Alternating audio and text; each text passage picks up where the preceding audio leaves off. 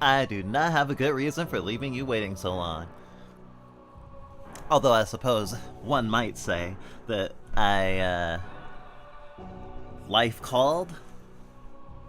Life called right after pressing the stream button. So, last month, actually, exactly a month ago, on July 11th, our birthday, even though we were really busy, as we are, and we have plenty of games we could have played, we had decided, oh, this cute little game called Beckhouse, I should play it. That'd be so cool. It's a cheap little game, looks kinda cute. Seems kinda gay. And I love dark fantasy. Honestly, gives me kind of a Undertale or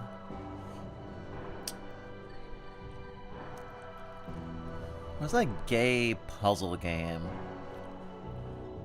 It's like this gay puzzle game where you like break glass blocks and create them. Gave us that vibe too.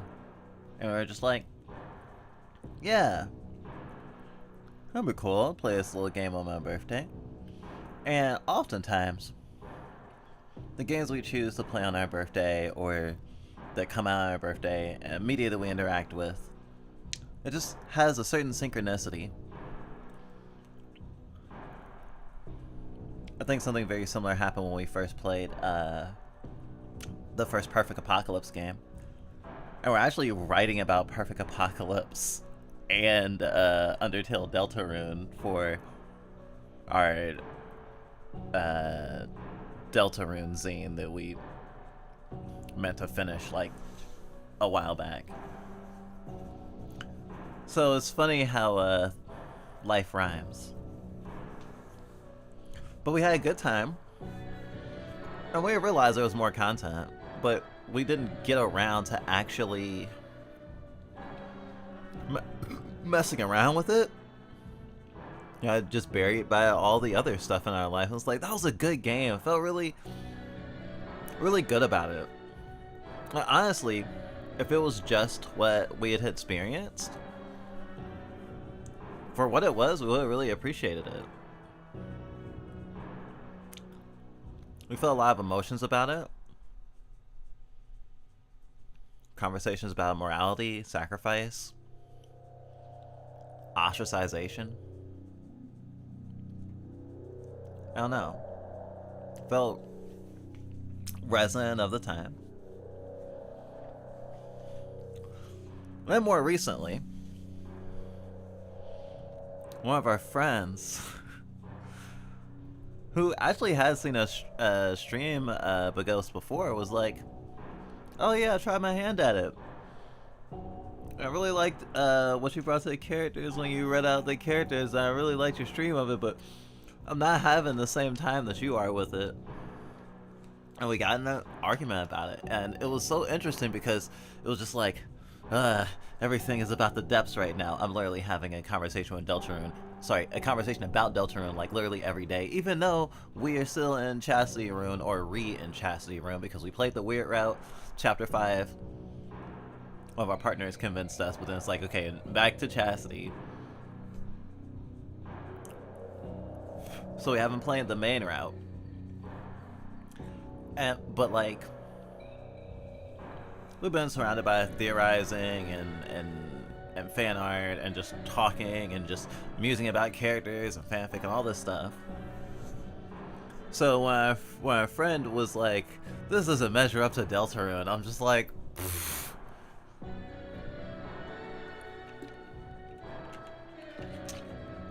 And I don't know, Anomalith doesn't stand up to Nier Automata? Completely different amounts of resources and like skill honed over time. But we knew it was in conversation with those games. And so when we were also like looking back at, because it's like, we really should dive into it again, because it's just like, how do I feel about betraying B? Because it's the same sort of thing. Just like looking at like reviews and people talking about the game, it's like, oh, I don't want to get the other ending. I don't want to be mean to the ghost girl. And seeing that the developer was like, I want people from the Undertale Deltarune community to play my game, I'm just like, you know what? Maybe I will be evil, actually. You know?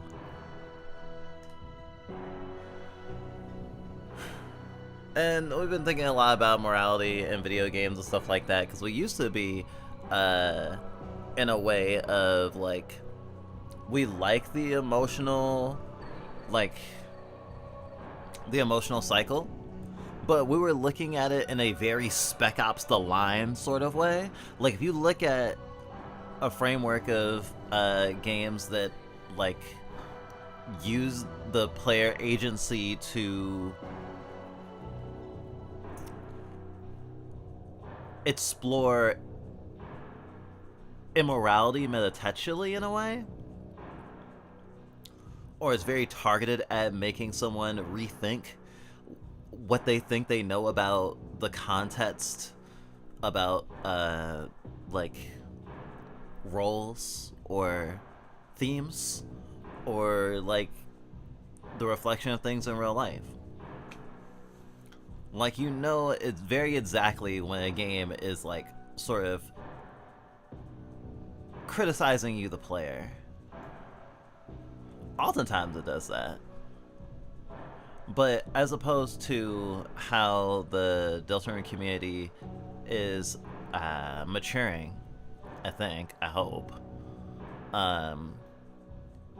Like, thinking about it in regards to Spec Ops The Line feels flatter to us every day.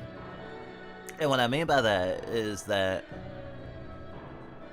like, Spec Ops The Line was sort of about military shooters and people rethinking, like, the military-industrial complex, or, I guess more specifically, like, the culpability of, like, the first world to destroy the third world or the global south. And this sort of, like, the marriage of stuff like Call of Duty and like defense contractors and like fucking military recruiters and stuff like that, and being like, what is the war actually like? How does it actually feel? And it feels almost like a Vietnam approach to the Iraq war. And so you're thinking real world stuff like really strongly, and honestly, on a surface level, Spec Ops The Line is the perfect game to be like, look at how awesome this art is. Look at how different a video game can explore morality than a film can. And it allows you to have a critical lens on like a major part of like the video game like culture. And even The Last of Us felt like it's like a rape revenge sort of kind of exploitation and fulfillment through art, right? You get to understand more and more between 1 and 2 that the people you're killing are people, and they react to seeing their friends dead, and you can't like understand their internality more than the game allows you to hear in like data, it is all data. The people talking, like, if they don't know that you're there, you can overhear them talking about like normal things, or they yell each other's names when you realize that you've killed one of their own, or when you're holding one of them up, which is reinforced by Last of Us 2's literal taking of like the people who are affected by the events of 1 acting out those traumas and perpetuating a cycle of violence. But they were just cannon fodder before, or the children of cannon fodder. And recognizing that, like, even without being chosen one can be infected, like, everyone that Ellie is around is their own person with their own story.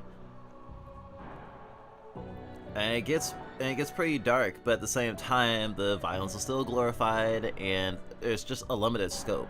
And so even looking at it like that, where it's like, oh, I'm enjoying the killing, don't you, Snake? There's still a little bit of a disconnect. And it's also because of, like, Ellie and Joel's pig-headedness and selfishness, but also because the player is ultimately like, well, you're showing me an immoral story. I can only participate immorally. What the fuck is wrong with you? But Undertale is like, or even Moon is like, you don't have to kill everything. Although Moon is explicitly about not killing things, I'm pretty sure. Correct me if I'm wrong, because I haven't played it yet.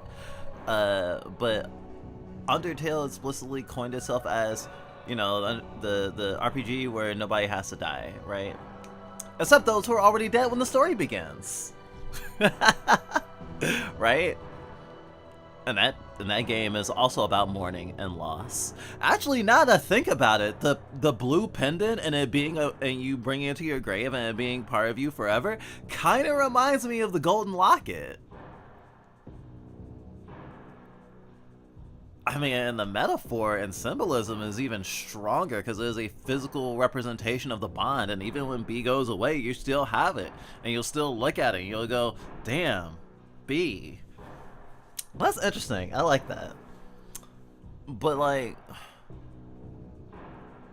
it's kind of funny because we were having a conversation about the effectiveness of this game with our friend who is like an Undertale Deltarune junkie, who we have a very interesting philosophical schism with this, because she's also a game dev, is making a game directly influenced and inspired by Undertale. But I do think her philosophy is very much in line with the practice of empathy and charity in Undertale, especially, is like precious, and like it is reflective of you being just like a character like Flowey, or you being just like a character like Chara when you go down the Jin route. If the player, after experiencing and understanding the context of everything, still goes, but I still want to fight Sans, though. I'm still curious. I still want to see everything. And given what I was talking about, like the maturing of the Undertale Deltarune community as Deltarune has gotten farther along, like especially with stuff about New Weird Route,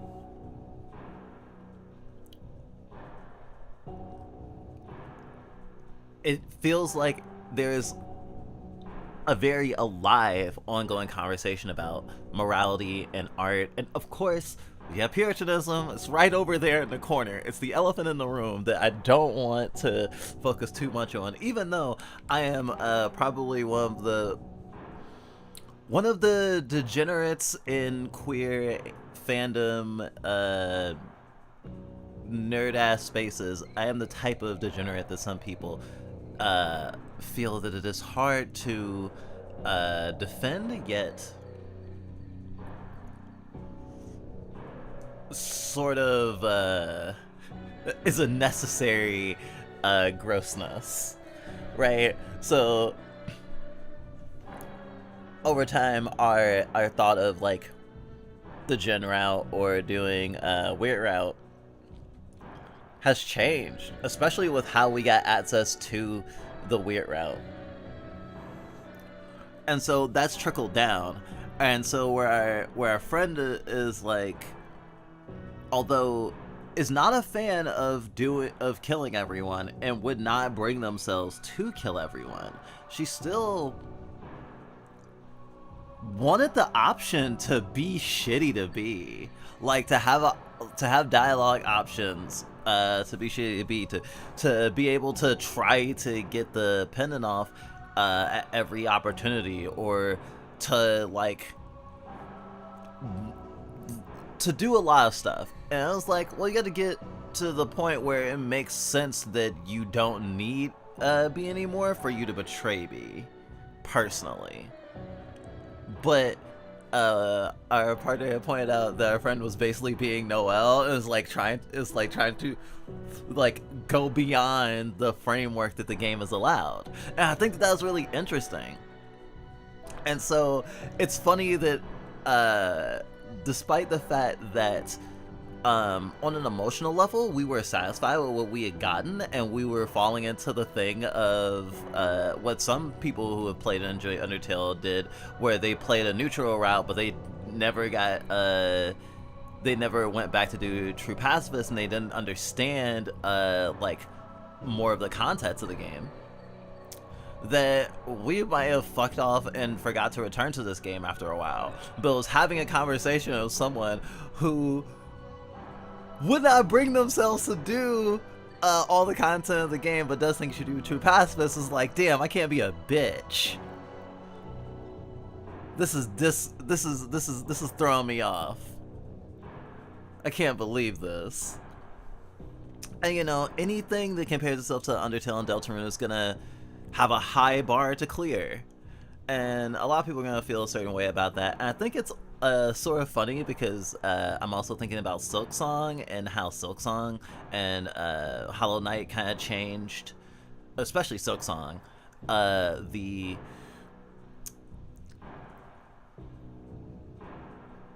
it raised the bar for Metroidvanias in a way that puts way more pressure on Metroidvania indie devs than it feels right to have. I feel like Deltarune is sort of the same way, that when you compare like indie darlings to you know, more grassroots indie projects, it does go, well, yeah, how can I put on this big coat? But it also made us think about how we vibe with games and how we like experience games. And we've been playing a lot of games lately that we've also wanted to share with people or talk to more people about. And we've sort of, especially talking to people that had like really strong reactions but different than ours, we have been reignited with this feeling of like experiencing the game how you experience it by watching our streams is not the same as you playing the game. You should play this game with someone you love in a dark room with like s'mores or something. Yeah, you thought I was gonna say, oh, the lights off. Maybe the lights dimmed? I would say the lights dimmed would be pretty good. Anyway, I'm Scribblebite. Welcome to the Fluffbite Entertainment System.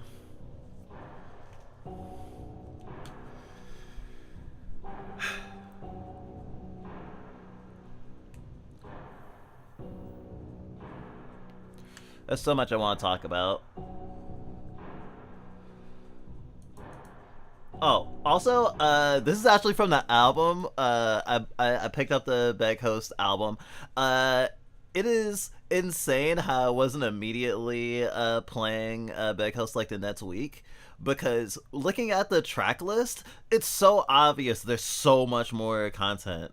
I won't mention about the spoilers, the relative spoilers I got about like what else is in store for us. But as soon as it really sunk into me just how many tracks this game has, I was like, there's no way I heard every track in this game.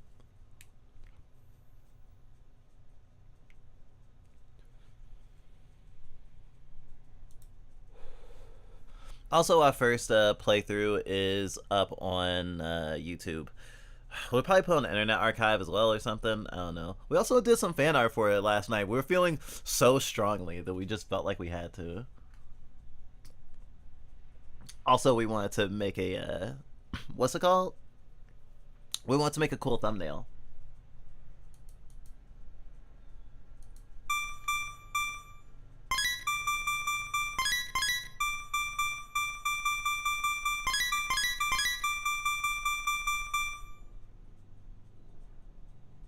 Let's fucking go.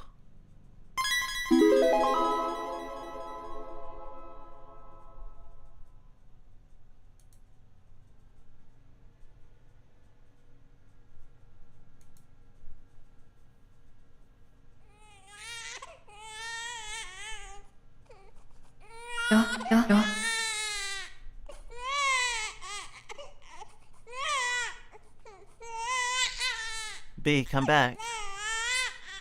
Can you see? Can you hear her little face? It's your new baby sister. She'll be counting on you, B. As you two grow up together, running around and playing. She'll be watching you, B, so be a good girl and set a good example for her.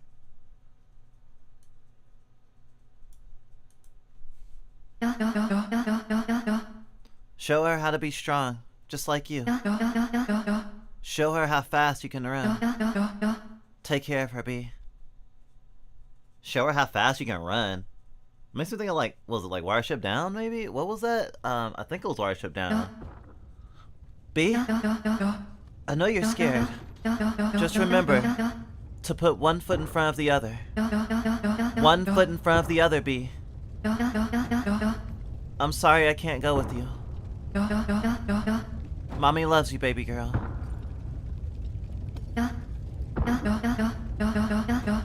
No. Now show your sister how fast you can run. They can kill you if they catch you, but first they have to catch you.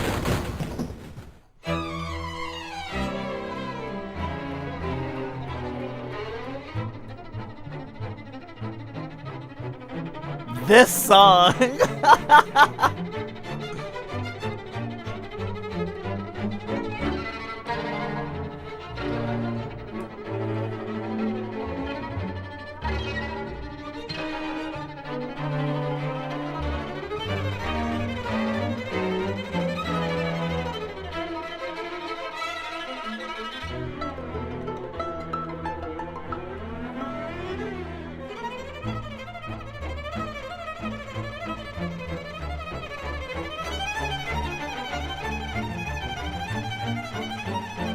Ah!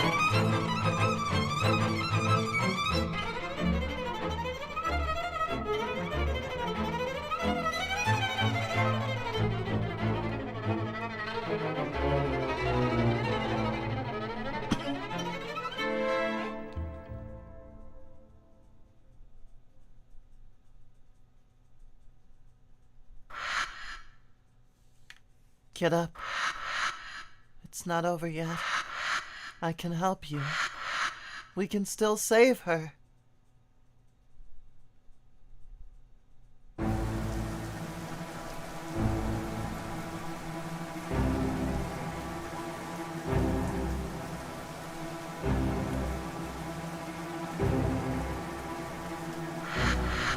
Follow the sound of my voice. You want to save her, don't you? Please, God.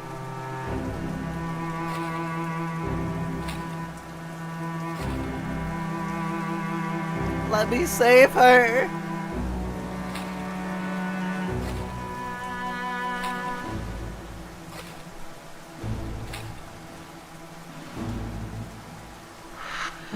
Good. You're halfway there. Just a little further.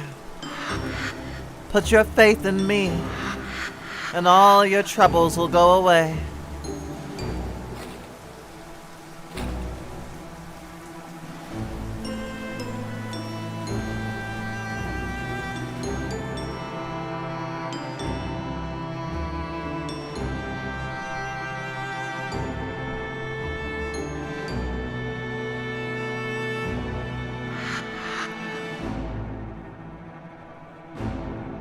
I know what it's like. Everything you love, everything you hold dear, has been torn away. But you can change that. We can change everything. I can grant you any wish that you desire. All you have to do is put on the amulet and believe in your wish with all your heart. What say you?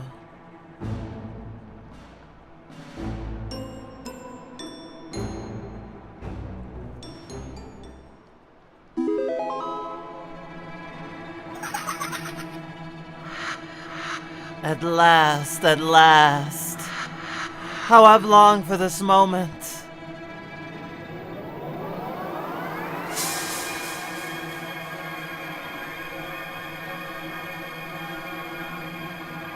Instantly possessed. Yes, this vessel will do nicely. Oh, you poor thing. You poor, innocent, pathetic thing. Did you really think you could change anything at all? I wish I could help you, I truly do.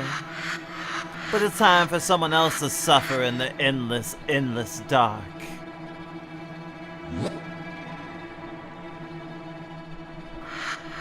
Farewell, my sweet savior, until we meet again at the end of time.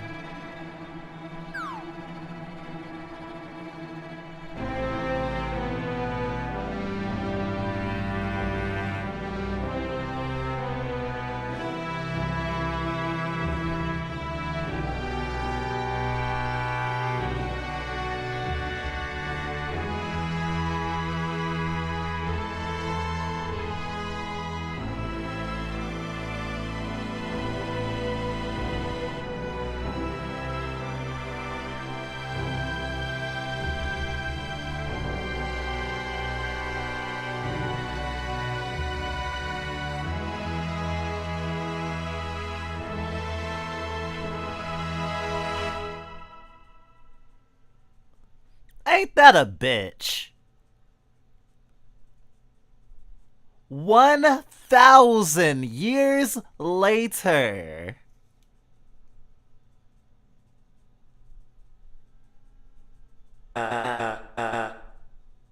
You're joking, right? This is the heretic? The one the Grand Inquisitor is having a meltdown over? But it's just a kid. Christ, alright. Just following orders, huh? Let's get this over with.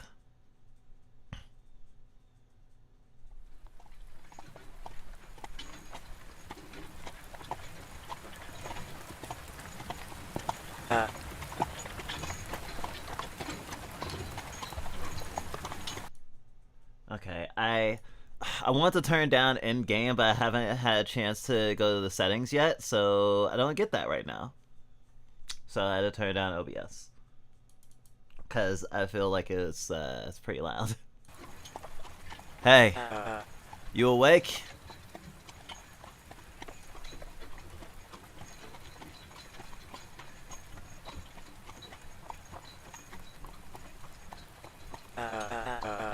We'll be reaching the dungeon soon.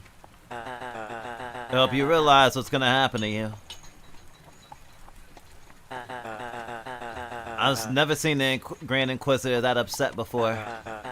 I don't know what you did or what you said, but to be sentenced to that abhorrent place...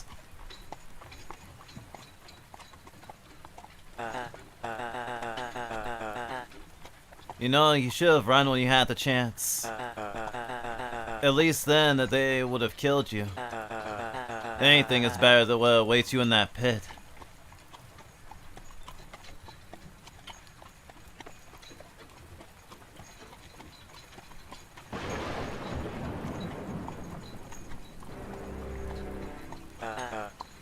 We're here.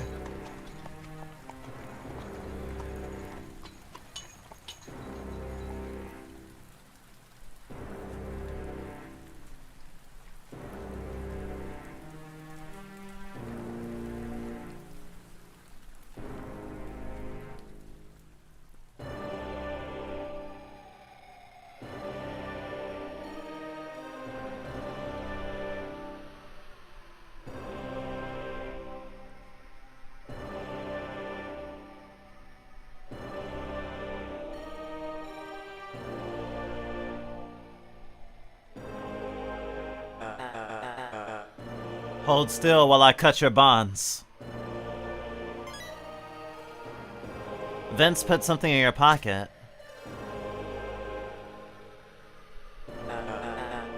Here's the dungeon. They say the souls of the damned are imprisoned for all eternity. By the authority of the Grand Inquisitor. For your acts of heresy, I hereby banish thee into the dark.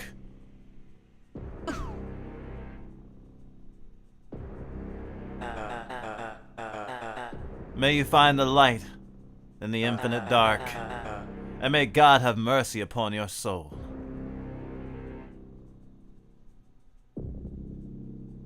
Back host. Are you ready? Are you ready? Are you ready? Part 2. Part 2!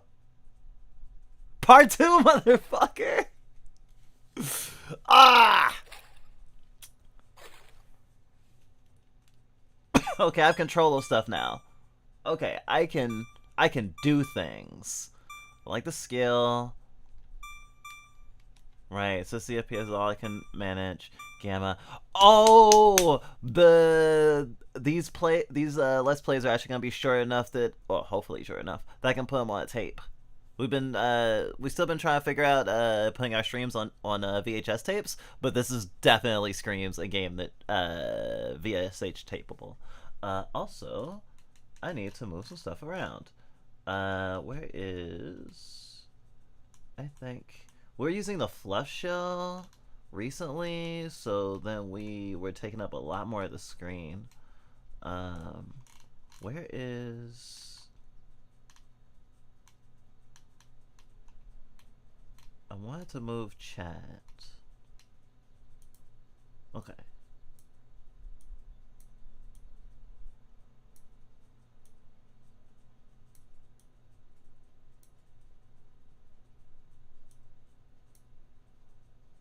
Alright, now chat has a little bit more space.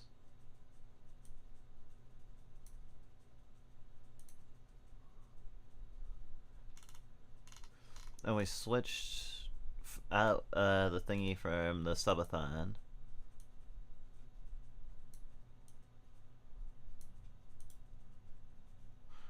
Alright. Now turn the desktop volume up. Okay, so the fact that we actually just sat and not even thought about this game very much, but had it percolating in the back of our head for a month before opening it up again, is really cool, because there are certain games that did not happen with, that it was pretty much an immediate thing of, what? That's it? I must play it immediately. Right? Or I had someone in chat even go, you should close the game and start it up again. And we go, huh? Okay. But that didn't happen with this game. This game was still pretty new. And I mean, we immediately were told by the game, hey, you got a specific ending, which means that there are other specific endings. And we're like, oh, that's so cool. I'm going to bed. But percolating on it, and even just like fucking looking at character sprites, because we needed to look for art, so we could do so we could draw our own art, for references.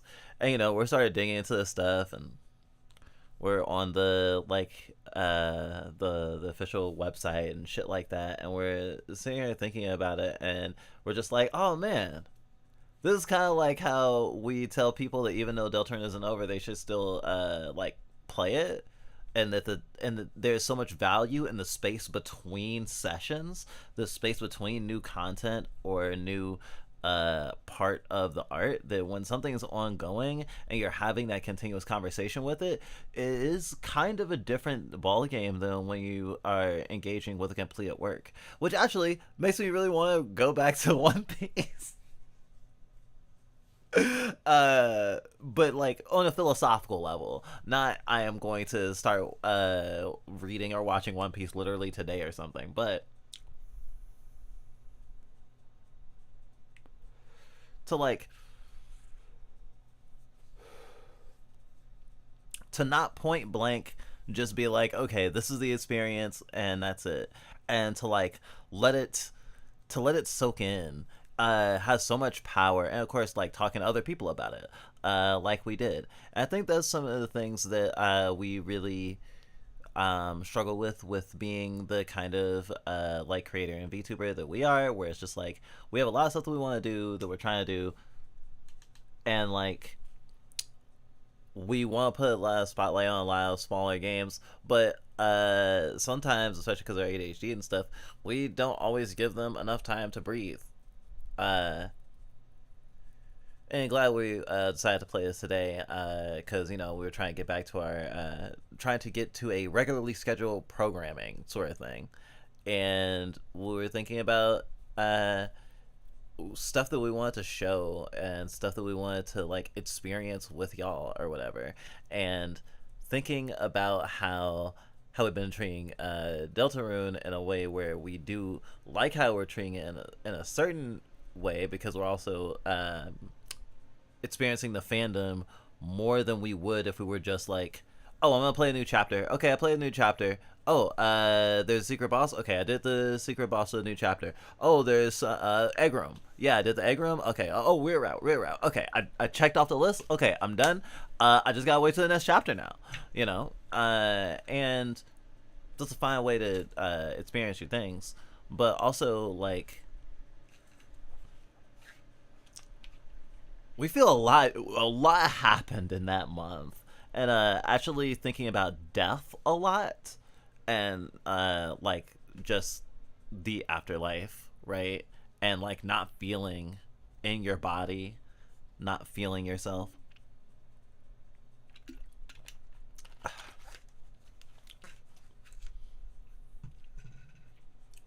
uh and having this experience of like having your body stolen, and like just all these different ways that the body can be violated. I'm also thinking of the other side of the lake, and how that interacted with our own like trauma that we fucking observe every year, right? And how that's inextricably linked to like these games that we enjoy, uh, your Undertales and your Deltarunes and your Amoris. Um, we still haven't seen a lot of characters in Bagos that like I see as inherently untrustworthy. Well, whoever owned the fucking pendant before, actually, I would say, is possibly is the worst person with a speaking role, uh, as terms of being a person. It's like, ah, I see. And also now I see the parallel with a lot of themes that we interact with all the a lot of those other games we just mentioned, where it's just like the fear of becoming your abuser. B has the power to do what happened to her, but she didn't want to, which makes that ending even more like impactful, because it's like, okay, I am violating your autonomy because I am selfishly wanting this thing, but also I am willing to erase myself after. So, you know, it's fine actually. I can sacrifice myself. I got this little bit of happiness. Honestly, in terms of a like abuse survivor cycle of violence parallels or themes, like, oh, that got me thinking a lot. Yeah, this is. I have a lot of thoughts now.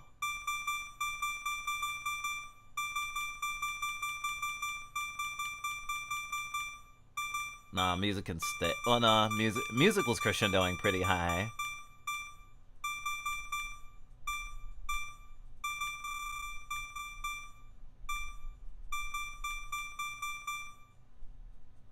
Okay. You got a sulfur match. Unlock part 2. Vincent must have put it there.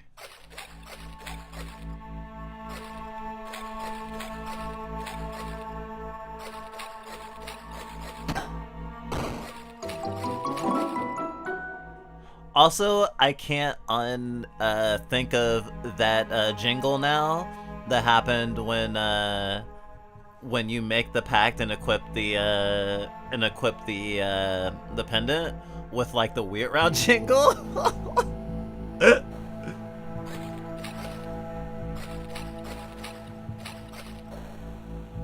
Hello, hello.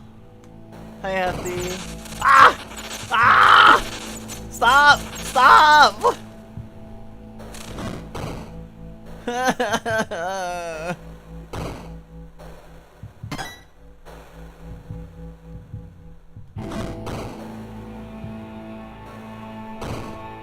I hate when bats attack.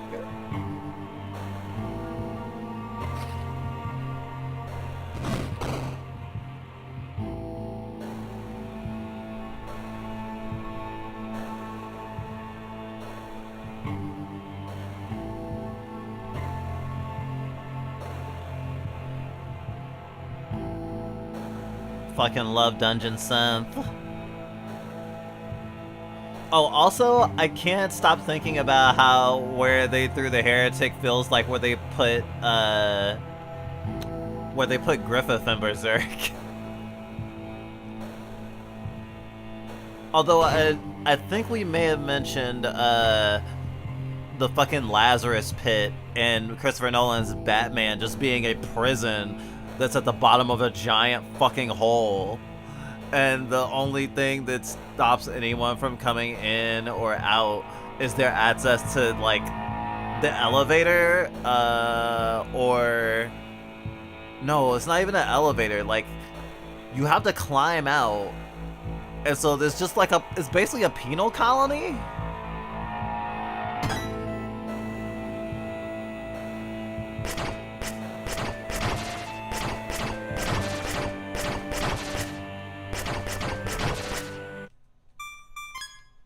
I wish the volume, the music kept playing in the menu.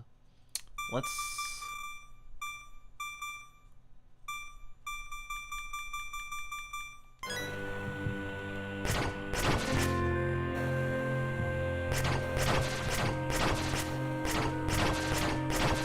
we have so much more that we can talk about now. Being a Hikikomori is really bad for you having a lot of, unique experiences.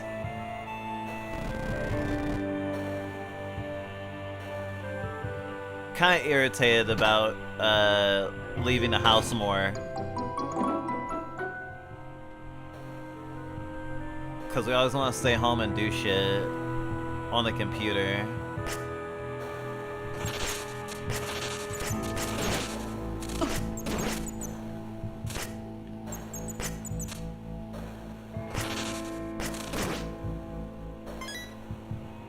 Key got it.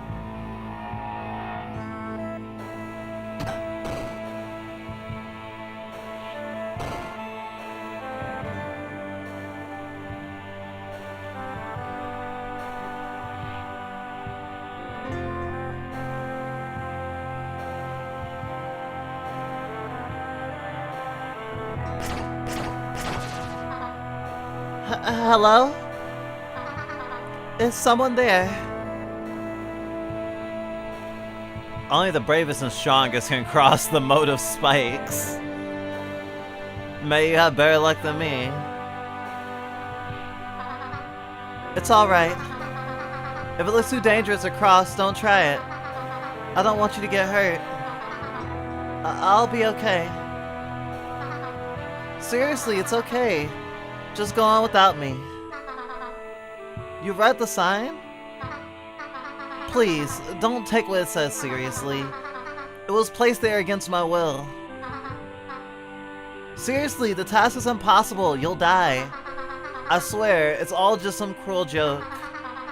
And even if you do succeed, the reward is rescuing someone as useless as me? That's the real joke. Okay, that's the end of our dialogue. That was assault and battery. What are you doing? That wasn't so bad. Hello? Are you okay?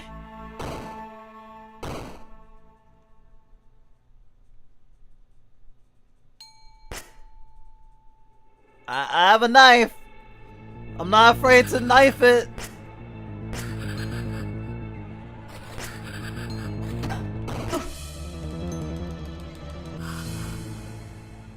Ugh.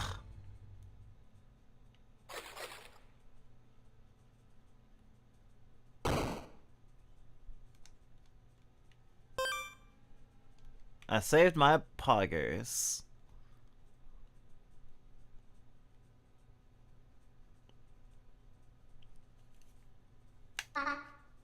No way. I can't believe it. You're alive. You actually came to get me? Thank you.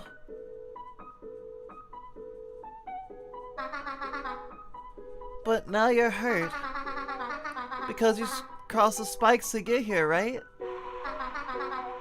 Why did you do that? It was super not worth it. Well, there's a healing fountain near here somewhere. But I'm not sure where.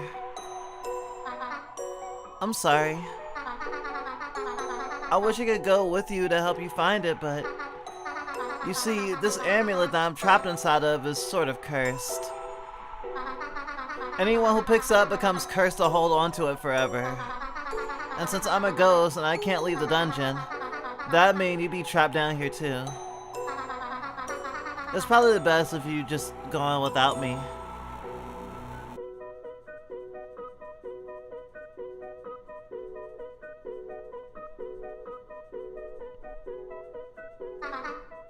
So, please, just forget you ever met me.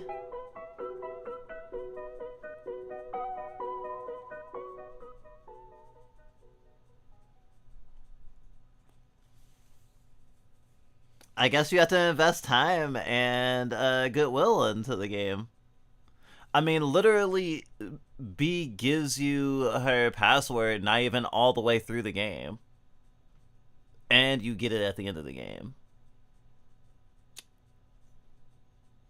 I mean, if a game that has like, I mean, even like I mentioned Nier before. Like, if you think about Nier, you get credits on an ending that feels thematically like an ending, and that's technically not the full game. But like, if you were just like, oh, that was it.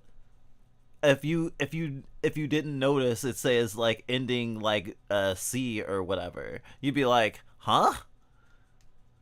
But like, I saw credits roll. What do you mean?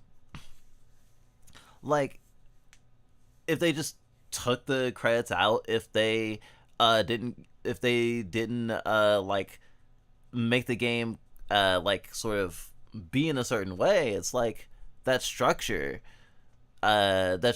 will definitely affect how you experience it. Shit, one of our favorite movies is a movie someone made where they made the first hour extra dry, just so people who like weren't invested and were like didn't like it being quote unquote boring would walk out or turn it off or whatever. And it's just like, I only want the people who are gonna like, you know, go a little bit farther. And I mean, like, even Undertale does that to a degree. I did not even know how many people have actually only done neutral and then never did anything again for years or ever. You know? There's so many different ways that this sort of thing happens. And I think that not understanding the ghost from 1,000 years ago's past, I don't know. I feel like it's strategic. And yeah, our streams are different than playing the game yourself. You got the amulet. I guess we're married now. Put in your inventory. Actually, it is kind of like marriage. Because, I mean, like, unless you do the I'm gonna steal your body thing, you're all you got. I don't know if I made that if I paralleled that at all like last time, but I'm thinking of other thingies like Undead Unluck, where because of the character's motivations that don't really have to do with romance specifically, they sort of even engage in a platonic partnership through the way of circumstance. Okaruna and Momo and Dandadan are also like this. And it is interesting. It's like we have a pact together, and it's the interpersonal pact, but it's not just, oh, I'm in love with you or something like that. It's something different. I'm even thinking of Kagome and Inuyasha. Although Kagome and Inuyasha aren't like bound. The Sit Boy command and like not using it, the more they get close to each other, is like indicative of like the push and pull of like the power dynamic, right? And you know, for someone you don't even know their name in a life or death situation, choosing to bear the weight of your existence, especially after you just explain the disclaimer of why it's a bad idea to get attached to you, and they go, okay, I'm attached to you now. It's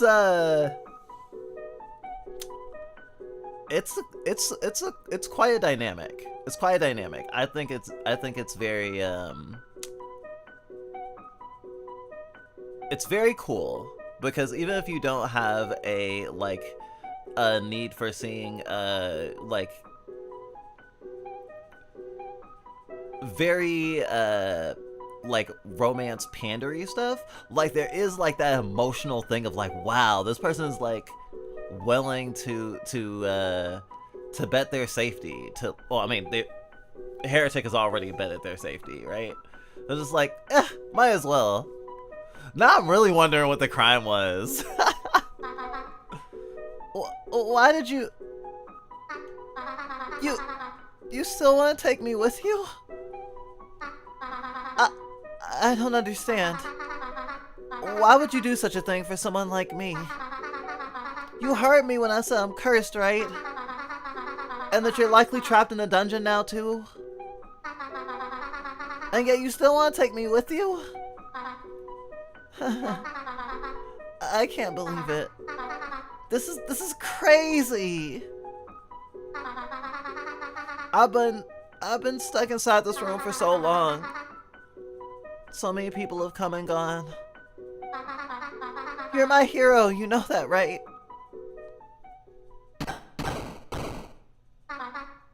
By the way, my name is B. It's a pleasure to meet you. If you ever need help while traversing a dungeon, just press circle. I'll try my best to help you. Now let's find that healing fountain.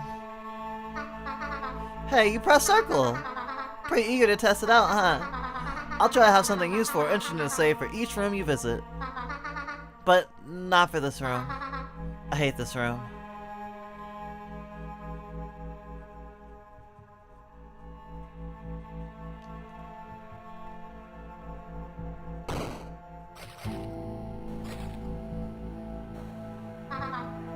This room. I hope whoever invented the spike trap gets impaled by their own creation. I mean, I wouldn't be surprised.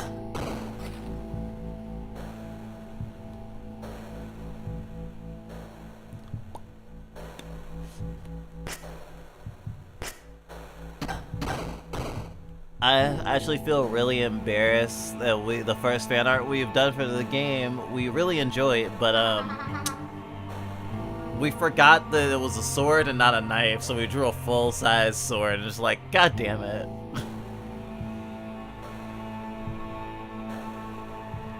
I remember this room. Here, the healing fountain is past this door. We just have to... Oh, that's right. The ritual altar. In order to open the door, you'll have to make an offering to the altar. An offering of fresh blood from a cut made with a knife. Oh, you have a knife already. That makes things easy. Well, I say it's easy, but you're already wounded so much. I might die. You're right. I really don't want you to die. But if we don't make it to the healing fountain, you'll die anyways. We'll just have to hope for the best. I promise to be with you the whole time. Oh yeah. Do you need an explanation for how the ghosts in this dungeon behave? Don't worry, I got it. Okay, I'm trusting you. If anyone can do it, you can. You're my hero after all. I know you'll make it through. Weird. Just have a feeling of deja vu for a second there. Blue shard doors can only be opened by making an offering to the ritual altar, but be careful, once the ritual is complete, all other doors will be closed. When you're ready, press X at the altar to start the ritual. I don't recognize this passage, but then again, there are a lot of random rooms like this in the dungeon. I like the way it's shaped like a plus sign.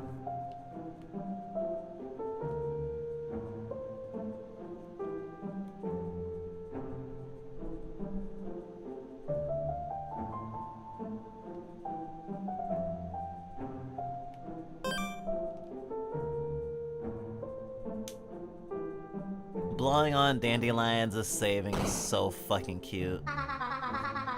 Is this where you found your knife? This used to be a storage room used by dungeon explorers, but after they sealed the entrance, everything was abandoned.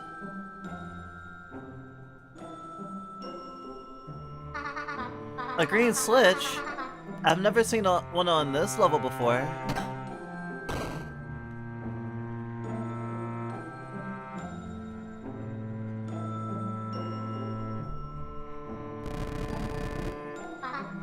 Whoa, is this like a secret passageway or something? That's crazy! I wonder where it leads.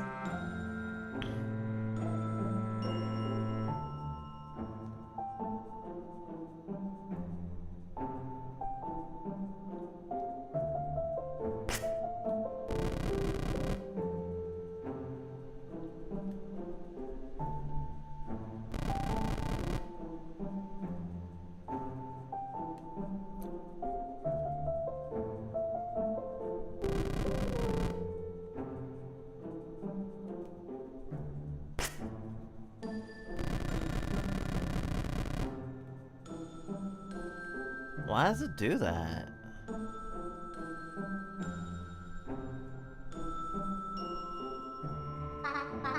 Oh hey, another pressure plate. But doesn't it seem to be installed backwards?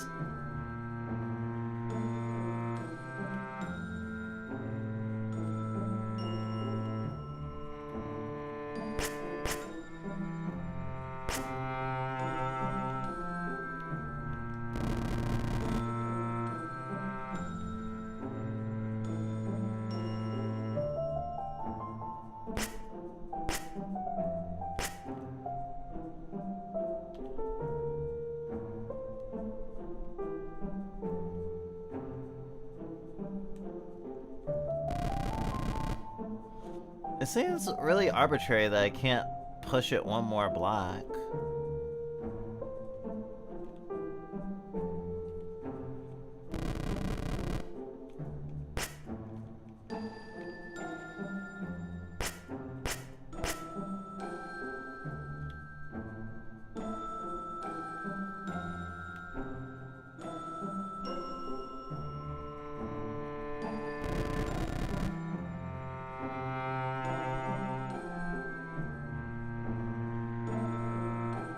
Maybe I can only push them on certain kinds of tiles?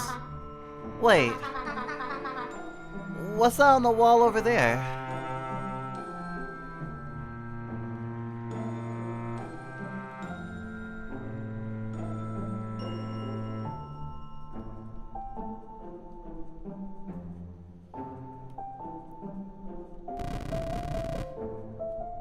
Nope, it just has a range that I can push it, and I do not know the parameters of that range.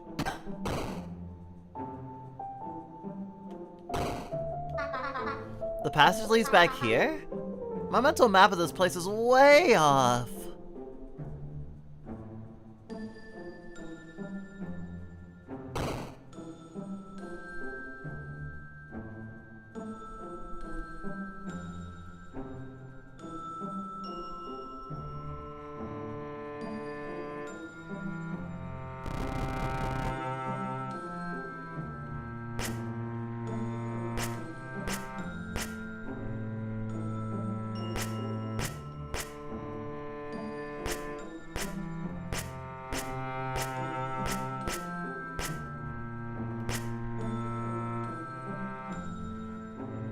Okay, I just had to be sure.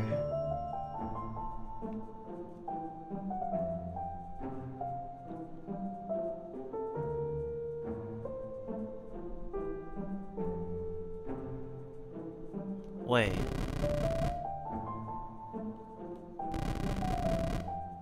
I can only push them one square. Void Stranger! That was the other game. Void Stranger. Void Stranger is a, some people have called it if Undertale was a puzzle game on the Game Boy.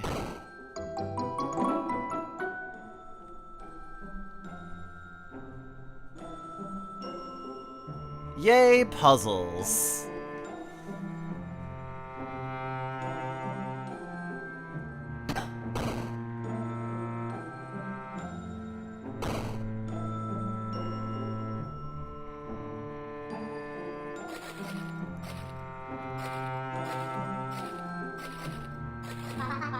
So much water. Must be from the giant hole in the ceiling. Is that how you got down here? Yep, they threw me down here for being a heretic. Heretic, degenerate. What's the difference? Oh. These pop puzzles can be so confusing. At least if you mess up, you can leave the room to reset it. Don't ask me how that works.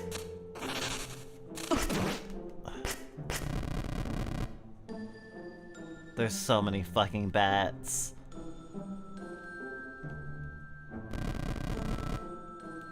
Well, that's it.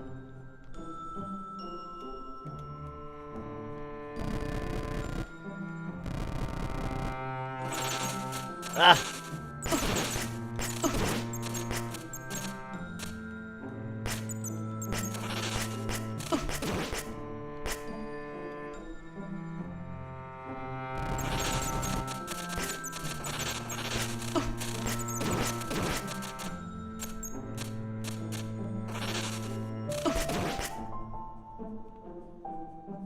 I guess they don't do health damage, which is nice for me.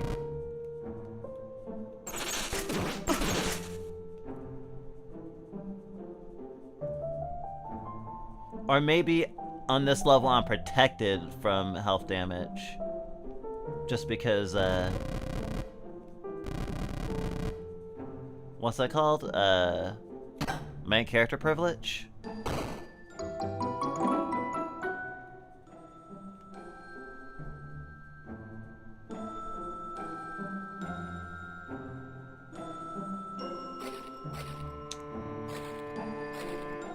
When those with eyes to see come back to Beghost, they're rewarded. Yo, a secret room!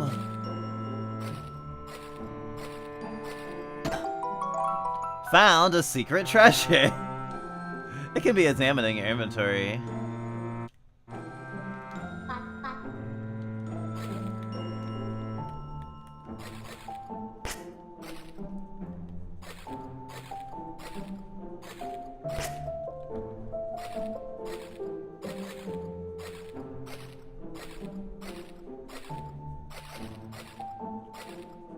Alright.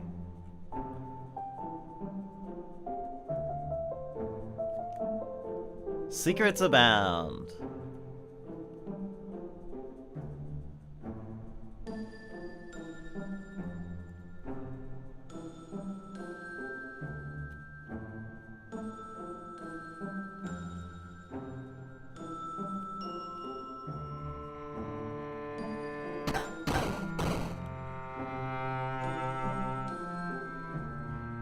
Oh yeah, it is really cruel that the pressure plate that keeps the door closed is what the amulet was on. Perform the ritual! Performing ritual. Gaily.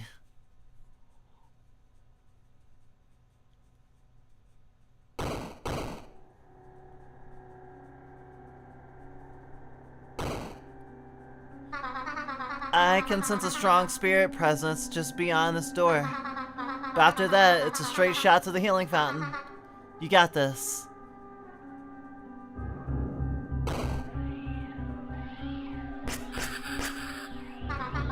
If you can just make it across the bridge, we're in the clear.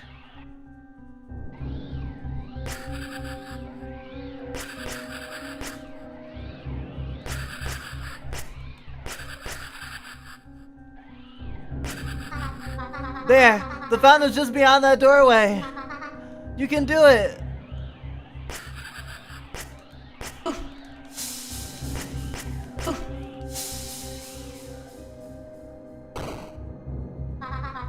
We made it! Oh no. Oh no, no, no, no, no, no! Come! You gotta get to the fountain immediately! Before you lose your sense of self! This way.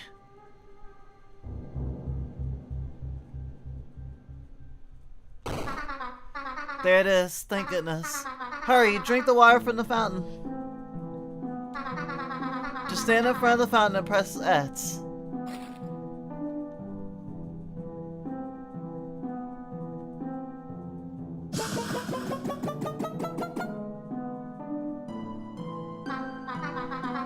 How are you feeling? Better? Thank goodness we made it in time. The fountains in this dungeon contain healing waters that will purify your body and your soul. The foreign spirits that were in your body should be gone now. Any ghosts that come into contact with the healing waters are exorcised and turned into nothingness. As a ghost myself, it's a little scary for me to think about. Take a breather, let me know when you're ready to leave. Oh. That's an inventory button. A gate brooch. A striped agate. A striped agate brooch. A little smaller than the palm of your hand. Dust is gathered in the intricately carved crevices. No matter how much you try to clear it out, you can't seem to get the last bit of it.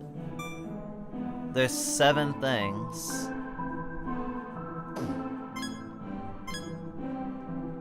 A ritual knife used for spilling blood. A blue amulet. B resides here.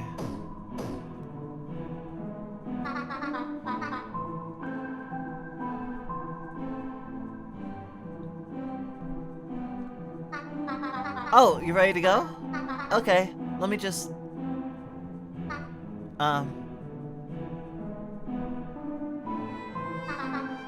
Here I am! Sorry for the wait. Just gotta be careful around the healing waters. Don't want to accidentally turn myself into nothingness, you know? Ready? It's like me walking past a toaster with a fork in my hand. It's a stairwell, and it's going up. That means you're going in the right way.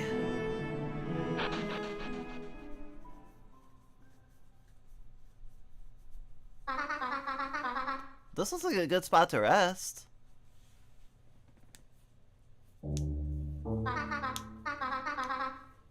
Thanks again for taking me with you. To be honest, I'm still kind of in shock after all this time. But still, you really shouldn't have taken the amulet. Since, you know, it's cursed. Now you're stuck with me. And you won't be able to leave the dungeon. Is it okay for me to be happy about this? I don't know how to repay you.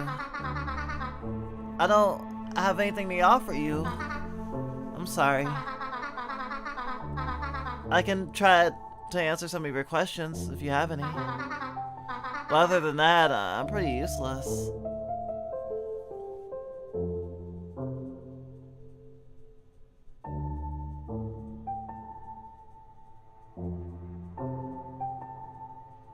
I don't think you're useless. Is there a way to break the curse?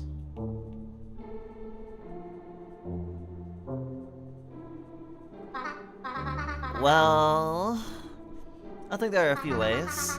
The first way is to find someone else who's alive and convince them to take the amulet from you. But I very much doubt we'll find another living person down here to do that with.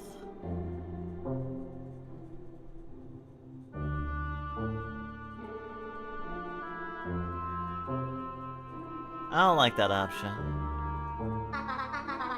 The second way is to hold the amulet in your hand and then cut that hand off.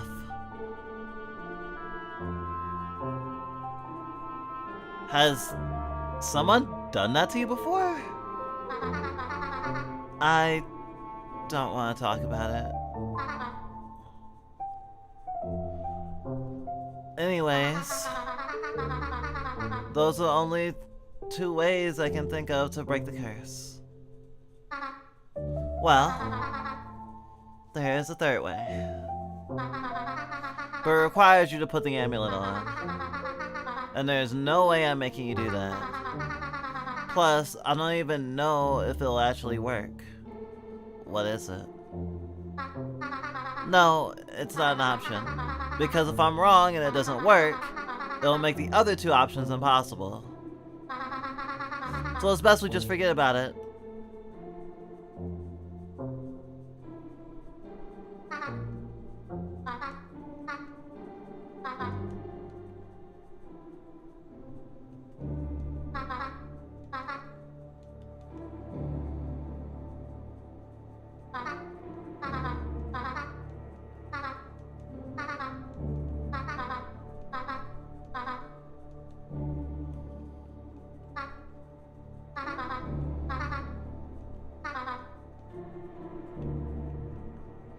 I'd like to know more about you. Me? Oh, where to start? Well, I've been trapped in this amulet for as long as I've been down here. I'm not quite sure how long it's been though, to be honest. 100 years? 1,000? But for most of that time, I was basically stuck in a room all by myself. It's been lonely. There were times where I thought I was gonna go crazy. But despite everything, I'm still here. Well, you're not alone anymore. You're right. I guess you're here too now, huh? And that's pretty nice. I don't think you're useless. But how am I supposed to help you? I'm a ghost. I can't do anything. I can't interact with physical objects. I can't go anywhere since I'm basically tethered to the amulet. I'm just a curse weighing you down. I know I said I'd help you find the exit, but I don't even know if I remember how to navigate the dungeon. You remember where the fountain was? Well, I guess I did. But still, you could have probably found out without me. Also, the only reason we needed to find it in the first place was because you walked across spikes to rescue me, dummy! Sorry. I shouldn't be yelling at you like that. Thank you for walking across those spikes.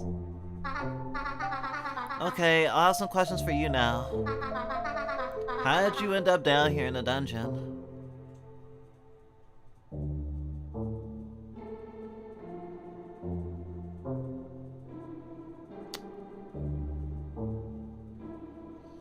I lost something very important to me. Oh no. I'm so sorry to hear that. In that case, if there's anything I can do to help. I know what it's like to lose something very dear to you. You know, you'd think I would have gotten over it by now, but... Huh? Oh, sorry, no, I'm okay. Thanks for asking. Hey, do you think God hates me? Okay, next question. Maybe a different topic to lighten the mood. Oh, I know. What is your favorite color? I can say yellow now! Yellow. Wait, really? Really's my favorite color? Yellow's my favorite color too! Nobody ever says yellow. That's awesome! Yellow is the best. It reminds me of the sun and flowers. Basically the opposite of anything in this dark dungeon. It's been so long since I've seen sunlight. I hardly even remember what it's like. The wind, the sunshine. You know, another thing I really miss about the outside is the rain. I wish I could feel the rain again, but the chances of that happening are basically zero. Just like my chances of escaping this place. I think we can do it. Do you really think so? I know I've been pretty pessimistic about all this, but maybe you're right. I mean, I am finally out of that room. Maybe we really can find the exit. Well, whatever happens, I promise I'll do my best to help you, even if I'm not capable of much.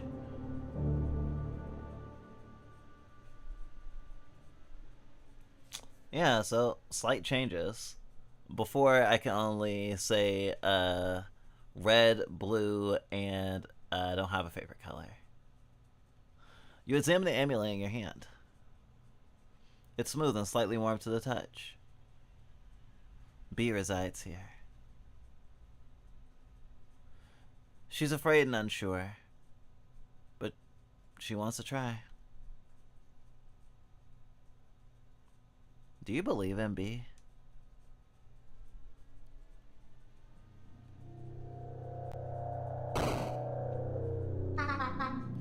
Level 2, huh? We'll have to be careful on this floor.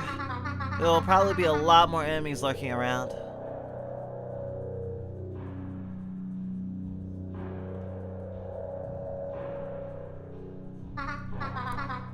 Not more spikes. I like to avoid you impaling yourself as much as possible. Hey, wait, what's that on the ground?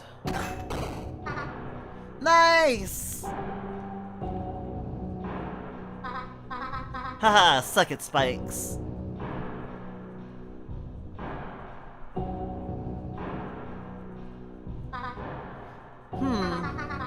This room seems a bit suspicious, don't you think?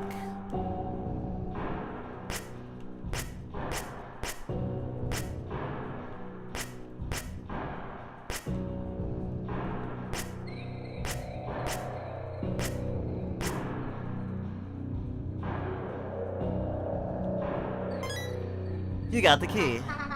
Hey, it's the key! Well, that was easy. A little too easy.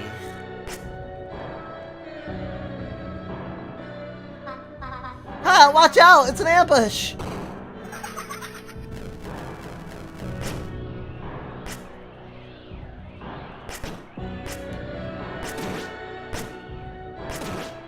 This got me thinking of, what was it,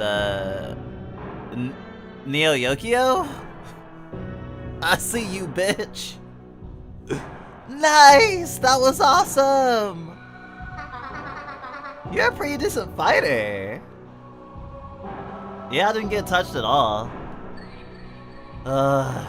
Also, I gotta say, for games inspired by Underrune, I gotta hand it to folks that make games they're inspired that way and don't do bullet hells.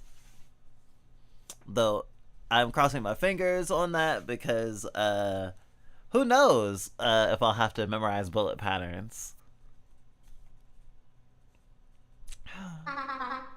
What the heck?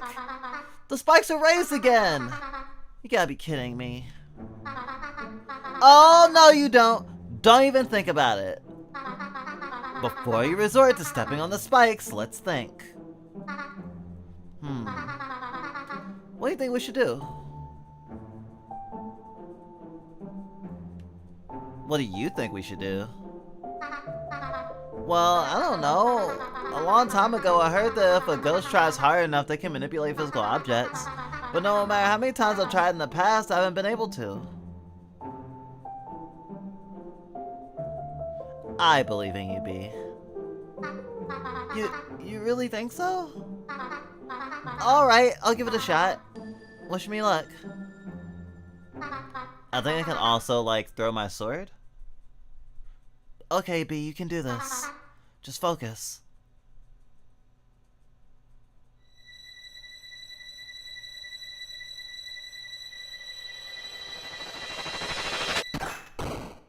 Ghost powers!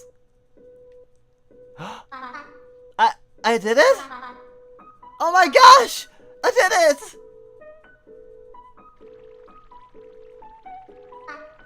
I don't know how long it's gonna stay like this. You should probably hurry. Alright, I'm letting go.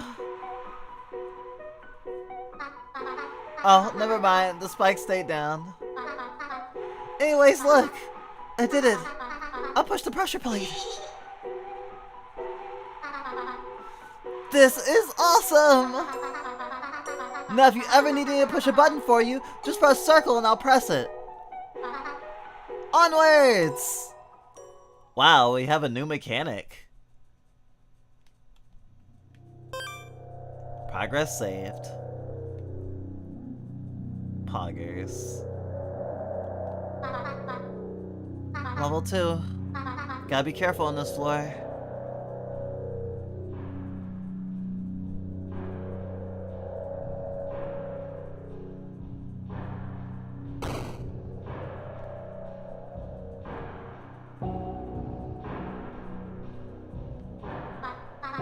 Hey, there's another pressure plate. Let's try out my new ability.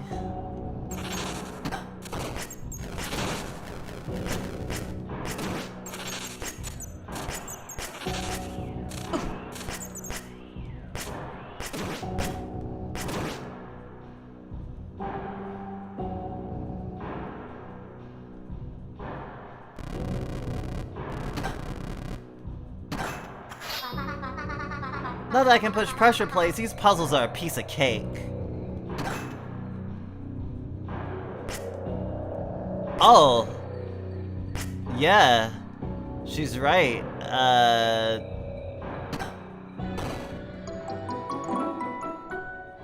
I basically, can speedrun the game faster. I don't have to, count how many spaces I need to throw things. Oh! Oh, I don't like this one.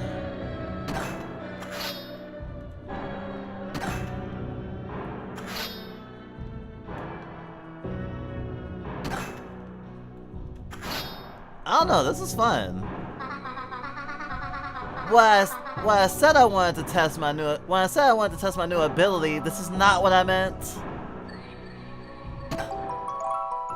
You found a secret treasure. It can be examined in the inventory. Silver ring.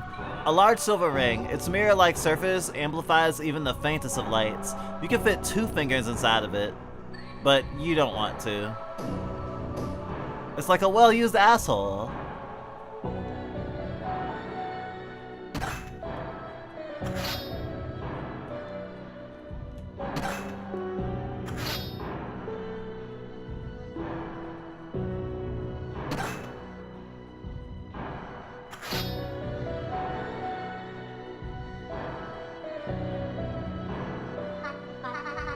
Hey, I recognize this room. I think. I know we're definitely on the right path at least. If I remember correctly, in order to open green doors, you need to find a green switch. I don't recall where it is though.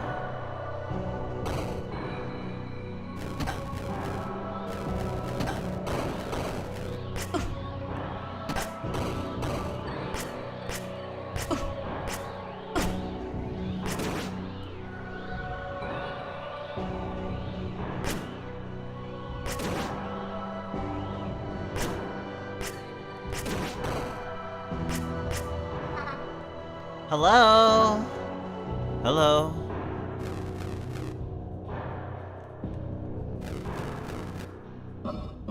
So, how's your guys' day been? Pretty good so far. Nice, nice. How about you? It's been alright, can't complain. Alright then, see you later. Oh, okay. See you later, I suppose. Is something the matter? Nope, everything's good. Everything's peachy. Okay, bye.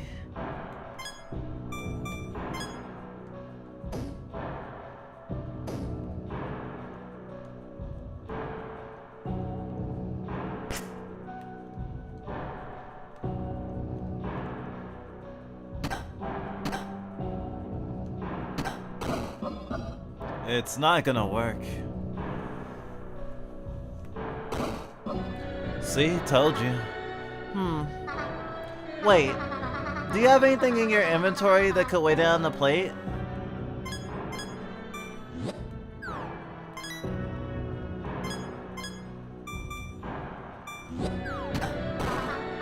Awesome, it worked.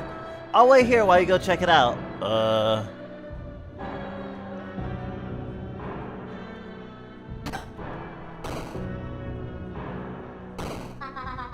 You found the green switch. Nice, that was easy.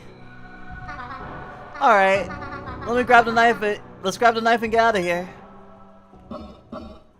Guys? Guys? Guys, wait! Wait! What? Did you not notice that I'm stuck? Well, yeah, it's pretty obvious. And you were just going to abandon me? I mean, you did try to ambush us. Okay, but I can also be a helpful guy too. You know, someone that sends you on a quest and gives you like a key or something? Do we need a key?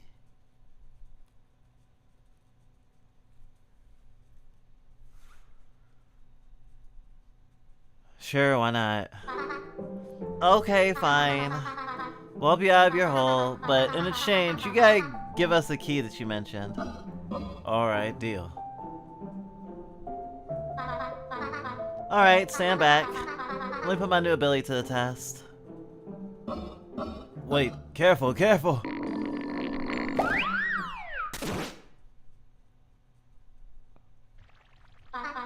Damn, we just killed this man? Oh my gosh! I'm so sorry! Hello? You killed him, Noelle! I didn't kill him! He's a ghost! He's already dead! Right? I'm still here. Oh, thank God. I thought I completely pulverized you. I mean, you kinda did. Right, sorry. I'm still new to this whole manipulating objects business. That's alright. It was time for a vessel upgrade anyways. That old thing was always getting stuck on everything. My mom did say I had a big head. Oh, was that your original head? Yeah. Oh my God, I am so sorry.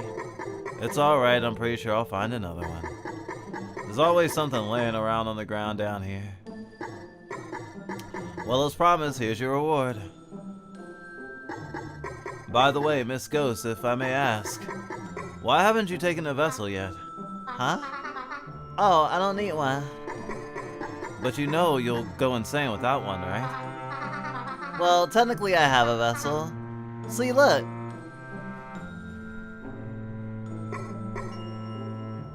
Oh, I thought the heretics scratched their ass. Like Homer Simpson or something. I'm insane. Here's my vessel. Sorry, I was thinking of heretic as a vessel is just, you know, remotely. Vessel is a term of endearment. I am not a doll. Ah, I see. A cursed amulet, eh? Yeah. Got tricked into putting it on a long time ago. Dang, that's pretty rough. Yeah, so even if I wanted a new vessel, I wouldn't be able to use it.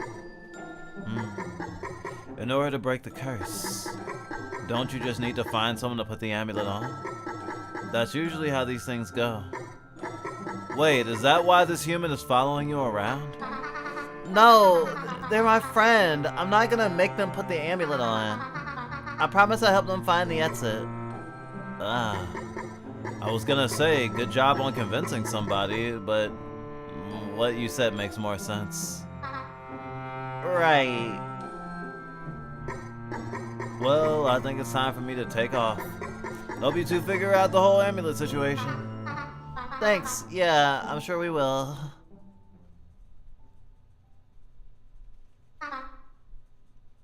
Wait. What do we need this key for again?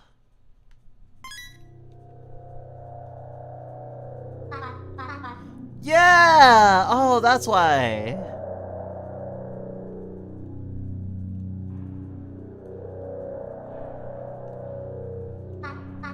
Hey, the green door is open up here too.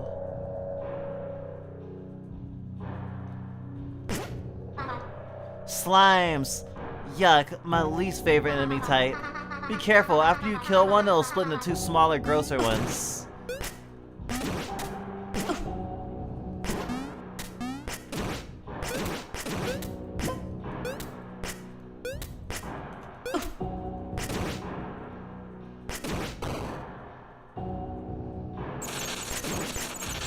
Oh my god.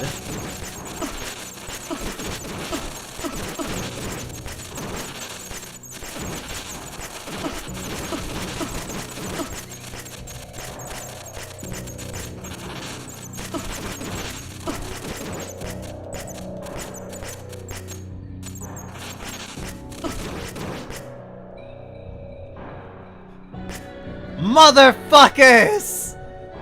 You can't hold me! That was actually sick as hell, not gonna lie.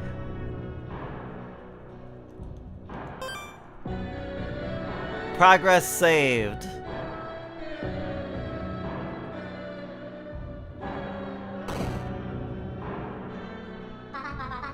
Creepy coffins. I'm surprised there's no ghosts in here. Not counting me.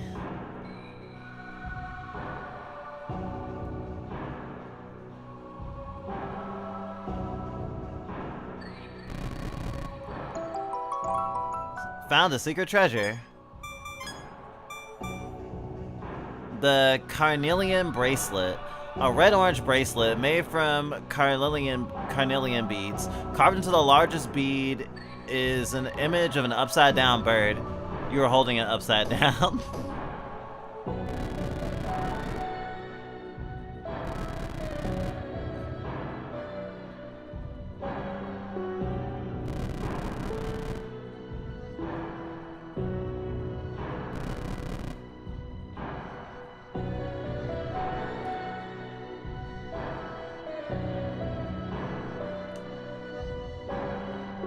Wow. Nothing.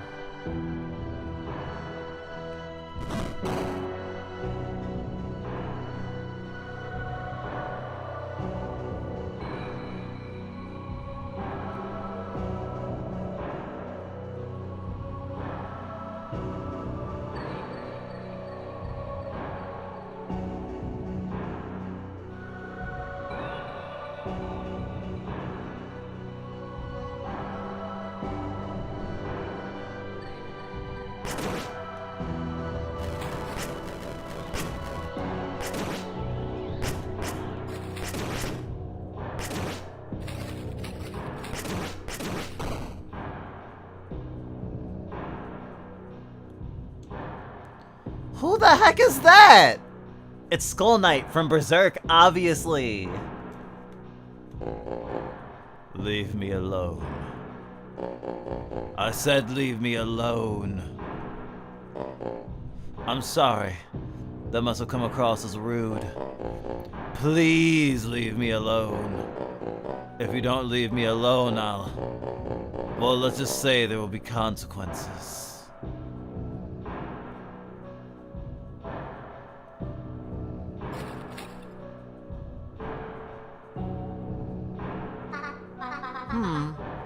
This one's a bit tricky. Maybe we use that pot to... I think we're gonna have to use the trigonometry. We're gonna have to use trigonometry for this one.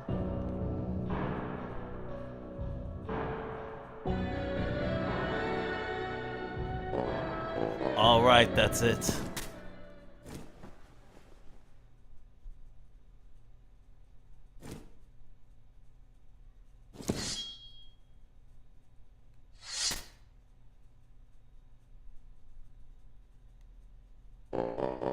I'm out of here.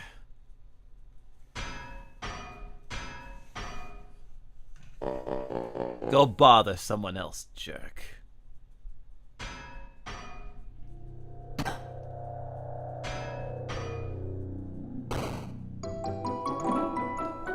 I'm sure there'll be consequences later, for sure.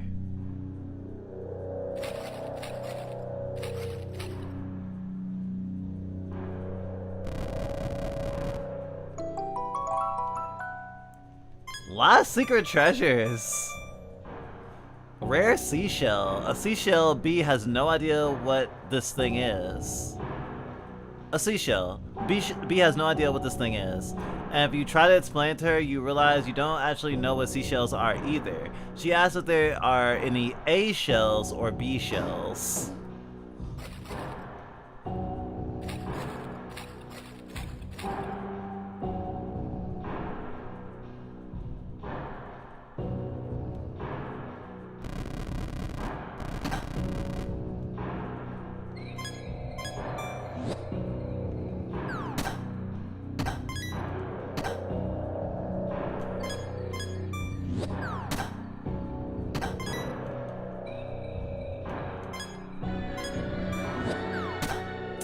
Oh, okay.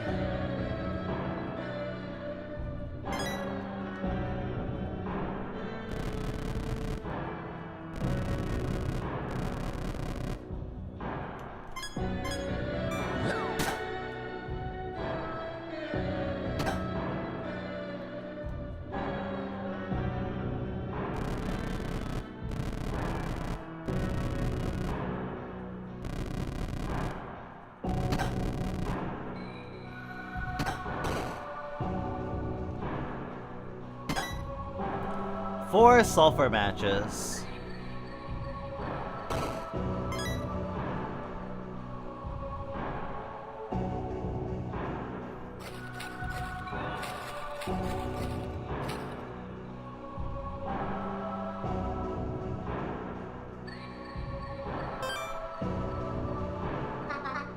You know, the dandelion is my favorite flower. They're such a pretty yellow color when they finally bloom.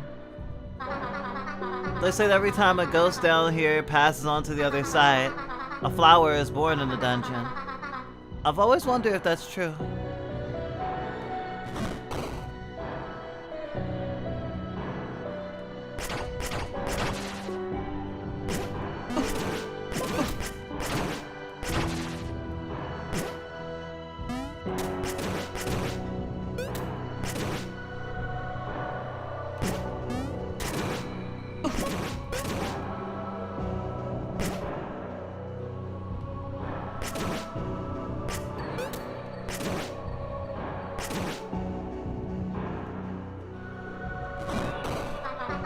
The door is open now, nice.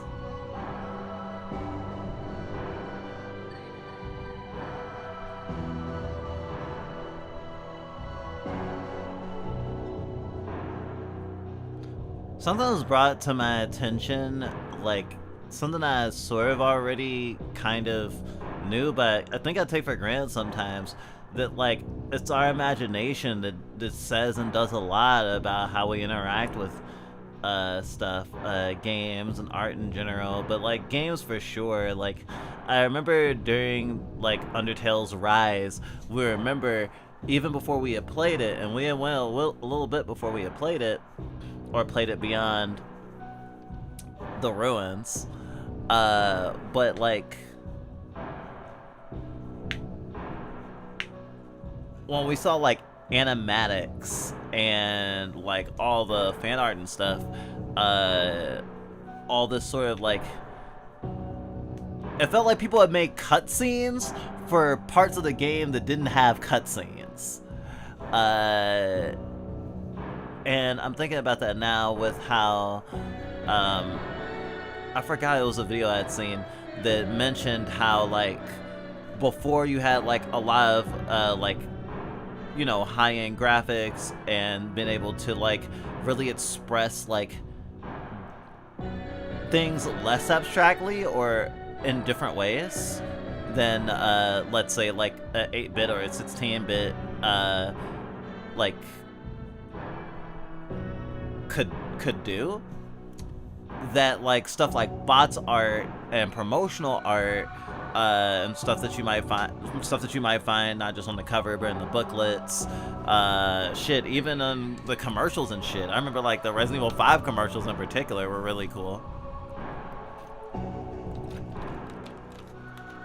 That builds, like, a world and context inside your head.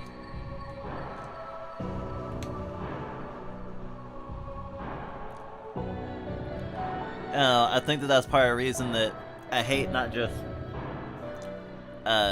like, there are artists that rely on AI, and there are especially companies that are like, oh, we can just sand off these edges and make a thing more cheaper and not have to worry about, like, all this stuff.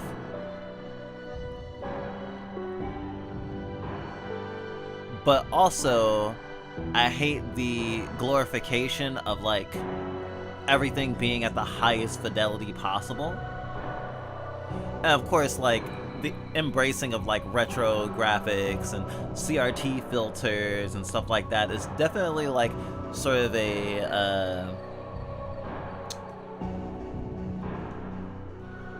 an aesthetic response as much as it is, like, a style response. Like, it's also philosophical in a way, or at least it reflects it, because you can just like the thing.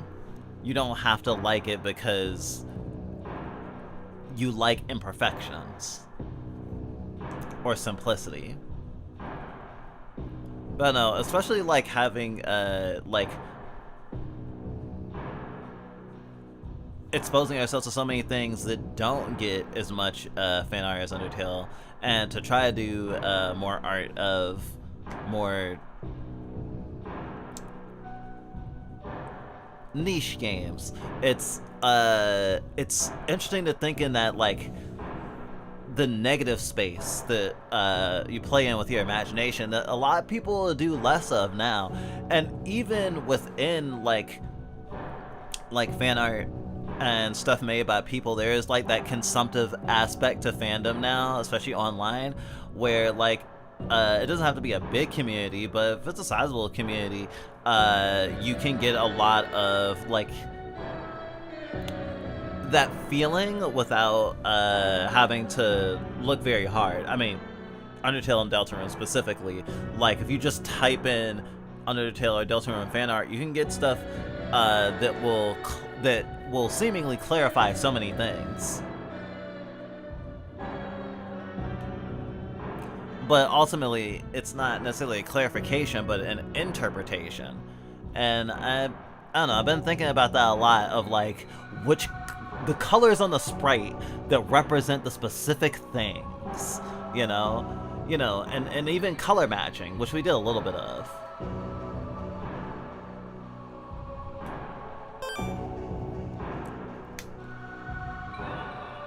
And trying to overlap the version of the game you played with the version that's in your head, I guess? No, B, there are no A shells. They're too tiny to be shells. Well, now I'm thinking like pasta shells, though. Wait! Don't touch the plates. I remember these rooms. One of these pressure plates opens the doors, and the other one is a trap. Hang on, let me think. Okay, I think I remember. We have to push this one.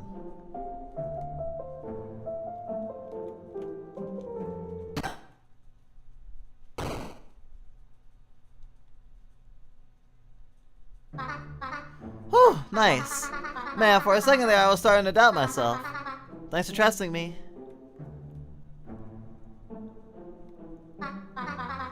Oh, I remember this room too. Let's see. That's right, the key is in the chest on the right. Stop, what are you doing? That's a chest that's booby trapped. You have to open the one on the right. You got the bomb. Looks like it's about to explode.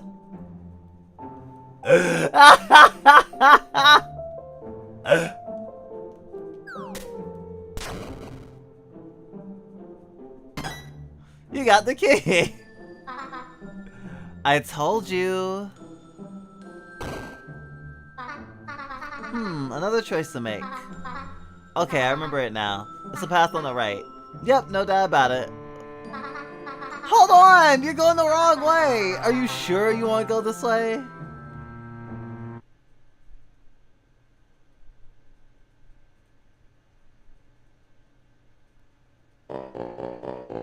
You have to be kidding me.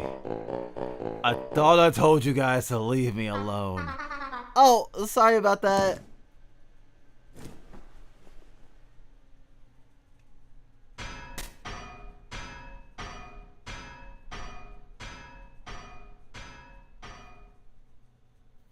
Wow, he wasn't there before.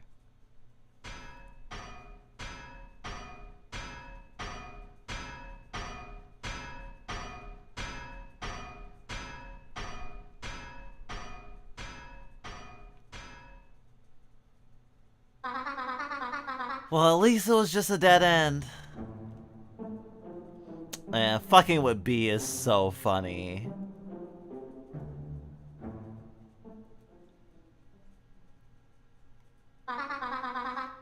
Well, would you look at that? We made it, and I managed to remember each step of it too. Oh, look, hey! There's a blue door. That must mean there's a ritual altar around here somewhere.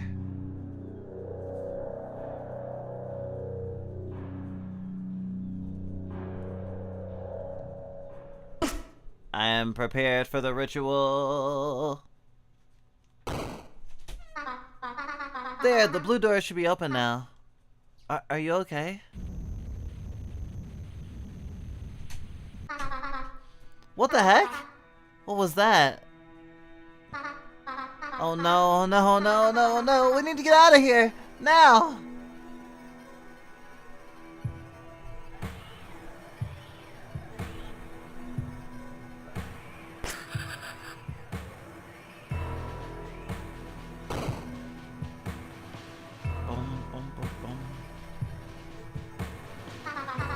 This is insane.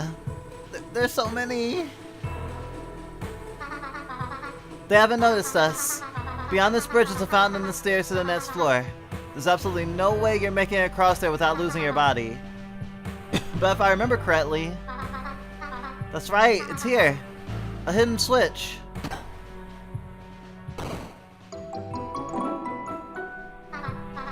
Nice, I remember. Alright, let's go.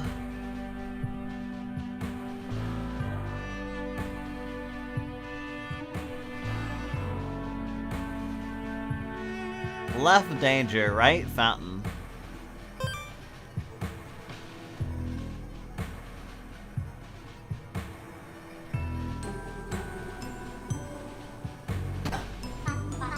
Oh, this puzzle doesn't look too bad. Ooh.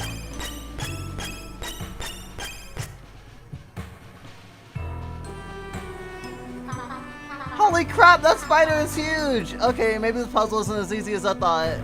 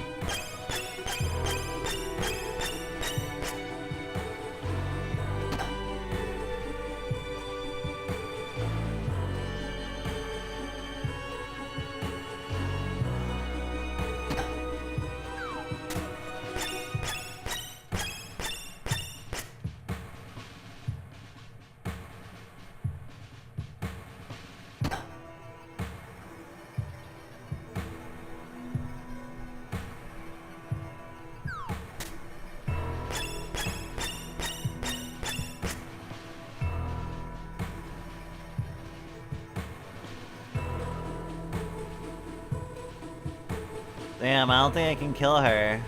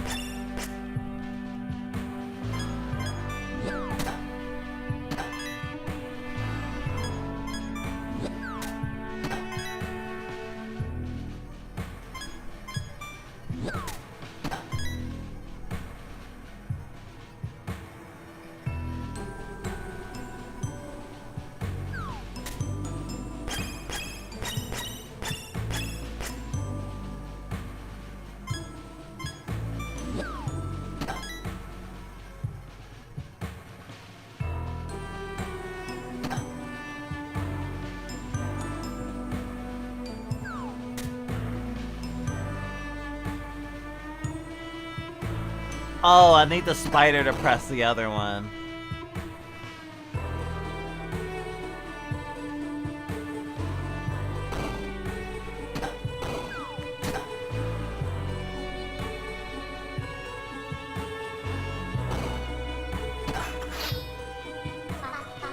Spikes, huh? I think this is what I think I see what's going on here. Can I do the puzzle?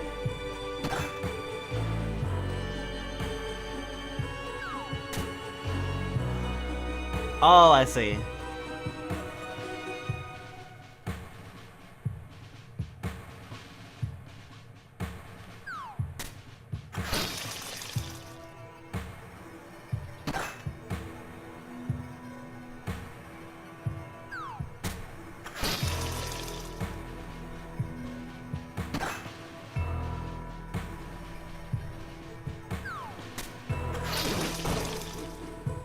Kill a spider.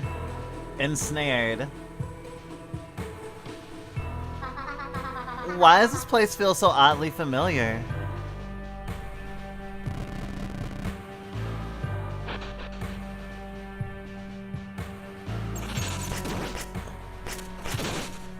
Okay, didn't expect that abstraction. A blue heart.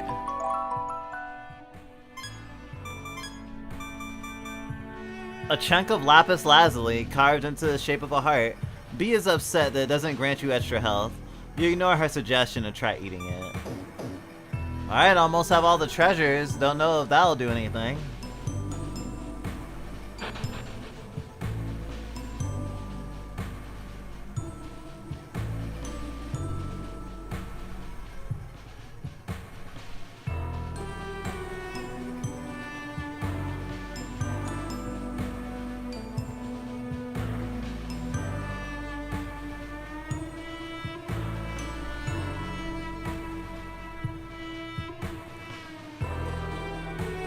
I haven't picked up one goddamn note.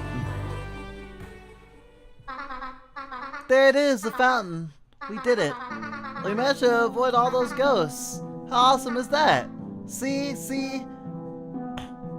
Aren't you glad I'm around to help you out?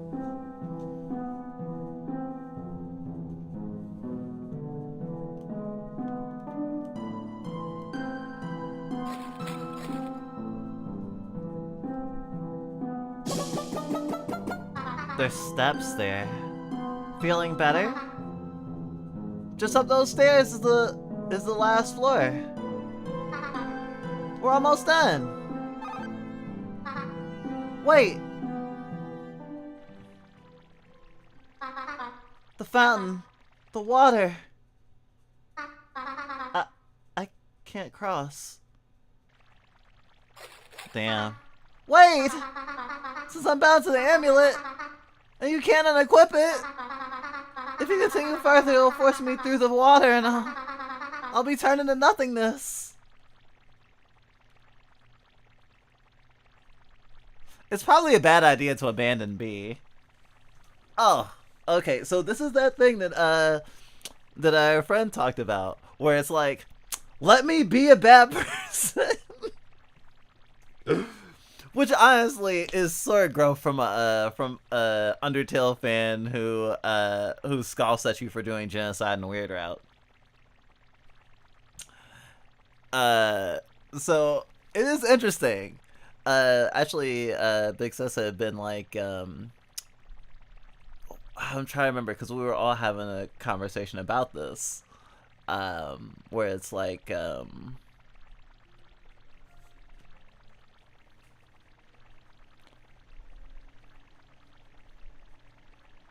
the like how Undertale was like, if you grew up with Undertale, it is very much like a morality tale that feels approachable to children, and the main character of that game is a child, and so thinking along those lines, and I don't think that 25 intended this necessarily. It's just how it ended up happening.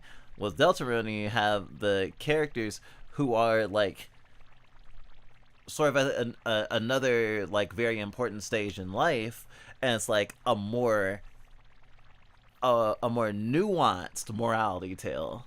And so it kind of makes sense that from an Undertale perspective, one would go, why would you want to do the bad things? Like, and in a way, like, we were sort of experiencing that because we were like, I like Bea so much. I'm not going to betray her, at least while I'm playing. And even after we, like, open the stream being like, yeah, I'm going to betray Bea, I'm just sitting here like, especially with the changes and like her having more to do, it's also just like functionally she is more important. But you know, I even was reading the more useful as the way that is like the flip side, because an abused person often wants to be useful or to not be a hindrance, or rather a person who has hang-ups and insecurities about the space they take up and like being a burden or being a waste of space. And so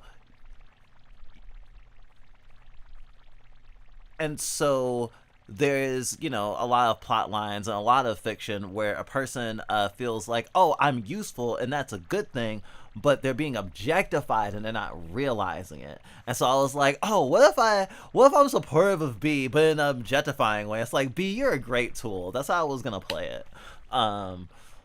But you know, it's like, it's probably a bad idea to abandon Bea. And I'm just like, it was like Bea having a panic attack.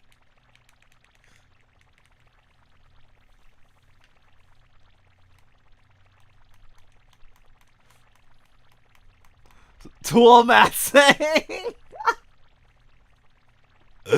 That's how some people are, and we're no better. We really love doing service.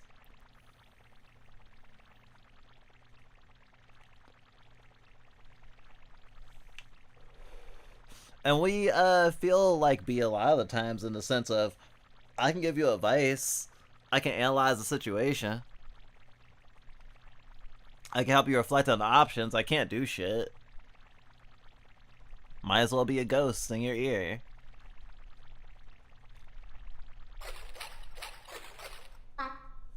I'm sorry.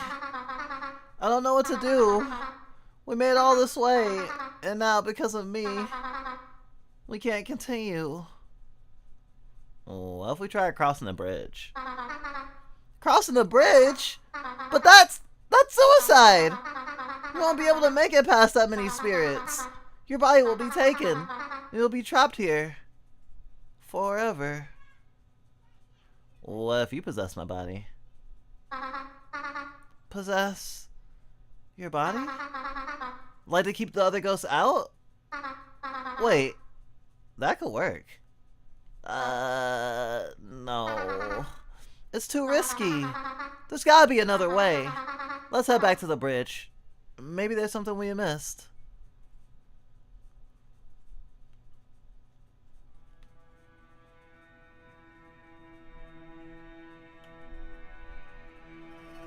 Left, danger. Right, fountain. There's so many. I can't even see the end of the bridge. I still don't think this is a good idea, you know. Let me possess your body.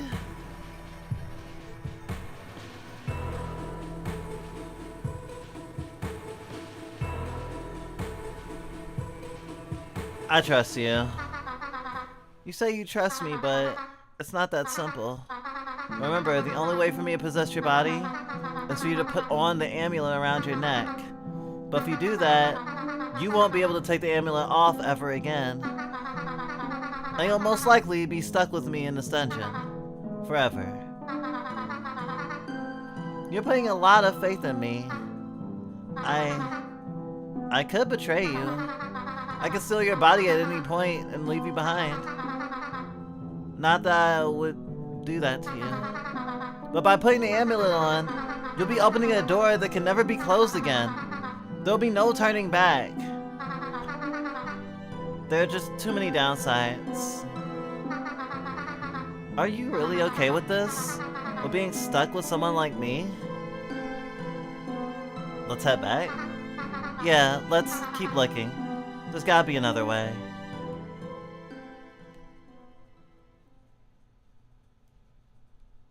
There isn't, right? I mean, I haven't.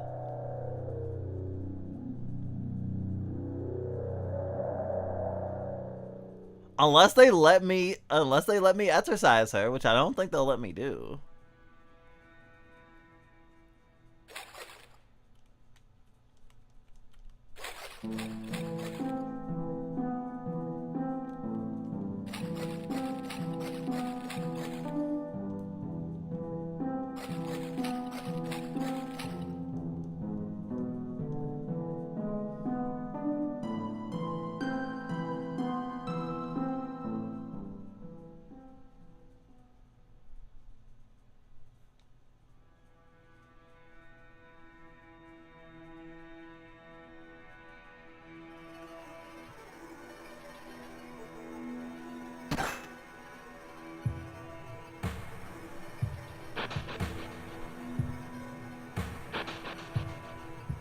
Yeah, I've come to the limits of my agency. There is no other way.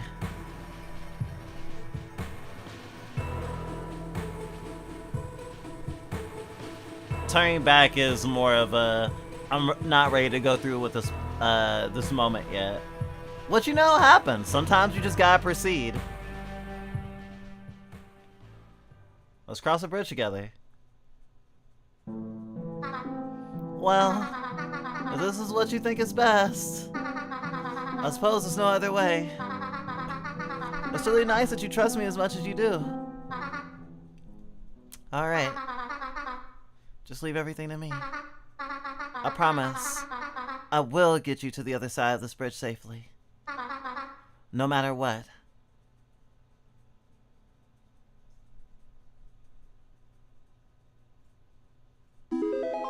You put the amulet around your neck. I'm gonna possess your body now, so please bear with me. I know how uncomfortable it makes you. But try your best not to mash X, okay?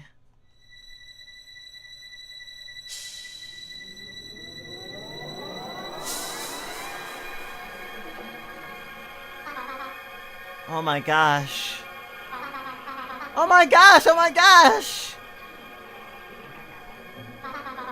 This is crazy! I haven't had a physical body in so long. I've forgotten what it was like. Oh my gosh, I'm so sorry. I'm getting distracted. Right, okay, so...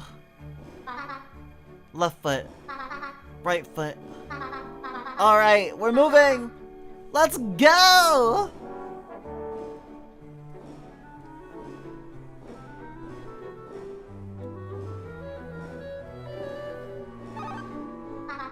Whoa! That was a close one. Almost stepped on some spikes. There we go.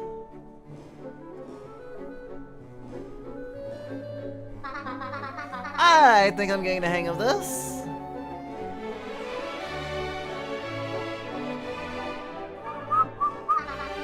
Awesome! One section down, on to the next. How are you holding up? That's right, you can't answer me. Well, don't worry, we're almost there. Just a little bit further.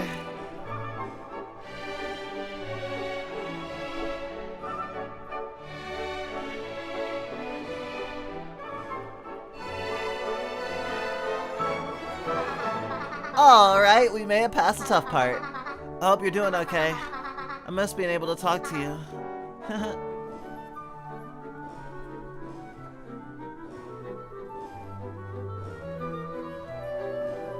Oh, that kind of reminds me of like the concept of independence.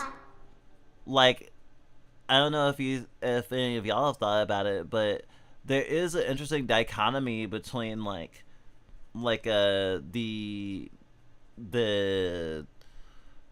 what would we call it, like a hyper individualism that we experience in our society, in our modern society right now, right?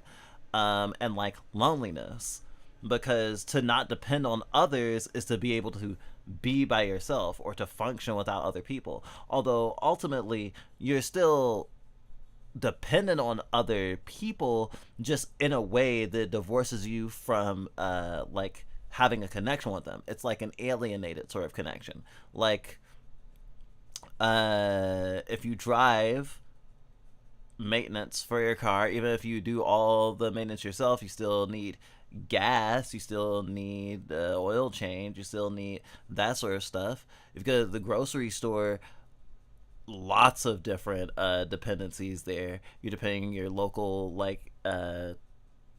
store, like just in general, the supply chains, that the food is safe, like all these little things.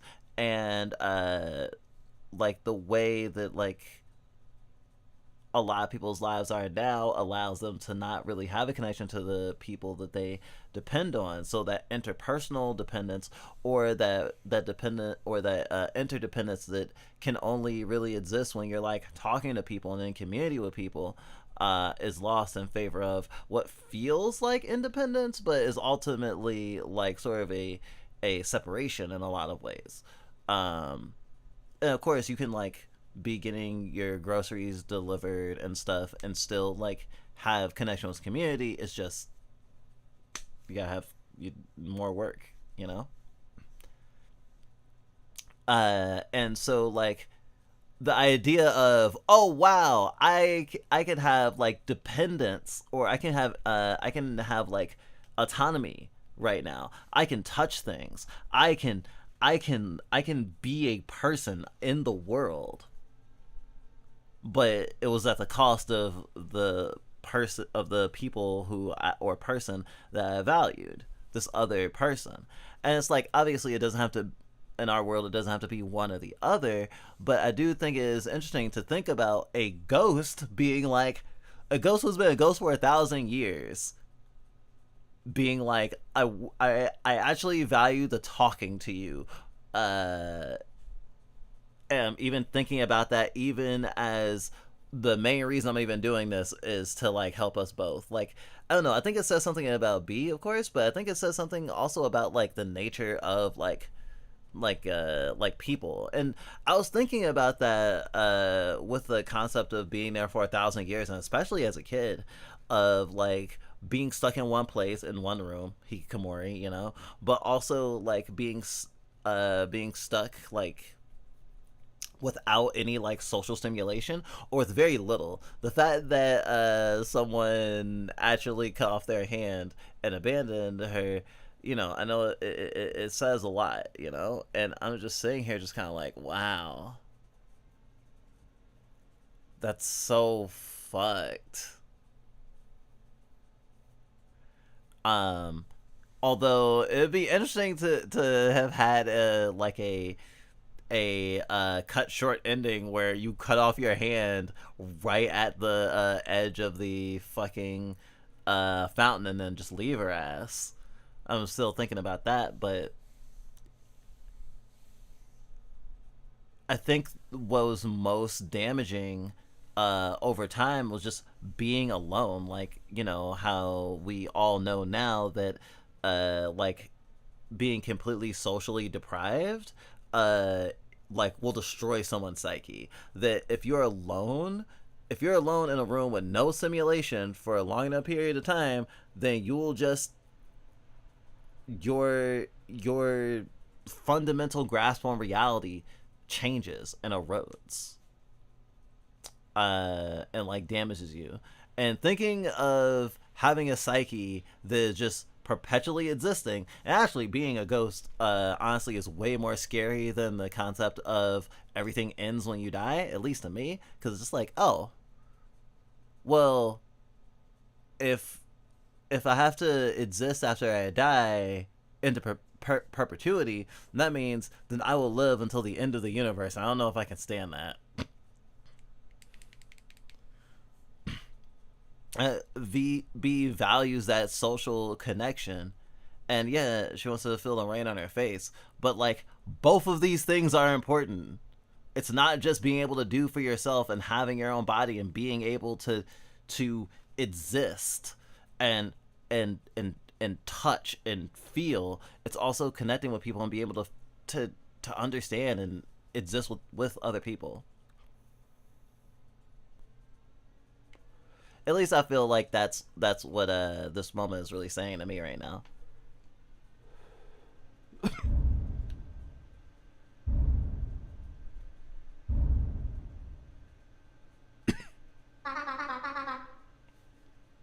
What the heck's going on?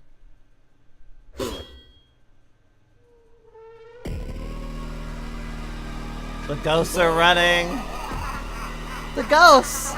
There's something happening up ahead.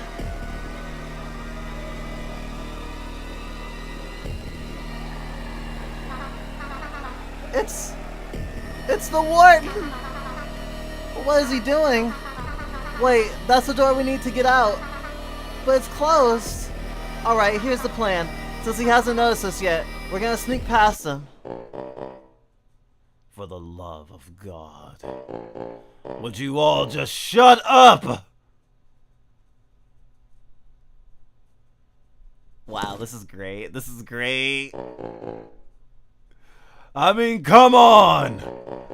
Can a guy get some peace and quiet around here?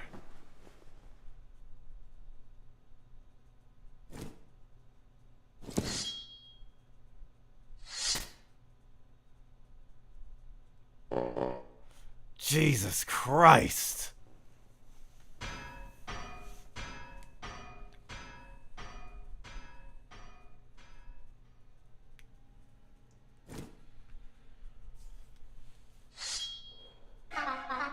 Well, crap. Alright, plan B. Run!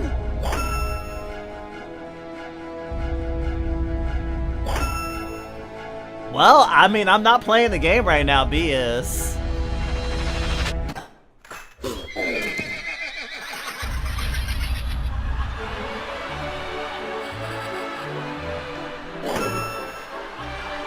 Oh, this is great. This is great.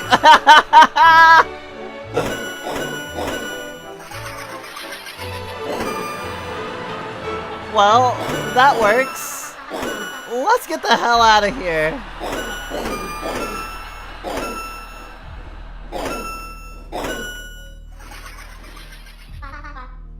We made it.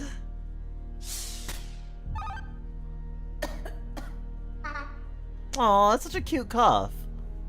Oh no! Are you okay? Can you move?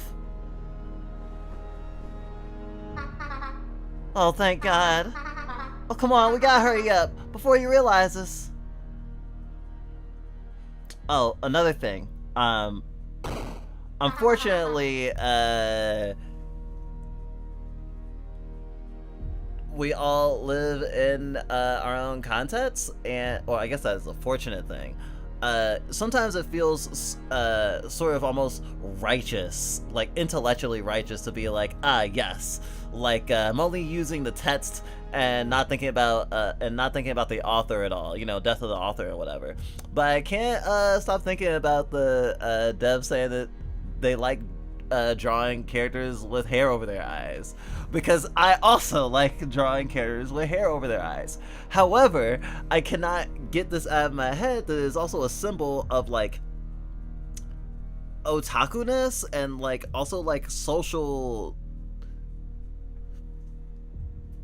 weirdness in a way. especially specifically having hair and covering your eyes with it. One of our roommates actually covered their face with their hair, and it brought attention to like someone not white doing it, or like gave us a headspace for it, because a lot of people think of like a greasy white teenager when they think of someone who has hair covering their eyes. I mean, all sorts of people have hair that can hang down and cover their eyes. We personally can't. Our body's hair goes up, so unless we get like a perm or something. So it's something that we definitely it is basically a fantasy, or distant enough that it is mostly in our imagination and how we like navigate stuff outside of our actual body when we think about like that specific aesthetic, because we had to go through a lot of effort to do the same thing. And I'm talking about the hikikomori part also because of like eye contact, and be able to hide your face. And in anime especially, it comes up a lot, characters wearing sunglasses like Gendo Ikari. But now also like can't help thinking about like Chris Dreamer and how they like the sort of aha moment for Chris changing will be you being able to see Chris's eyes in their sprites, in their like face sprites. I think that is going to be a huge moment, because in chapter 1 of Deltarune, Susie also does not show her eyes much. She hides behind her eyes, but after she has that like that emotional change and is valuing people and accepting people at least a little bit more, her sprites aren't like that anymore, at least not unless she's like really upset. And it also makes sense. It's like, you're really upset, you want to hide yourself from people. And we watched a hikikomori documentary about hikikomori in Singapore. The hikikomori label is actually being used a lot more outside of Japan now, as like a distinct framework for disaffected people, or specifically disaffected youth. But if you do research in hikikomori, you'll also know the hikikomori are sort of known literally as people who are locked in nostalgia, locked in a adolescence. I think the most popular hikikomori like text is called Hikikomori Adolescence Without End. Surprise, surprise. We're researching it for our Mori essay that we never did, or never finished. And so like seeing so many depictions of people who are being seen from their outside, like being seen from their bodies and like their circumstances specifically, who are hiding their eyes, and also like it just being the reality of a lot of people because of how it makes sense to stylistically, and also within the purview of like anime and like video game characters, and the sort of things that are aesthetically really like pleasing. There is an interesting thing of like, it's like being able to distance yourself. And of course, with it being hair, you can flip it, and of course you can take glasses off, but like it being like your look to have hair covering your face is really interesting. And it's, you know, sort of like also associated with the emo like emo music and the emo subculture, also goth to a certain degree, and this game is quite gothic. Of course, the other version of it is having only one eye be covered. I mean, covering of eyes and themology is like so prevalent. Like Gojo, for example, who wears a blindfold all the time, but he can process so much that he actually has to put on a blindfold to like not be overwhelmed so much. Like when he's taking his blindfold off, he's going in. He's trying to dull his senses because Gojo wearing a blindfold is like an autistic person wearing big headphones. And I think having hair in front of your eyes is like a version of that as well. I think that is interesting because B's hair does not cover her eyes unless she is sad, and she does it in her sprites when she is like having a hard time facing something and she's looking down anyway and you can't see her eyes, you can't connect with her, but as soon as she looks up you understand. And like in terms of like character expression, it is really interesting because her eyes are also inverted, and so like they are also very piercing. When she squints them and she's looking like skeptical, like she looks almost very untrustworthy, you know, and she has those big sharp teeth. She has a lot of stuff that that would suggest that she is someone you should not trust aesthetically. And yet our character has one eye exposed and one eye covered at all times, basically. And I feel like that represents like a dualism there of like being guarded but also being open. And I mean, the I trust you all the time be 100% Rick and Morty is actually, I feel like, pretty indicative of that acceptance and like being open to other side, while not talking about explicitly what got them thrown into this really bad dungeon in the first place. Also shows that there is a lot of guarding going on, and I am liking seeing more characters with like sort of a complexity of that, of doing things that are morally dubious or selfish, but then also having moments of being like open and like self-sacrificing. It's really fucking cool.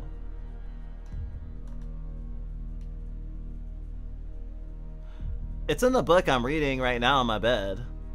I think it's heavily induced via the strenuous, most deleterious effects of neoliberal safety in the room. Safety in the bots.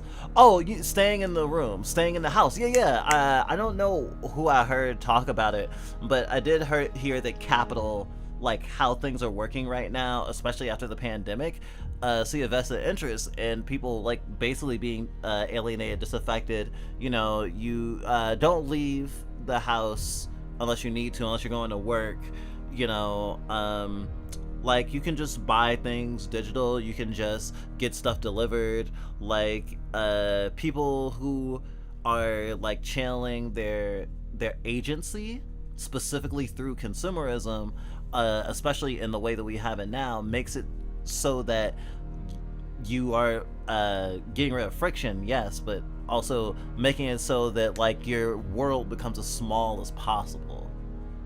Death Stranding is also sort of about this, at least according to Jacob Geller.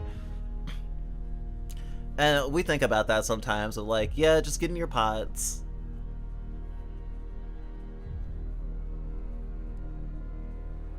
And now I'm also thinking of, you know, post-COVID world and how staying in your room, especially because you feel like you have to, or because you're scared, or because like things are forcing you to, like thinking about like what it was like for like people who weren't of age yet when you know, COVID was at its height, and how people's whole lives were like upended. And we still know people who live at home who are like had their progress and their growth slowed. I don't know. I think I am still a kid, even though I have existed for over 1,000 years. It's sort of an incredible irony, you know, and very tragic. It's like, yes, I'm over 1,000 years old, and I have spent almost that entire time in a single room.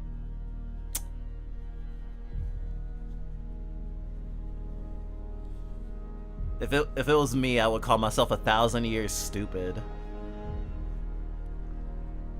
'Cause that's stagnation. Queer temporality. Oh yeah, our paths, our trajectories. They aren't normal. They aren't normal, and that's I think that's what a lot of the stuff we've been interacting with lately has sort of intertwined in it. That feeling of feeling out of time. Shit, even something as more like mainstreamly queer as Life is Strange, right? You know, time manipulation powers. I can't believe it. We made it. We actually did it. We crossed the bridge. We escaped the warden. Did you see that? That was so crazy. My hands are still shaking. But technically, we got super lucky. I don't know if it's a good idea if we try anything like that again. Especially with the toll it took on your body. I'm sorry. I totally overdid it. And now we're even further away from the stairs than we were when we started. I didn't recognize this place. I don't recognize this place at all. Damn it. This wouldn't have happened if I was able to cross the fountain water.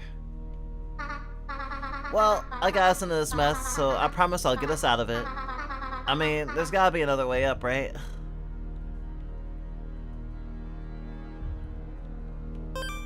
Progress saved.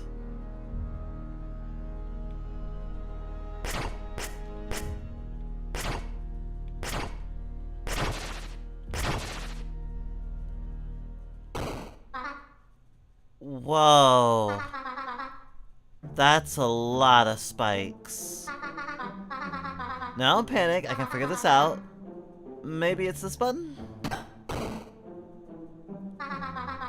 Well, that opened the door, but what about the spikes? Huh, there we go. See, told you I got everything under control.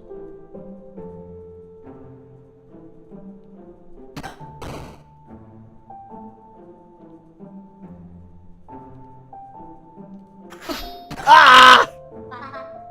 Oh my god! Damn it, I wasn't thinking. No, go ahead, sorry, I'll hold it down. B, I'm dying! Well, that was embarrassing.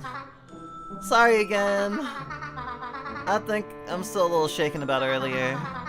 I'll try to be more careful.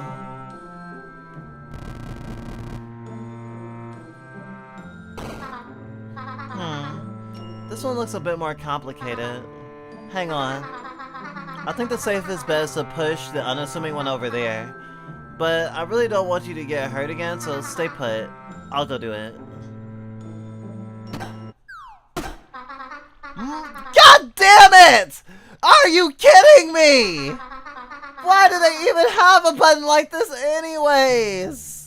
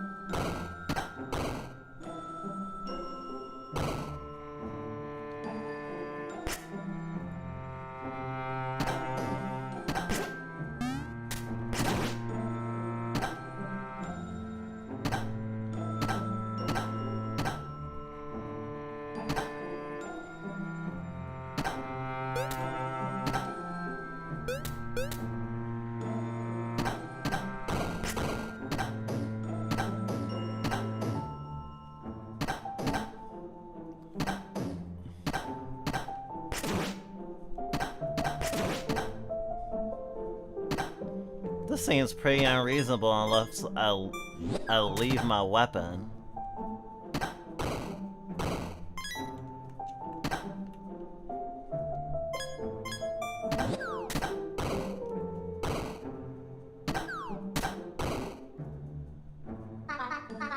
Seriously though, what kind of dumb puzzle was that?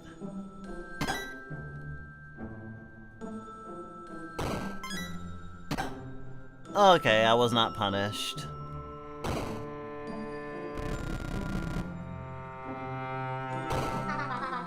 Another button. Well, the last 2 times I pushed the button, you got hurt. So I'll let you handle this one. Oh, come on!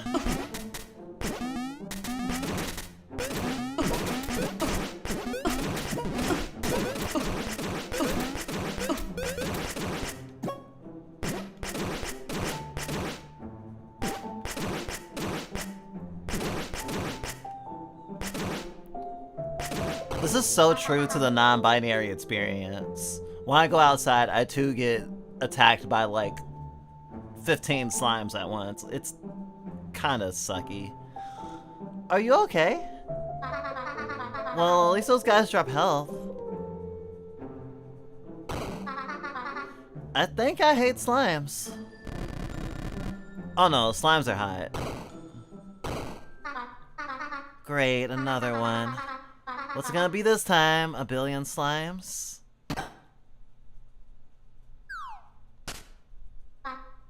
Oh!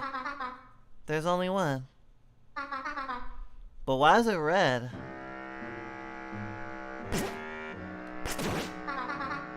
What?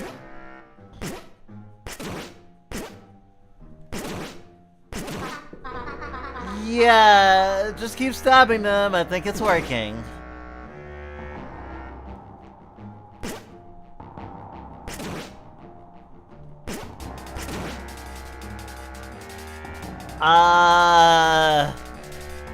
It's not though?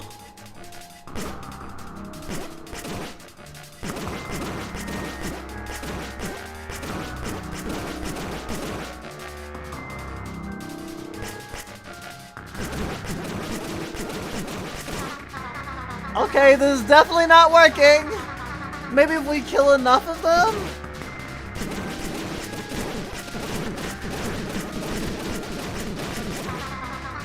The frame rate's dropping like crazy.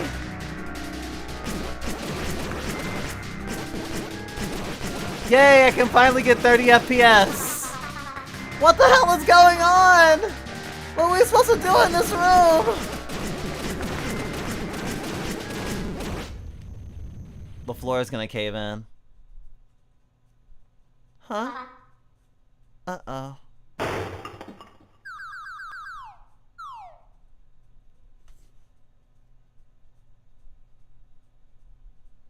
The feeling when you fall to your death.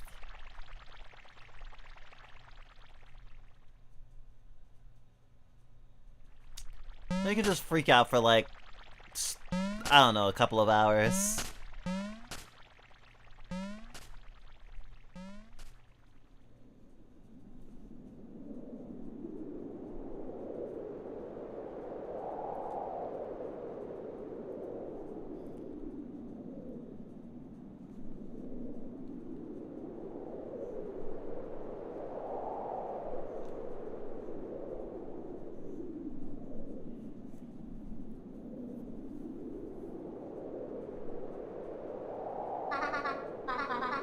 Dumb slimes. Good riddance. It's all my fault. If I wasn't a ghost, I could just cross the stupid water. And now we're completely lost. I'm so useless. Wow, now we're even deeper in the dungeon. This is a completely different path now.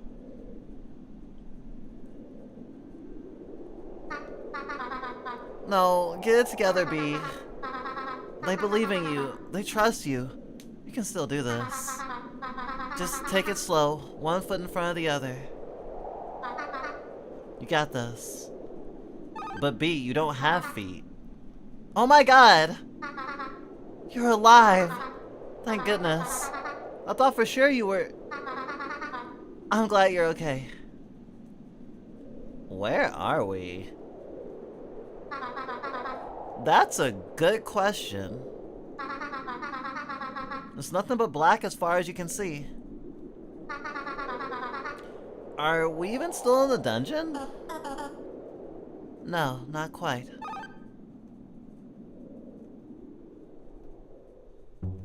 New character! A little old lady? Oh, there's literally a song on the soundtrack called LOL. Little old lady. So I guess that's what's playing right now. LOL! I see you two finally made your way down here. Took you a minute. Were you expecting us? Of course. All ghosts eventually end up here. And it's my job to welcome you. But where is here exactly? Come. We can talk while we walk to a cozier place. Oh shit, she has black eyes and white pupils. Well, I guess we have no choice. Let's follow her.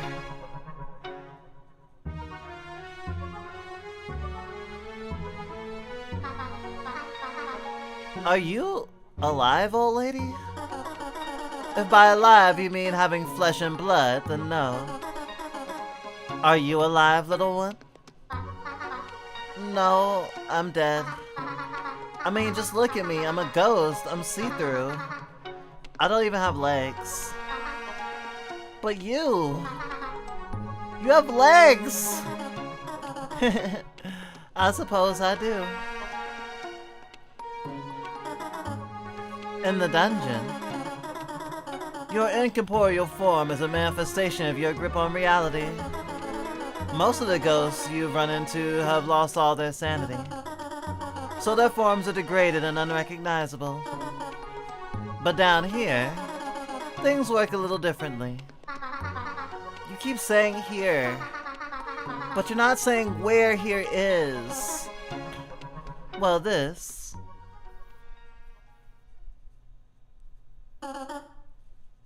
is my home.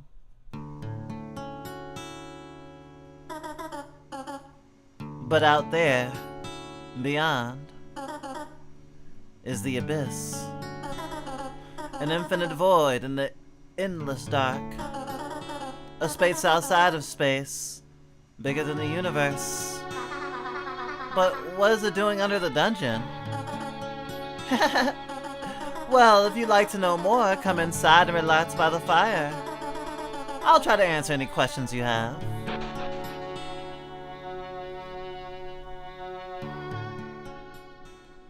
Yeah, this is going a little differently.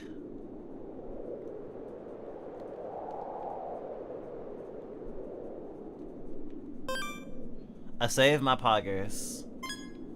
Alright, I'll be right back.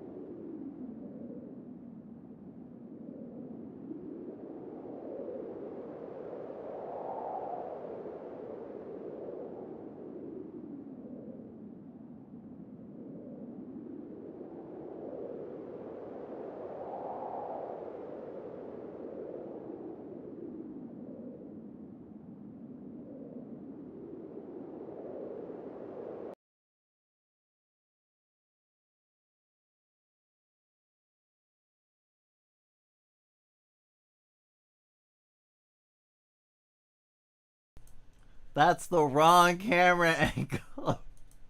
There we go. Thank you for allowing me grace. Went to a pie and I had a quick bite to eat.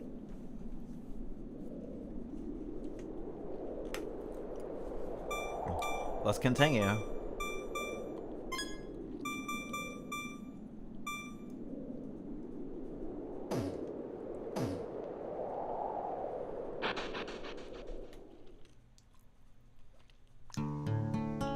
I think we're about to get some look. Huh? There are people here I recognize and those who I don't.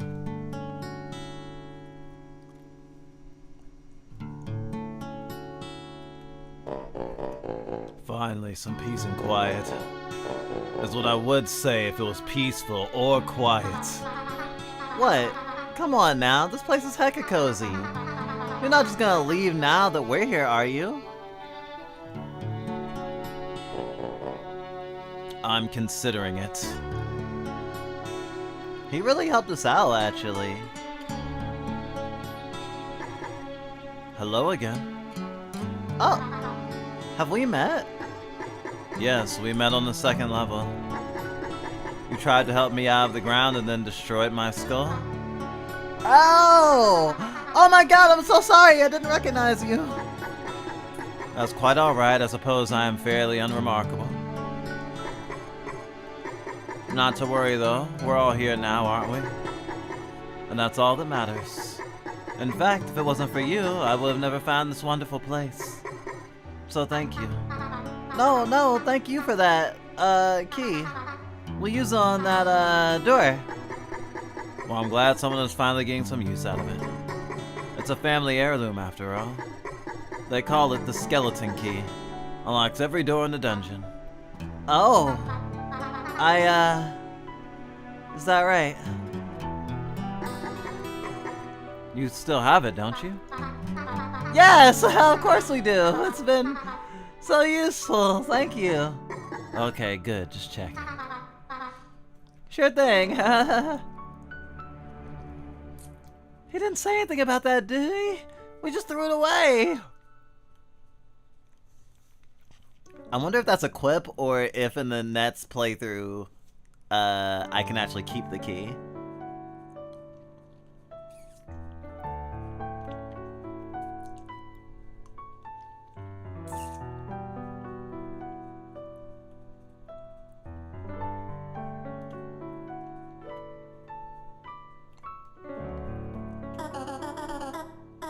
We've got a lot to talk about, so take a breather first.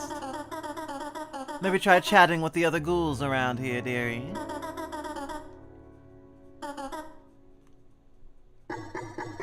Thanks for talking with me. I'm curious, what do we ever do to you? It's nothing personal. I just don't really like when people press X on me. Oh. Sorry about that. I guess we did press X on you a lot that first time we met, huh? Would you like us to use a different button then? I would like for you to press no buttons on me, please. Gotcha.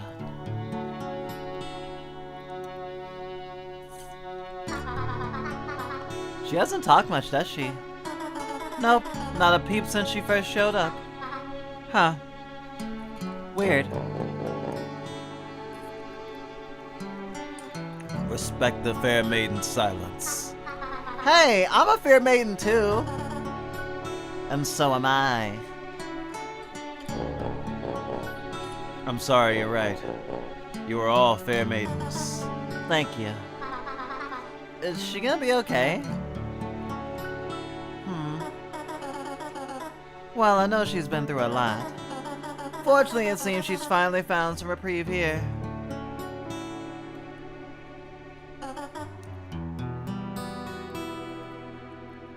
Ready to talk?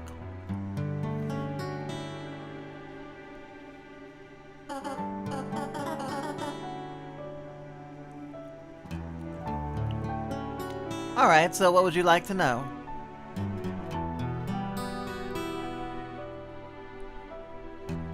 Can we break the amulet's curse?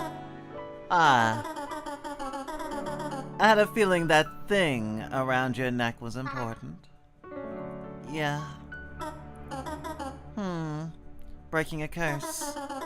And what exactly is this curse, if I may ask? Well, I'm trapped inside the amulet they're wearing. And the only way to remove it is to steal their body and switch places with them. Ah, I see. I suppose from your current perspective, that would seem like a curse. What other perspective is there? What other perspective indeed? Huh? Well, let me just state this outright. All curses are immutable, unbreakable, permanent. I mean, if you could just break a curse, then it wouldn't really be a curse now, would it? Which means the rules of the amulet will never change. Figures. But that's not necessarily a bad thing, though, is it? What are you talking about? It's a curse! Of course it's a bad thing! Oh, here we go. Okay, so in Tai Chi,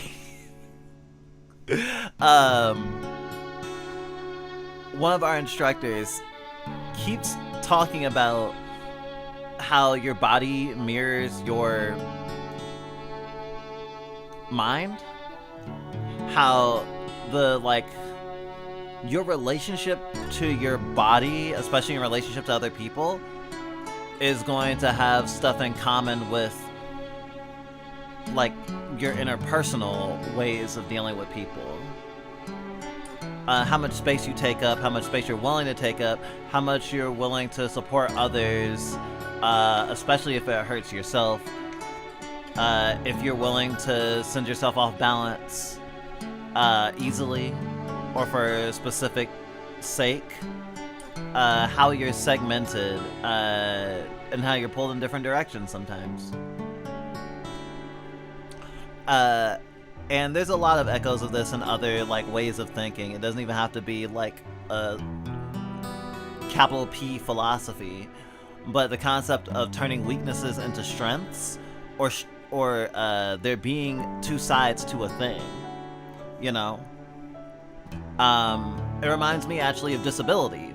How there is a realm of disability thought that is concerned with how society treats a person, and I mean, it comes down to accommodations in a lot of senses, but it is also understanding and empathy too. And there's a lot of ways that you can be given accommodations but also be undermined.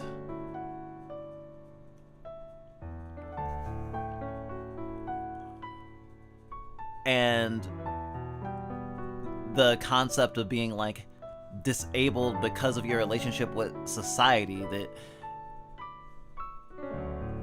that the person who is disabled is not necessarily seeking to get rid of their disability, to cure their autism, so to speak, or even to regain their sight. It is their relationship to the world, and moreover the world's relationship to the people. And thinking about this in the context of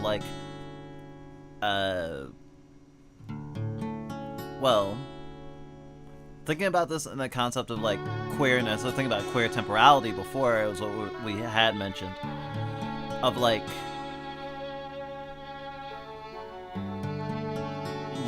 feeling different, and there being the same expectations on you, but your life is gonna be different, or is more likely to be different, or be dictated by different axes, and the world doesn't respect that.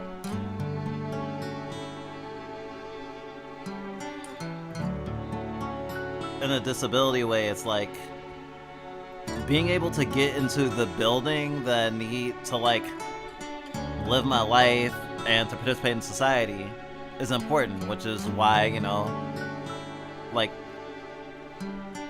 having like ramps is good, having braille in places is important, things like that, where it's like I need the tools to be able to participate in society.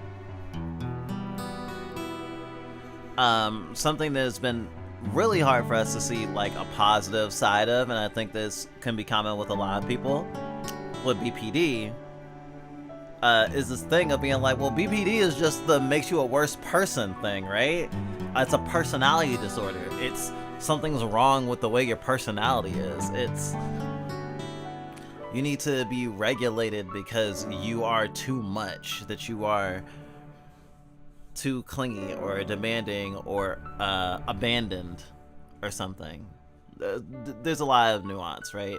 But a lot of time it feels like it's only a debuff. And it's some of those things that's kind of hard to be like, wait, how can you see this positively? Actually, that is sort of a deep schism in communities. Like, there's lots of trans people who feel insulted when they hear about a trans person who doesn't have dysphoria, because the access that they understand their identity and like trans identity is through like, this was so painful that I had to change my relationship with my body or with the world, right? And there's like, if you're not doing that, when we're not the same, and it's like, that is a narrow view. But it also makes sense that, like, to understand your place in the world through disparity, right? It's not to say that all you need to do is change your perspective and your, like, the way the world is treating you badly will be okay.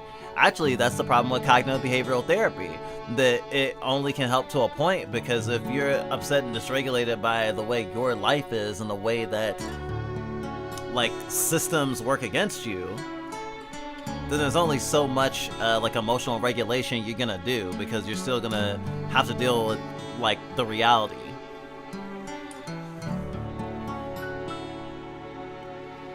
So there's only so much you can do reframing. But I am curious on where this conversation is going.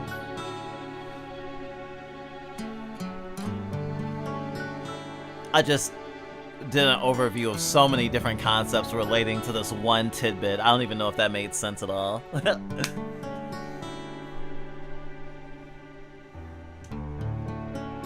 I don't know. Using weaknesses as a strength on like a personal level is like such a big thing. I mean, I think that was like the last stream that we were doing. We ended up talking about like growing up being a brat and like trying to like unlearn that, or at the very least to understand like the ways that like our brain moves and like the things that we value like more inherently than we value like reflectively, and like trying to rein in like certain desires, or at the very least like reactions, you know? But it still feels like you're just putting reins on a horse. The horse is still a thing you have to take care of.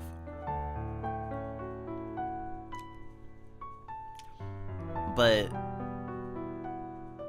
your mind does not need to be a runaway chariot.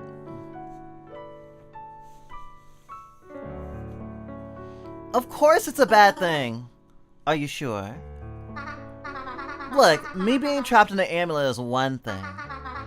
But now that I've gotten my friend wrapped up in this mess, it really sucks. I don't know how I can forgive myself for letting them put it on. So, you see yourself as a burden to your friend? Of course. But have you ever stopped to ask your friend if they feel the same way? Well, no. Not exactly. But how could they not? I'm literally a burden. If I ask them, they're just gonna say something like, "You're not a burden. I like being with you," to make me feel better. But I'm sure they don't really mean it. Well, if you're sure, why don't you ask them right now? Uh, do you think I'm a burden?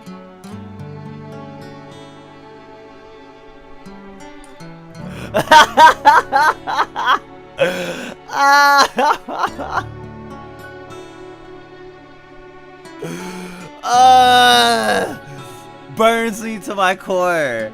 Honestly, this kind of reminds me of tattoos. A lot of people want tattoos, but a lot of people don't go through with getting them or go through a long time before getting one because they have this idea of the tattoo has to be incredibly meaningful. It has to be something that I will not regret in 10 years. And I'm thinking, it's okay to have regrets. Not everything's 100%, you know? You can hesitate. You can regret it sometimes. You can feel bad. But moreover, there's a sense that it needs to be this deeply poetic and resonant thing if you're gonna get tattooed on your body. And I mean, like, there's definitely... I was just talking about, like, controlling urges and stuff. Like, if I got everything tattooed on me that I had the fleeting thought I should get a tattoo of, I'd have a lot of fucking tattoos. I don't know if that'd be a good thing or a bad thing. But I understand, like, you know, the need for regulation. But there's also just, like, sometimes I think it's fun or cool. Not everything has to be, like, deeply complicated. And also, your feelings on things change over time.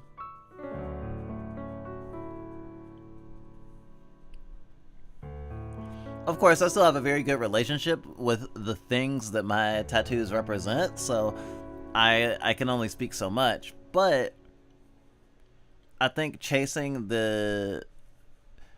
It's almost like a logical fallacy. It's like a thing is only important if it is had an arbitrary benchmark of meaning assigned to it, you know? It's like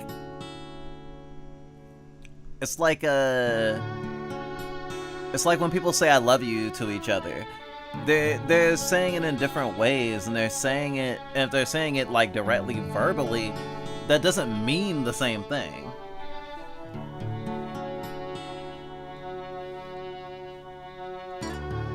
And I'm just sitting here like, oh wow, I'm about to say the thing that she just said that I was gonna say. And that's what the is like, oh fuck.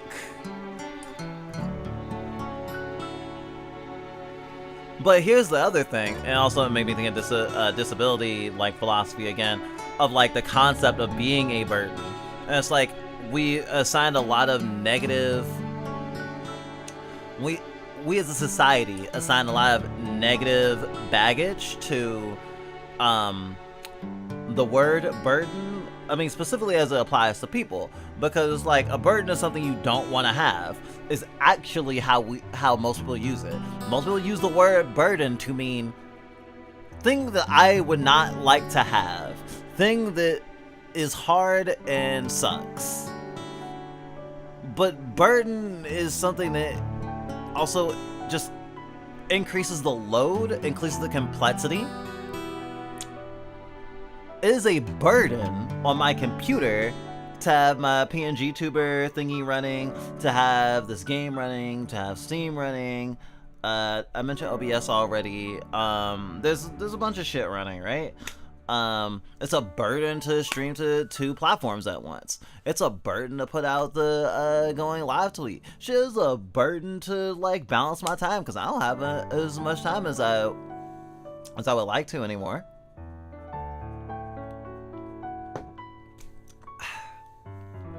Sometimes I don't even know if I should even have like long-winded conversations in the middle of streaming a game. It was like, oh, what if I don't finish? Because I was talking too much. And trying to be less afraid of like coming back to a thing. Also recognizing that like that breathable space, that space that we inhabit, that we're being affected by the thing we're talking about, it is also really, you know, It's part of the experience of what we do. Not everything has to be like productive, and that's part of it too. Like honestly, I'm thinking of that guy. I'm thinking of that guy that no one wants to hear. No one that I know wants to hear this person's name, and I don't want to hear his name either. But I'm actually thinking of clavicular, because he coined that term jester, of like doing something for its own sake, you know? Not to increase your social value, not to fucking, not to increase your social value, not to increase your attractiveness, not to make yourself live longer even, necessarily. Like, something that just feels good. But, like, if you paint it in such a broad way, it makes it sound like it's just hedonism. But, I mean, also, hedonism is great. But also, there is, like, inherently, like, a disvaluing of people and that sort of thinking. And I do remember hearing him quoted as saying, "Why would I stream? Why would I get into streaming? Why would I do this unless it was to make money, unless it was to make a name for myself, unless it was for all these like external benefits?" And I'm just like, I can name a bunch, but they'd all be stuff that you would throw out under this concept of jester. And I wouldn't say that everything that is a burden is quote-unquote jester, but it is interesting because, like, a thing being unproductive, a thing being, if like some people would be like, oh, if you're taking an off day, that is in service to your mental health, so you can come back and be 100% when you come to work, right? And it's like, maybe I just needed the off day, you know? Like, back to the people want tattoos and want them to have like this elaborate, intense meaning, in the same way that we want everything we do, or we're sort of pushed into everything we do to have like an inherent value beyond like the moment that it happens in. And there's importance in like thinking about the future and having that thing that babies don't have. I was gonna say cognitive dissonance. No. Adults are really good at having cognitive dissonance, actually. That awareness, like when something, like not spatial awareness. It's a thing when like people play peekaboo, and like if something's not around you, it's not in your world, you know? Like, it's like if something isn't productive, then or it doesn't have a value beyond what was in that current moment, it feels like it's not important. But that's not the truth. It's certainly not about people. Our lives are filled with so many things. And so it does feel really silly to a degree of the meaning of these words being different. I mean, only because B is like, oh, excuse me, they wouldn't really mean it. They're saying this to be nice. I mean, there's some truth in that. It was like, but why do you want to be nice? Because you value the other person. You don't want them to feel pain. You don't want them to feel useless. And so we sort of have started thinking about, like, especially because we're disabled and our partner, like, you know, materially takes care of us. There's just like a big feeling of, you know, of not doing enough sometimes, of feeling like, oh, if I just wasn't this traumatized, or, you know, if I wasn't a ghost, if I only wasn't a ghost, being a ghost is so my fault, right? There's just, I feel this a lot, but as opposed to necessarily reclaiming burden, because I'm not like hanging a big plaque that says burden over my neck. However, I am thinking of the term burden pragmatically and thinking of, yes, this is extra weight. Just like if I want to take my DS, that's extra weight in my pocket. But I'm not mad that I put on that extra weight in my pocket if I got home and I only played it for like a minute. Well, there I go, comparing people to objects again. I'm kind of like a DS. But that is to say, no. B is a burden, but a burden I gladly accept. You're not a burden. I like being with you. There, mystery solved. That doesn't count! They just repeated the words I said. True. But they could still really mean it. Do you think they really mean it? Yes. Ha ha ha ha ha ha!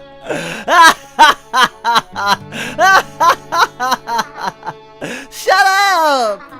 Stop trying to make me feel better. I hate that it's working! You know, I've been monitoring you two for the last day or two now. And I must say, you've made quite a lot of progress in the dungeon. You two make a great team. Well, that's only because of them. Are you sure? Yes, I'm sure. Well, who's the one who found that first fountain? Me. And who was the one who learned how to activate switches when the other was stuck? And who was the one who navigated the gauntlet of traps? Okay, I get it. And found the second fountain, and crossed the bridge, and protected them from the red slimes. I said, okay, sheesh, I get your point. How do you know about all that? My point being, that maybe you're not so much of a burden as you think you are. Fine, whatever, maybe I'm not a burden. But I was only able to do that stuff because this dummy here believes in me. Yes! Interdependence! Ugh, I love myself some fucking queer interdependence.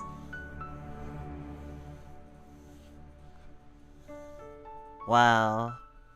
Watching Fluff Bites on shitty Wi-Fi is like, I don't know.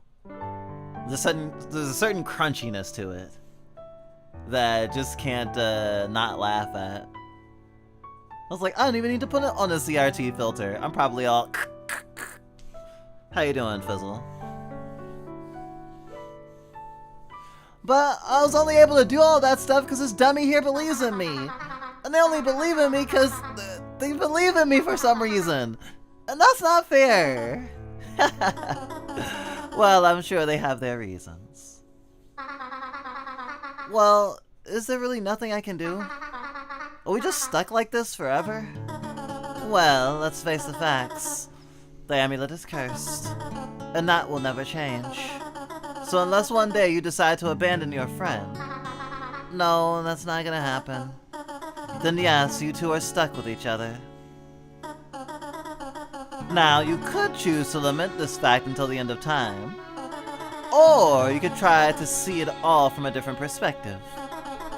Because two people who care a lot about each other being cursed to spend eternity together doesn't seem like that bad of a curse to me. I guess you're right. I never thought about it that way. Huh. What is the Abyss? So, what's out there in the Abyss? Is it really all just nothing? Oh my god! It's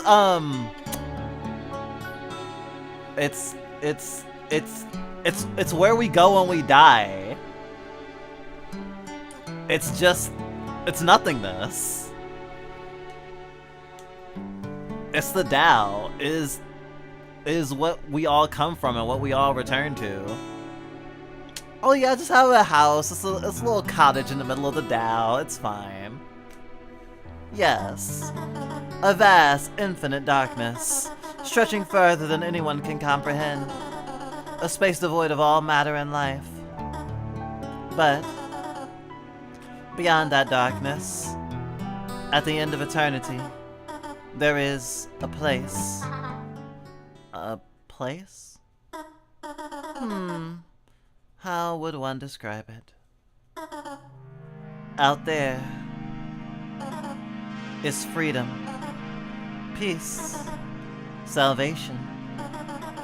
A paradise that makes the infinite trip all worth it. Paradise? You mean like heaven or something?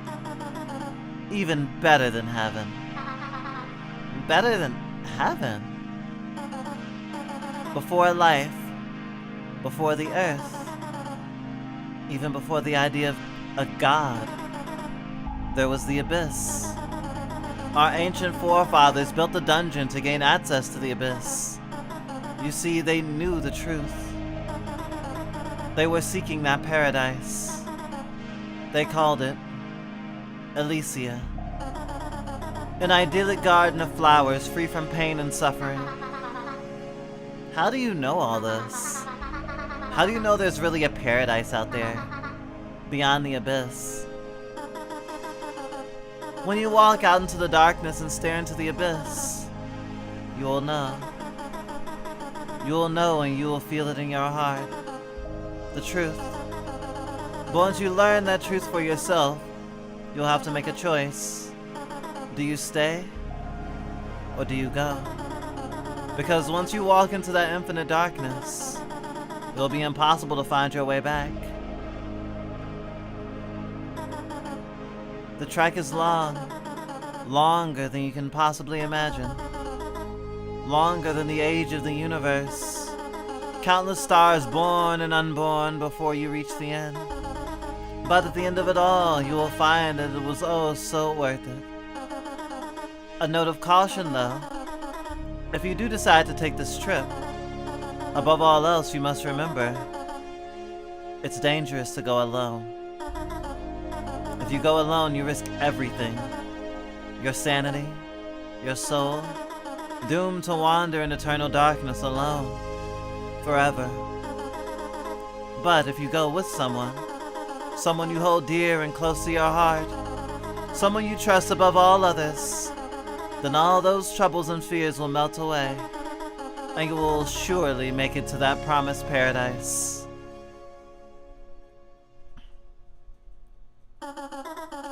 I sense hesitation from one of you. It's tempting. I mean, I am basically trapped down here forever anyways. So I thought spending that time traveling to a paradise doesn't seem too bad. But making my friend go through all that as well? I can't do that. You don't want to go? Look, I know you think you'd be fine, but you don't know what it's like. Trust me, I've been trapped down here for so long. The thought of you having to spend 1,000 years, let alone an eternity, in darkness? I understand. The choice is always a difficult one to make.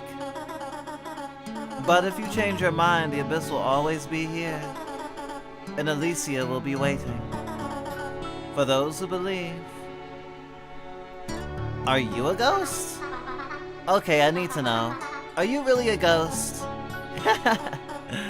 Why, yes, I am. Find that hard to believe? I died in the dungeon aeons ago, and my soul became trapped here just like everyone else. But you seem so fleshy and stuff. I don't get it. Well, down here, the rules are a bit different from everywhere else.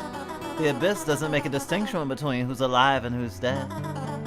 It merely reflects the truth in the heart and the soul that it touches.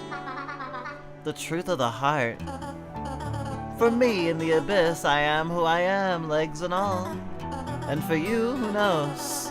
The longer you stay down here, the more changes you might see in yourself. The truth of the soul. Of the heart of the soul. So, any other questions? I just realized something. How was there a whole house down here under the dungeon? I told my husband I wanted someplace nice for all the guests we received.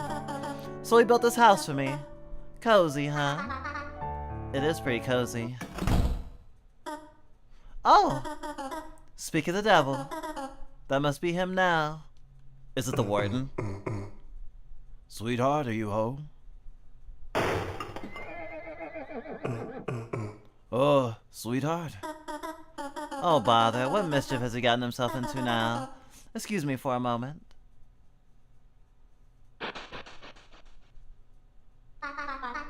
Did I just hear a horse?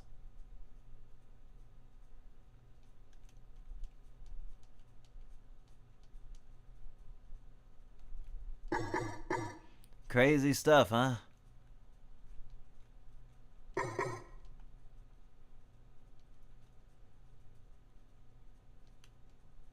That feeling when someone presses X on you over and over again.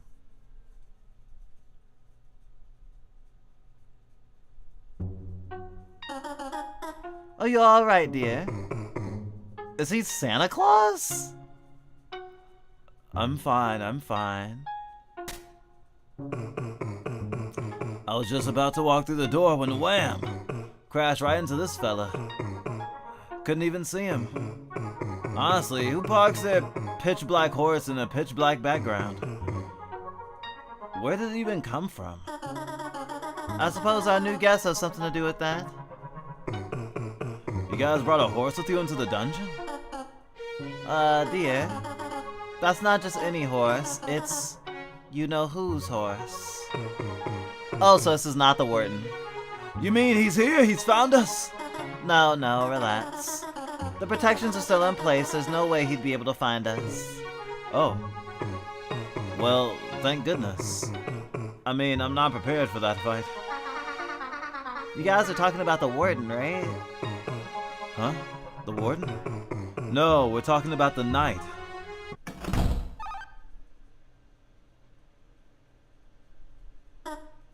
Oh! You're up? Everything okay, dearie?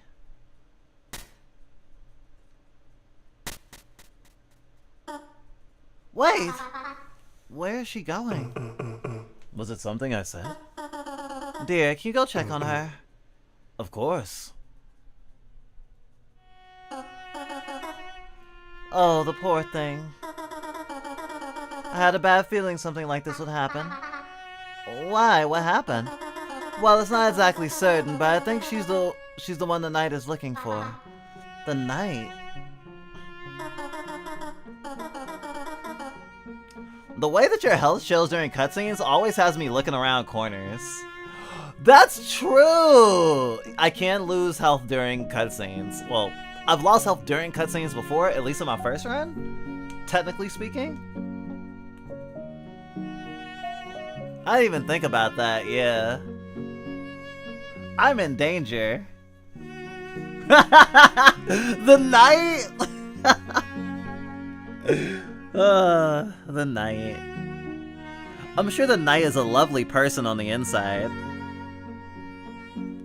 Hey, Vitboy, nice to see you.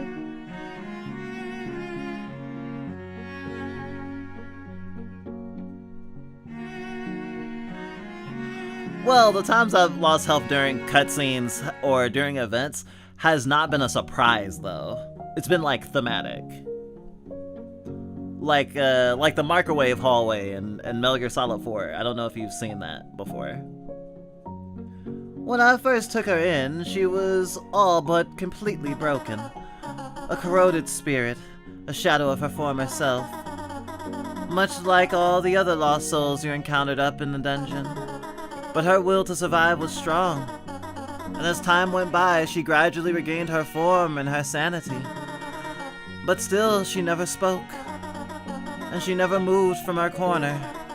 The first time she really stirred was when we learned of the knight, who wandered the halls of the dungeon looking for someone. Ever since then, whenever he'd come up in conversation, she'd leave the house, and I'd find her days later off in the distance, staring into the abyss. Any luck? No, I lost track of her in the darkness. Well, I think she'll be alright. She's a tough girl. Shouldn't we help clean this up? Oh no, don't worry about it. You three can head back inside. I'll take care of this mess. Thanks, dear. Don't take long, okay? I won't.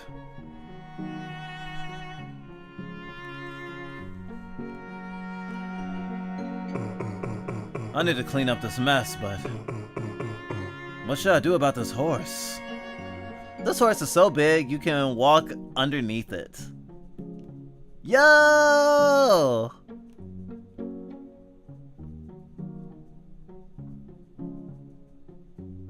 A very peaceful horse, it seems. Crazy.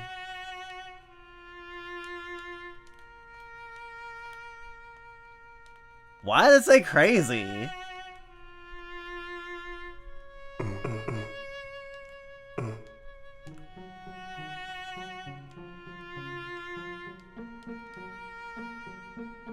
Alright, that was interesting. You get hit so often during cutscenes, I just left it visible at all times. It's nice to be able to know how close you are to death you are. I mean, the first ending was very much edge of seat. It was just like, okay, how much heart can I still have left while still technically being alive, you know? Secret treasure. Oh, I was scared I had missed one. Moon Pearl, a large pearlescent sphere? Is that a word? Well, all words are made up, so it is now. There's an otherworldly glow emanating from it. In its reflection, you swear you saw yourself with a pair of blue bunny ears. When you turn to see it, she whistles and hides her hands behind her back for some reason. Oh my god, okay, I'm thinking of the shadow crystals in the fucking, in the light world, and if you hold it in front of Susie, you can see her, like, scowling at you or whatever, and you can see, like, different realities or something. I'm just like, ah, I see.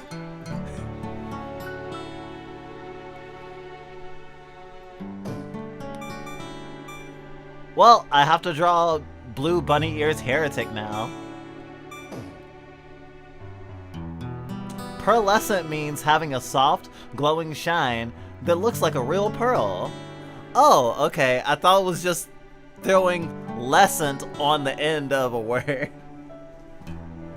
It's like, it's very flufflescent. You know? She just got up and left. I wonder if you can find her. I hope she's alright. The fair maiden, she...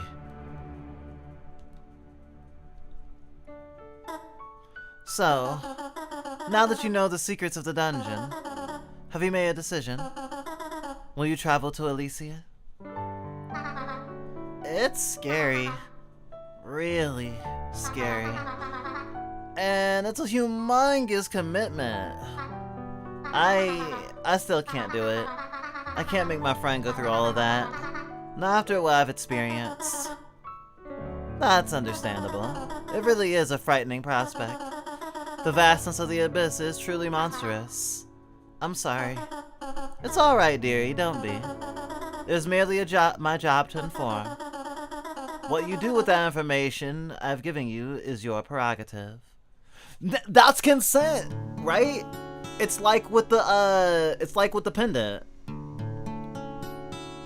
It's like, hey, before you even fucking touch this shit, let me explain to you how it works.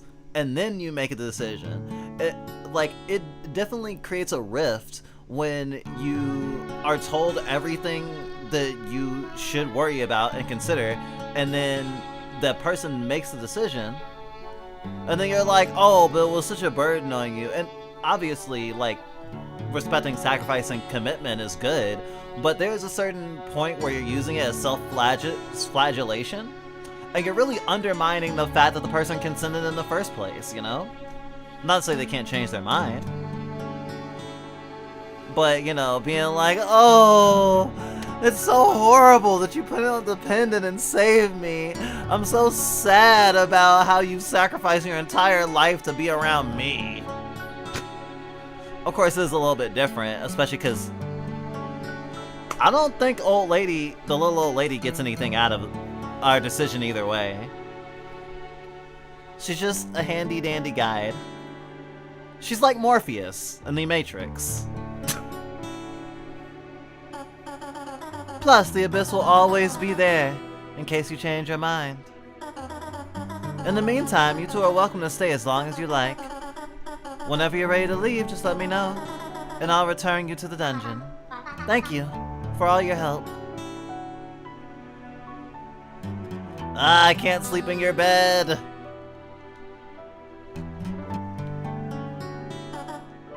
Ready to go?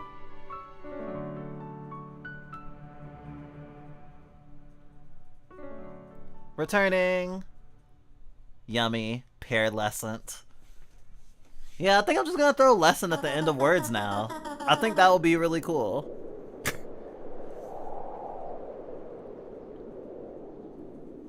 These stairs will lead you back up to the second floor. From there, you should be able to find your way to the second floor fountain. Oh, that reminds me. I do have one quick question for you, if that's okay. Sure, what is it? How did you know all that stuff about us? Like me finding a fountain and how we crossed the bridge. Are you like a witch or something? A witch. I guess I am sort of like a witch. Whoa! So cool. But in actuality, it's like I mentioned before, it's my job. I oversee the inhabitants of this dungeon and help guide them down the right path. I am the warden, after all. Wait! The warden? Yes. You're the warden? But I thought... that night guy... Him? Oh, heavens no. He's just some 2-bit meddler who's gotten himself tangled up in the dungeon's ecosystem. He's actually been quite a thorn in my side. Going around absorbing all those poor lost souls like he's powering himself up or something. The whole affair is rather ridiculous. What the heck? Unfortunately, there's not much I can do about him, since I don't really have any control over the mechanisms of the dungeon. Well, it's good to know the actual warden is on our side. Thanks again for all your help. It was my pleasure. Be safe out there. We will. And if you see the knight, tell him to knock it off. Oh, we definitely will. Oh, I almost forgot. You got 1 sulfur match. May you find the light in the infinite dark. Wow. I love the Dead of Darkness. What a crazy day. And the light inside your soul is save your progress. Oh, we're on the other side. As soon as you're healed up, let's get this, let's head over to the next floor.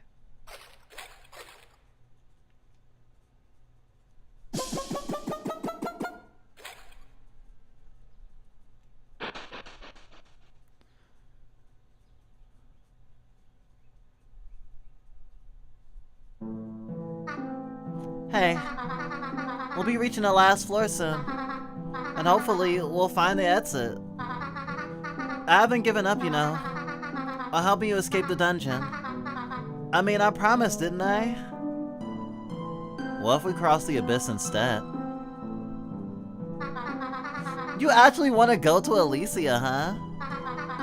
I know it seems tempting, but crossing the abyss, spending an eternity in darkness, with no foreseeable end in sight?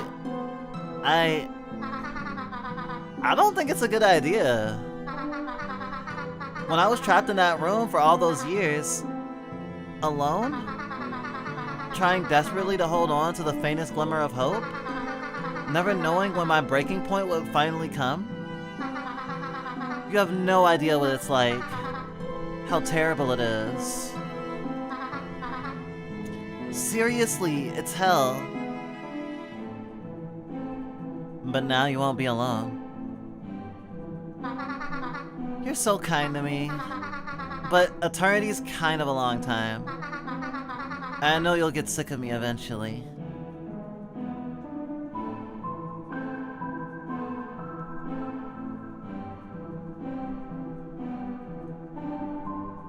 Kind of makes us think of one of our partners, how they're kind of just like, if something changes, if we don't want to be around each other anymore, or we want to change our commitments, then like, we'll come to that bridge when we cross it.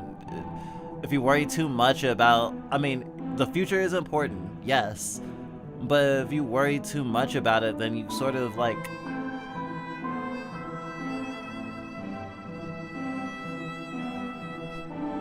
it's like you're projecting your fear onto reality no matter what else is also there. And you're overriding someone else's thing. It's like, you may get tired of me, so I won't give you the chance to abandon me. Which, understand that logic too.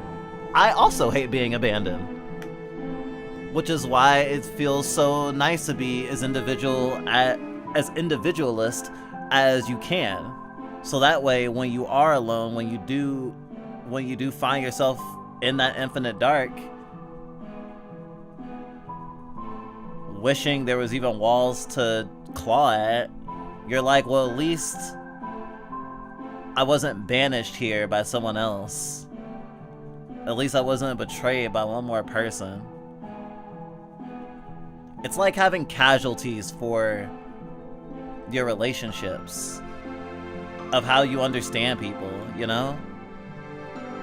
And you don't want to become even more jaded. It's like, maybe I could just stay this amount of jaded, you know? Sorry, the music swelled at just the right time. I'm starting to get a little emotional. What about the amulet's curse? All that stuff the old lady said about the rules of the amulet and the curse? I know it seems pretty cut and dry, but I'm pretty sure she's wrong. There is a way to free you. A loophole. I know it. It's kind of complicated to explain. I'm sorry I can't tell you more, but if we do manage to find the exit, I'll show you. And I promise, you will be free.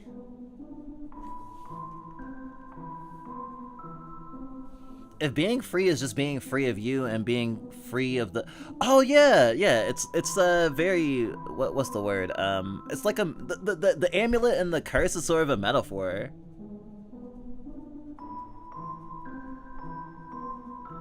It's like, oh, I want you to be free of me. I'm also really tapped into this because we literally were married to a person who said on multiple occasions they need to find someone better so that they could be free of us.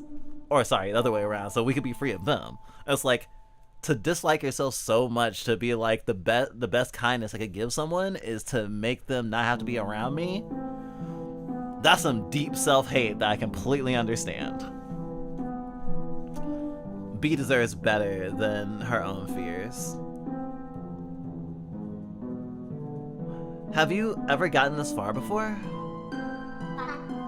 Well, I'm sure you've realized this by now, but this isn't my first time almost escaping the dungeon. I've actually done this once before, with somebody else. But right before we found the exit, she abandoned me.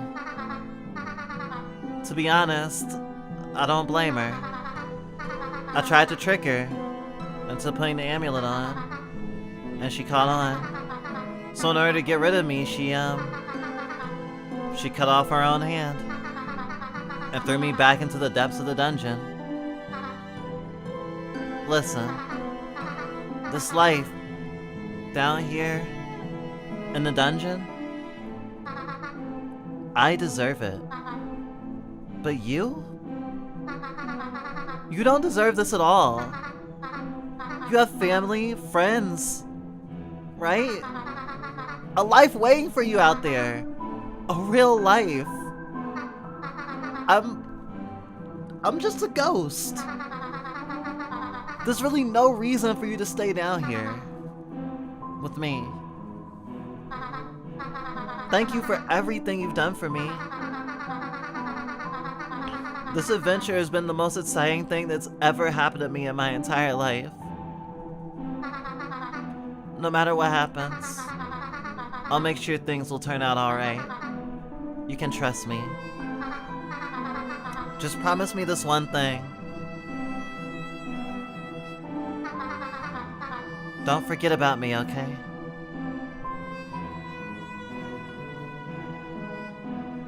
I think she's smiling.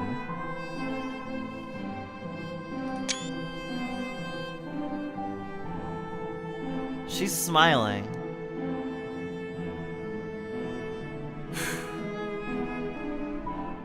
That's such a self-sacrificing smile.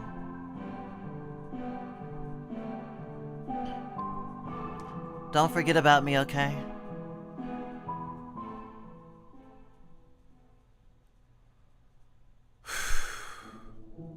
You examine the amulet around your neck. It shines brightly in the firelight, a shining star in the endless night. You wonder what Bee's plan might be. You wonder how it's all gonna end. But you trust her. You believe in Bee.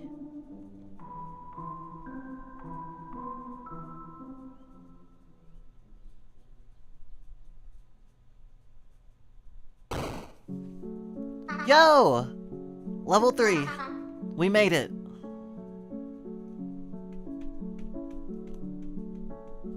We got a lot of matches. There seems to be water leaking out of the wall. We're definitely closer to the surface. Huh? Oh, no, don't worry. It's not fountain water, so I'll be okay. Don't get your feet wet.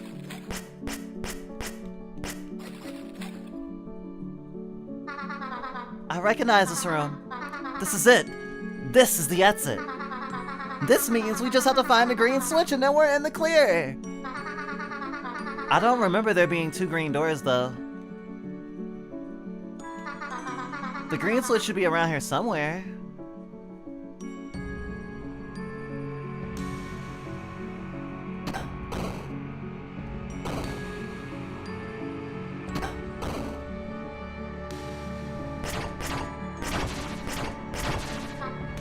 Hey, it's another green door.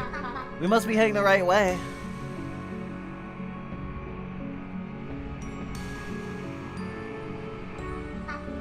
Hey! There it is, the green switch! Awesome! And since I can press it from here, we won't have to go all the way around. Oh. Damn! She's right! Let's go!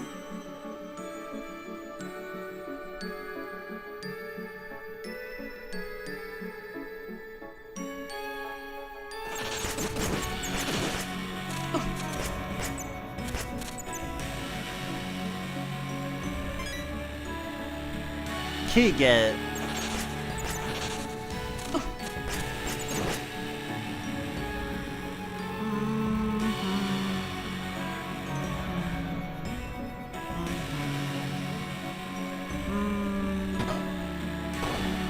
Huh? What was that? Wait. Why is the door closed? Didn't I hit the button? Oh, it was it's a time release. What the heck? The button's back up. I swore I pushed it down all the way.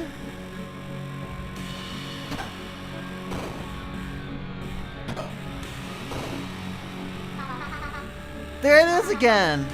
Is the green button popping back up? Are you kidding me? Is somebody messing with us?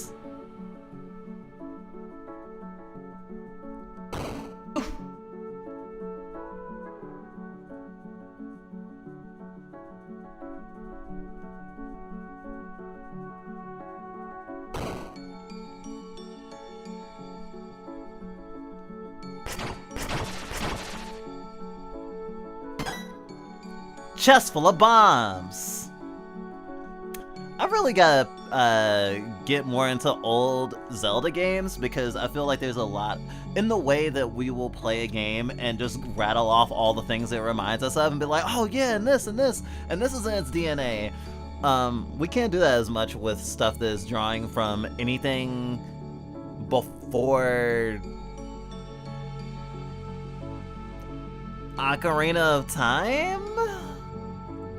And even then, We've never beaten a Zelda game. We've never beaten even one single Zelda game in our entire lives, I just realized. Insane. You can only carry one bomb at a time. Ah, bombs! Are you sure they're safe to handle? Be careful.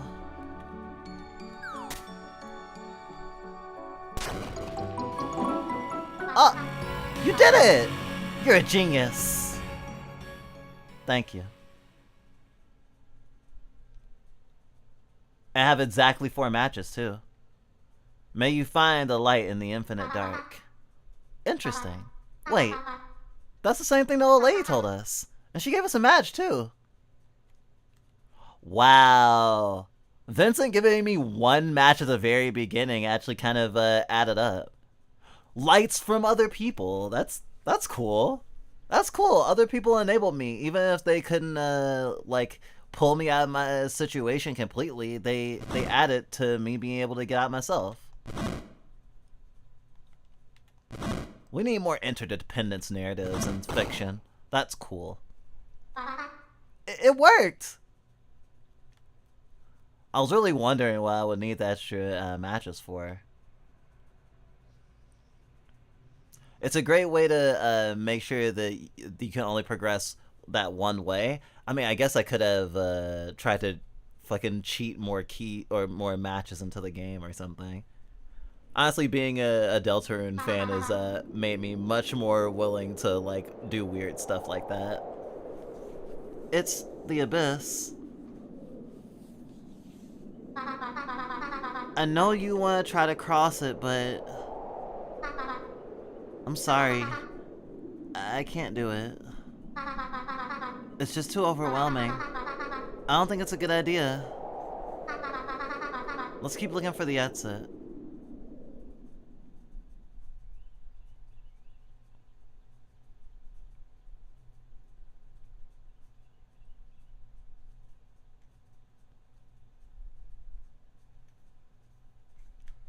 Zelda 1 is your favorite? I see. I mean, it is a classic. And, it is... I hate the fact that that cinema has such an overwhelming shadow over games that we have to go, oh, that this is the Citizen Kane of video games or whatever. It's like, Zelda is the Zelda of Zelda. Like, you know, it's dangerous to go alone. Which also feels in conversation with stuff that has nothing to do with video games, actually. What was it? It's, if you go alone, it's twice as far as you go alone.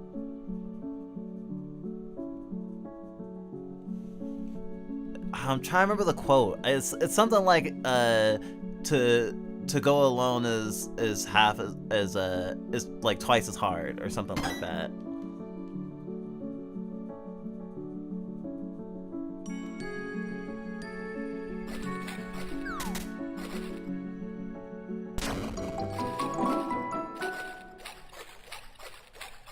I don't know, it always resonated with me. Despite the fact that in Zelda it's a joke, it's like, dangerous to go alone, take this.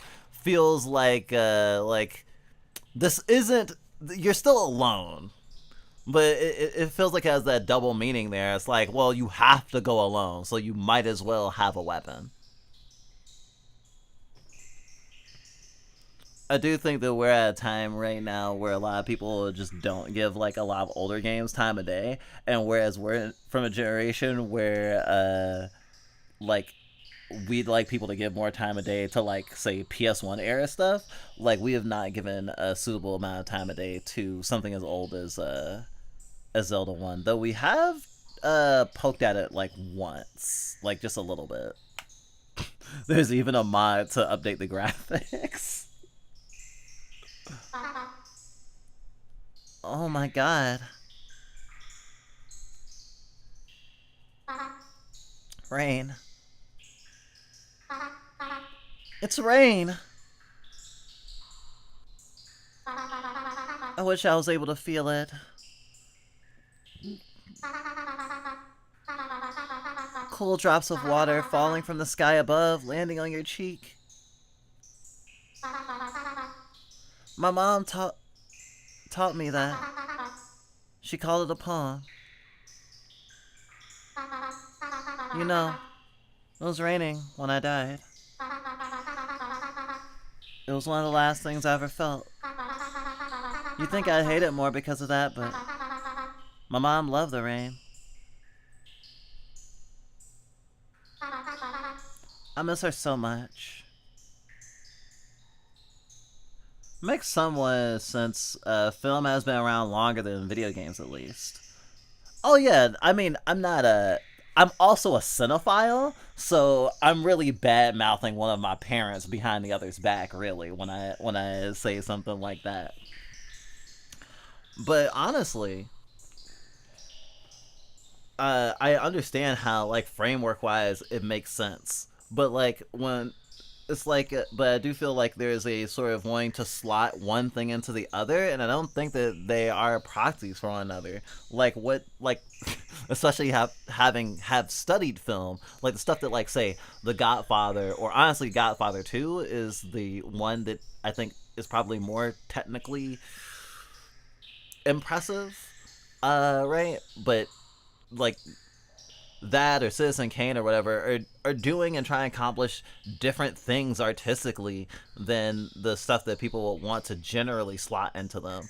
I mean, unless someone wants to say like LA Noir or something that is very specifically like sort of in the same vein as them. Although now I'm trying to think about it, it's like, is there any video games that take place, say, like One Flew Over the Cuckoo's Nest, like being in an asylum? That's not like just straight up like, oh, there's a horror game about like supernatural asylum craziness. Like, I'd love a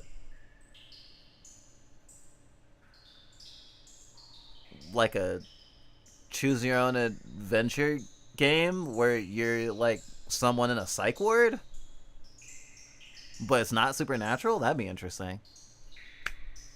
I guess a lot of like older or like very prestigious films have like this sort of, they have a stiffness in their respectability, and a lot of them don't play around in the same ways. Especially because you can experience a game completely differently. You can throw spoons at the screen for like I was gonna say Spoon Man. That one movie, The Room, but it doesn't fundamentally change the movie itself. Whereas with games, like, you can totally upend the context that the game establishes for like how its characters are acting by the nature of you interacting with it the way you are. Of course, some games play with that. You know, we got our one shots, we got our Undertales, got our the ghosts.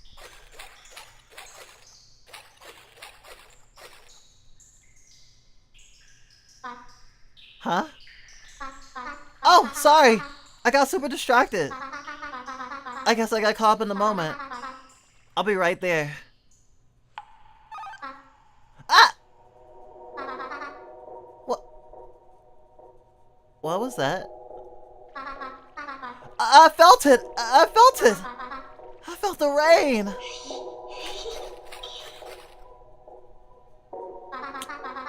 I thought I'd never be able to feel the rain again.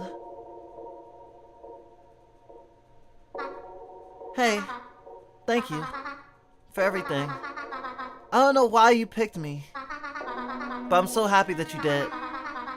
This has been the best adventure a ghost like me could ever hope for. Thank you so much. No, let's find that exit. See, if this game was a tragedy outright, this water would actually be from like the fountain or something. It'd be a single drop that exorcised her. I'm glad that is not what happened. Also, that reminded me of Ghost Touches in like VR chat. Is that the abyss? It looks so crazy from up here.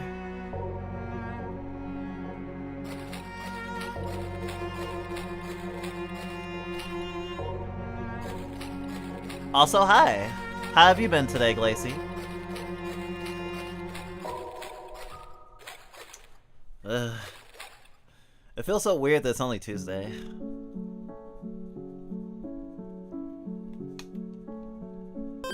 Now I'll save my poggers.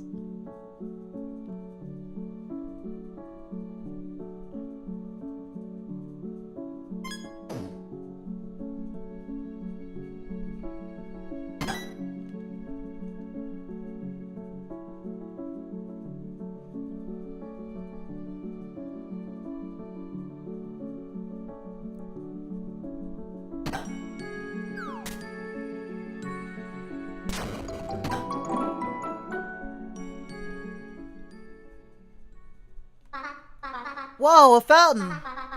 That's pretty convenient. If there's anything we need to do in the previous area, we should probably do it now. I'm not exactly sure what will happen after we press that green button.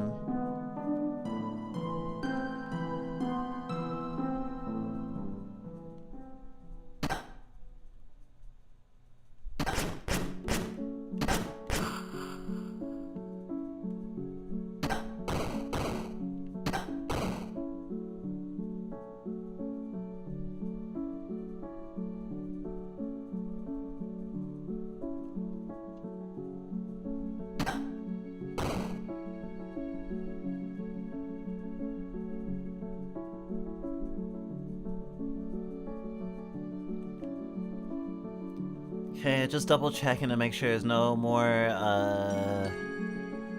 legions in the wall.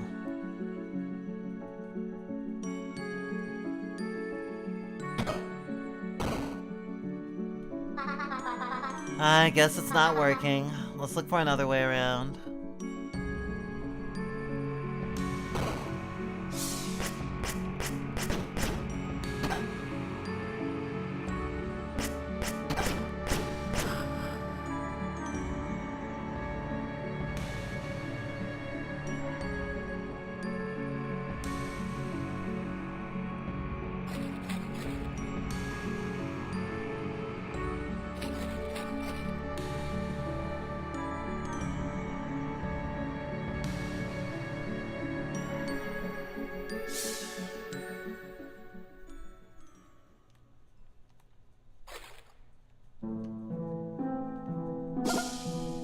That's like the fewest amount of health I've ever fucking healed.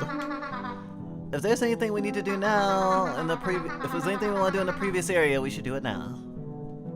We will continue. Something feels off. Wait, watch out! Oh. I don't know why, but I thought something bad was about to happen. But I guess everything's fine. Sorry about that. Let's go push the switch.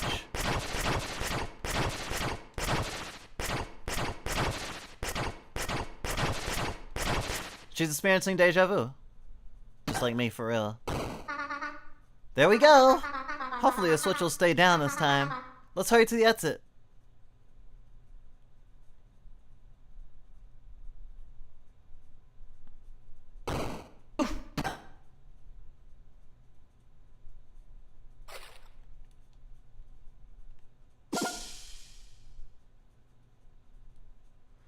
When this game has no music, you know it's doing something on purpose.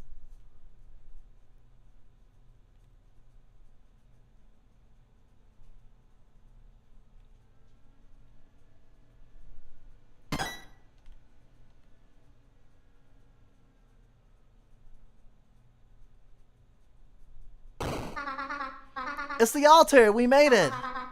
This is just down the other side of that door.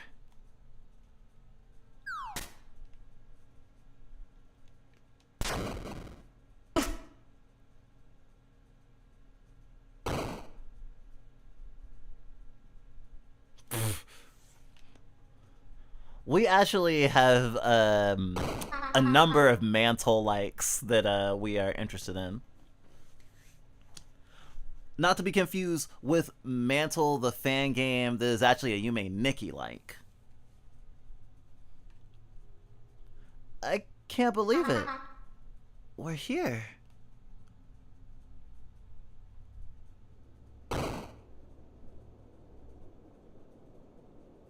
Wait, what? Wait, for real? That was way too easy! Do you hear that? It's rain. It's the outside!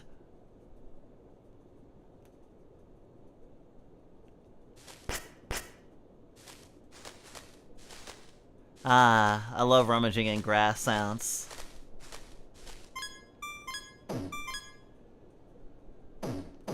I was never able to find the thing. But it didn't seem to be anything else yet.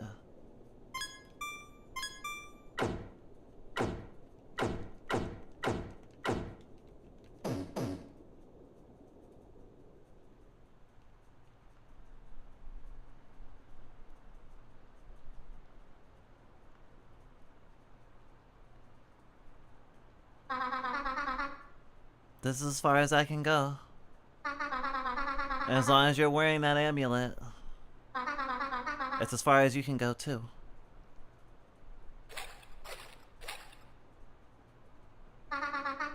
If I possess you, I can remove the amulet, giving me full control of your body, and making you the ghost trapped inside the amulet.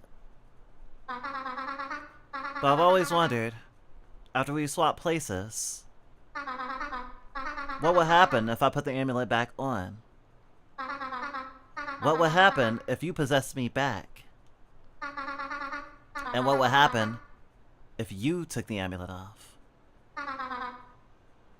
Would it work? Would everything go back to normal? Would you finally be free?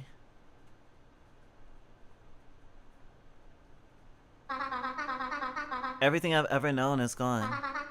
Faded away. My mom. My dad. My little sister. There's nothing for me out there. And there hasn't been for a really long time. You! You still have a chance. You still have a life. You still have a family, friends, an entire world that you were born to live in.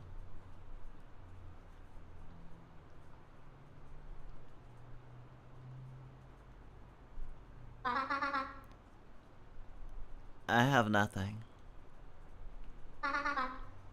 I am nothing. I'm a ghost.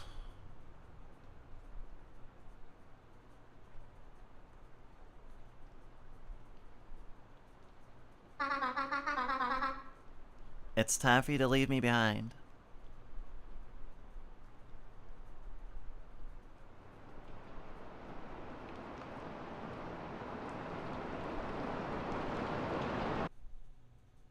What? Ah! Yeah? I guess you're just gonna do it, huh?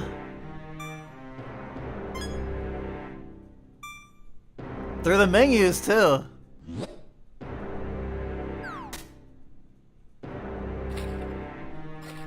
Yo, I'm a ghost now. Cool. B got the amulet. It's gonna be funny if it doesn't fucking work, though.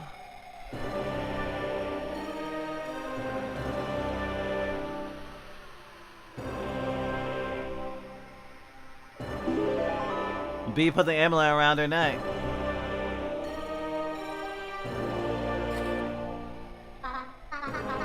Now take your body back. Possess me and remove the amulet.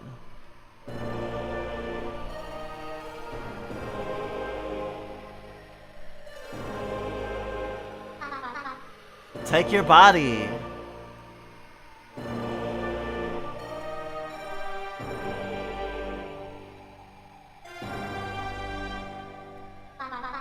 What are you waiting for?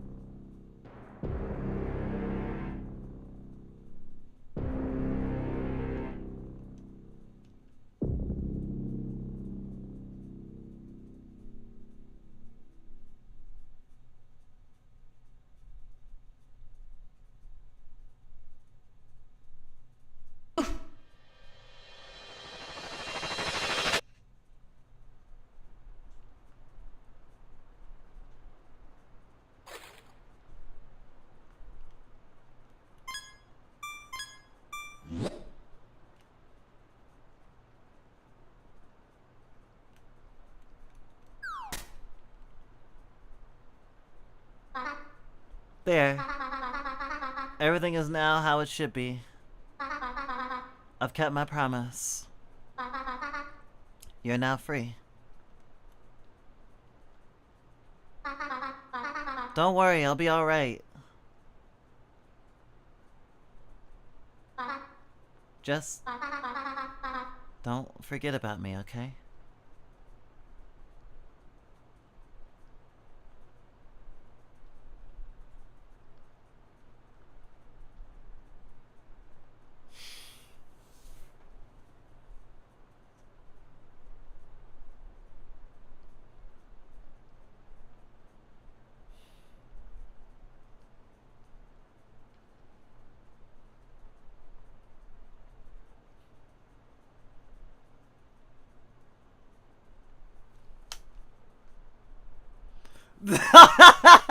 This like, oh, Lee, are you sure?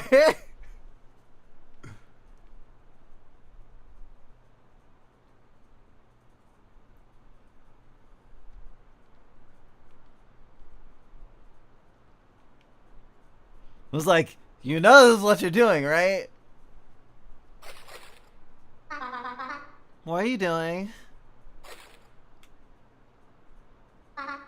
Stop! No, you're free! You're supposed to leave! Why aren't you leaving? No, no, stop!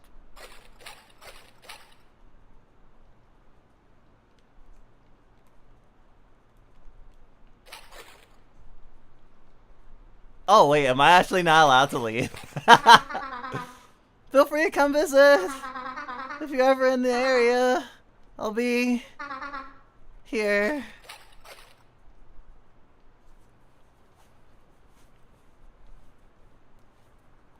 You said stop and no. A lot, actually.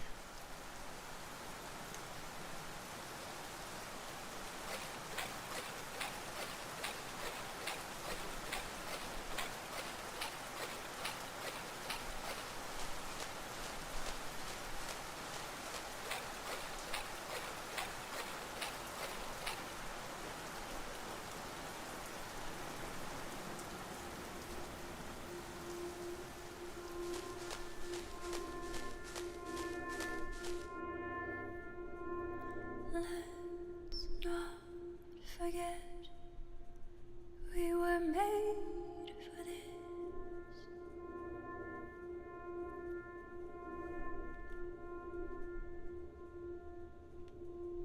Take all your clothes and your happiness.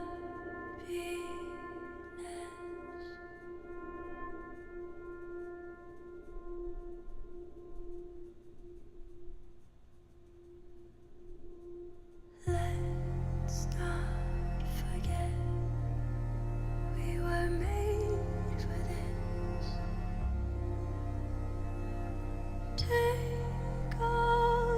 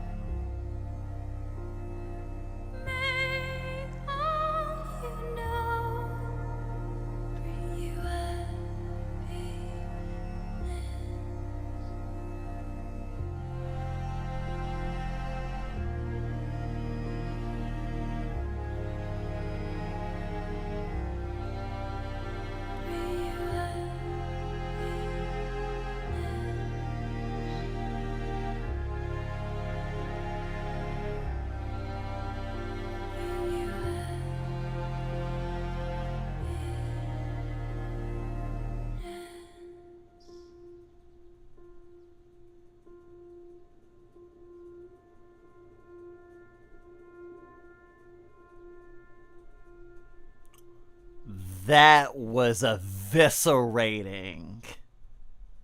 Honestly, I couldn't not think of Jax. You're not supposed to miss me. You're not supposed to love me. All this stuff.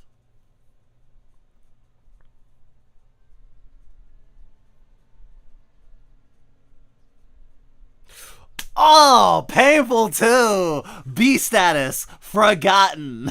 Player status, deceased. Yeah, walking into the abyss sounds like it would have been a much better fate for both of them. That really, Oh, me idling on the password screen. Me idling on the password screen counted towards my playtime. I was like, I have not been, this did not take me almost 6 hours, actually. I just had the password screen up for like a while beforehand.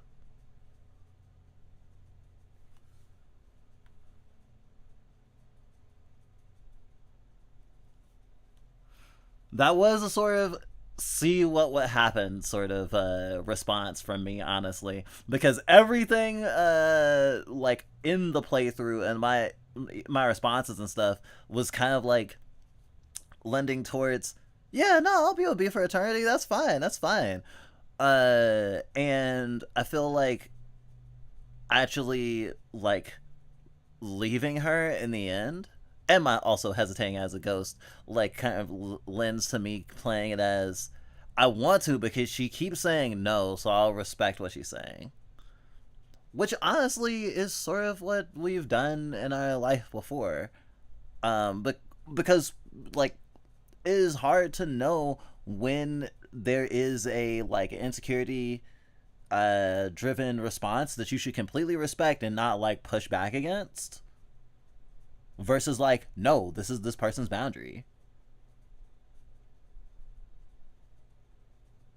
Of course, in the situation with this is like B has no autonomy otherwise, which also makes it feel so much more important to be like, oh, I want to respect B's wishes, in the sense that like she doesn't have her wishes respected generally. She just gets to rot. Although this was a wish that actually was bad, actually. But I also don't like the idea of going back to get this ending. If later on I feel way more better about the rest of the narrative. It just felt, I don't know, it felt away. I was like, no, stop, don't do it. It's like, yeah, it would have been fine. Or at least better than what we got, right?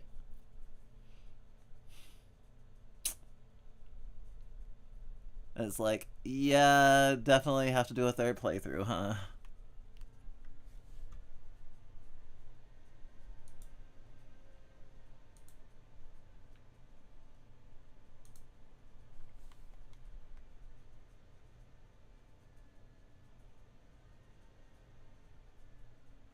Oh, it quits you out as soon as you, wow. Oh! 10% of players! Ah!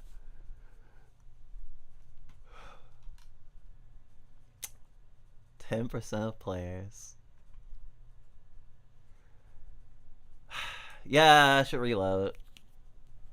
Instead of doing a whole nother playthrough.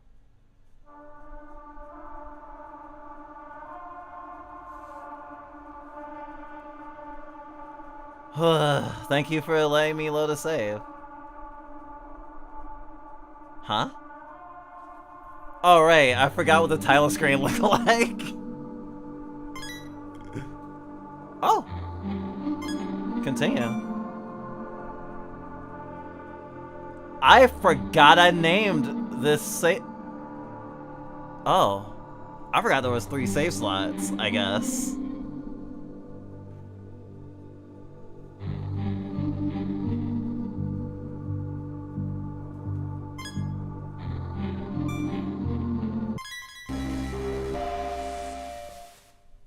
Wow.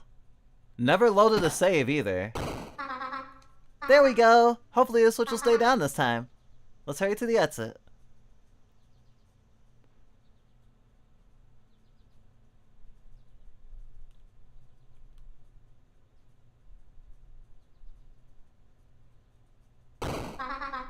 That's the altar! We made it! That's just on the other side of this door.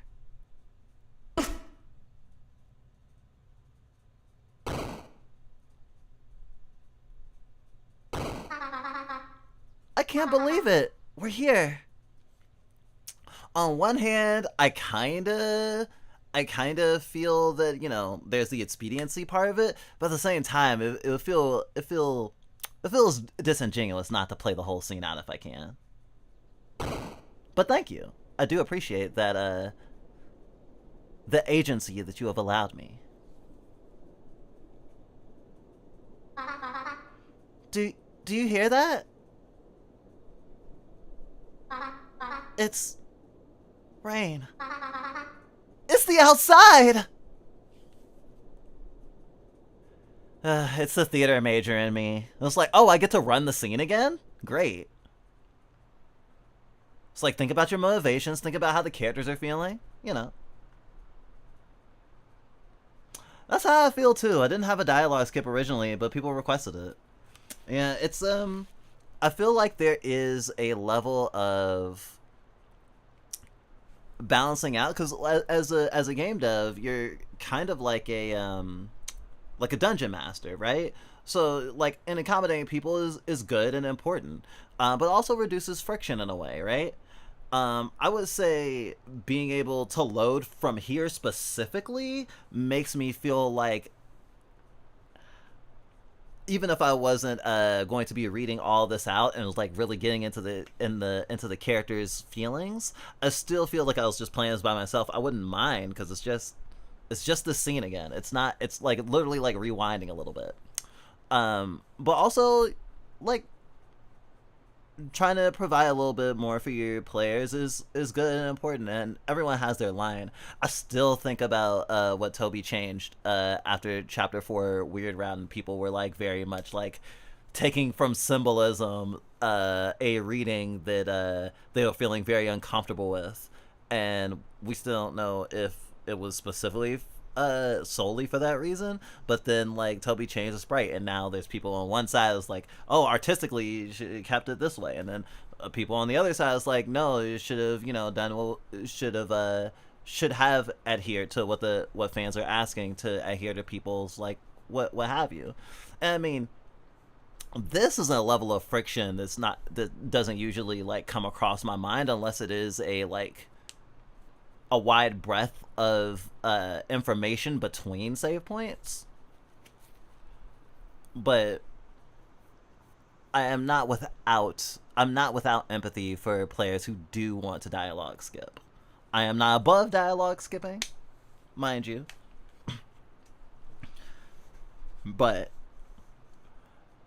I mean, shit, that's one of the most important things to have in a like a visual novel, and I love those.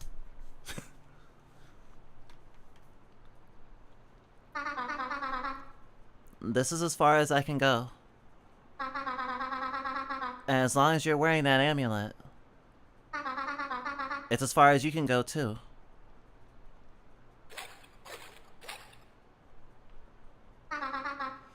If I possess you, I can remove the amulet, giving me full control of your body, and making you the ghost trapped inside the amulet. But I've always wondered, after we swap places, what would happen if I put the amulet back on? What would happen if you possessed me back? And what would happen if you took the amulet off? Would it work? Would everything go back to normal? Would you finally be free?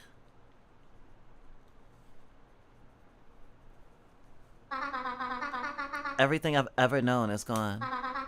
Faded away. My mom. My dad. My little sister. There's nothing for me out there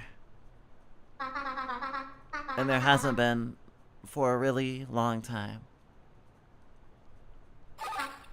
You! You still have a chance. You still have a life. You still have a family, friends, an entire world that you were born to live in.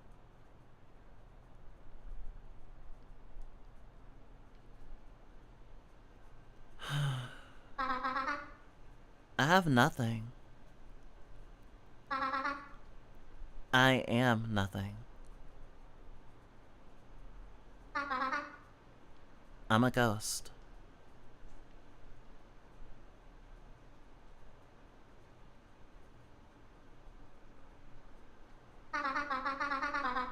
It's time for you to leave me behind.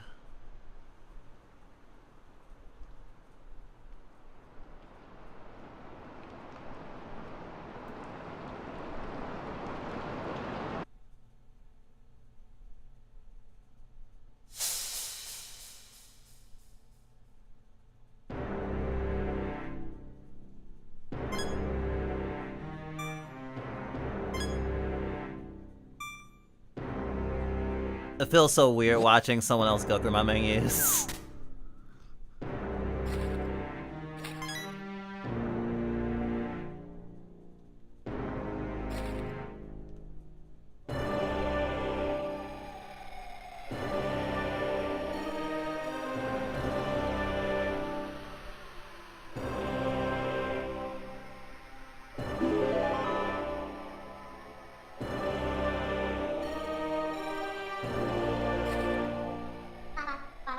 Now, take your body back.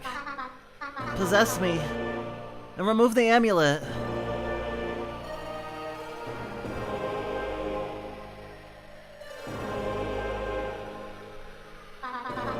Take your body!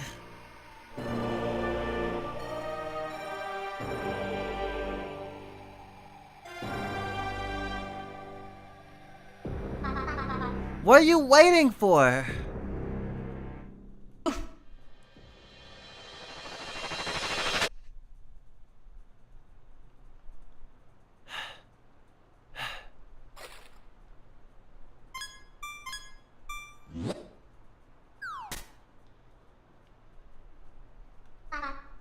There. Everything is now how it should be. I've kept my promise. You are now free. Don't worry, I'll be alright. Just don't forget about me, okay?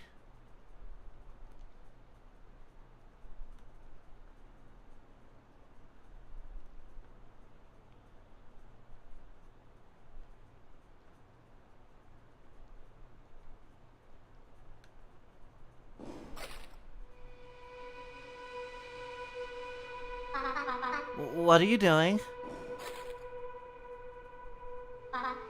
Stop! No, you're free! You're supposed to leave! Why aren't you leaving? No! No! Stop! Stop! What the hell are you doing? You're free now! You're supposed to leave! Why are you coming back?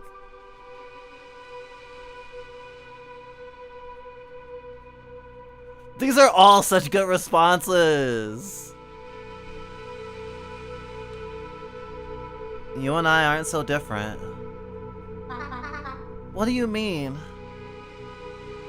I'm alone in this world, just like you. There's no one waiting for you? You don't have a family out there? Friends? Nope. But I thought...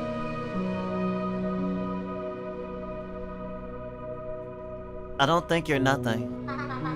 Of course I am! I'm a useless ghost! I'm useless! I'm worthless! I'm a burden! No, you're not. No, no, no. It's only a matter of time before I mess something up again. I'm just gonna drag you down. You're gonna hate me. I'm worthless. You're worth something to me?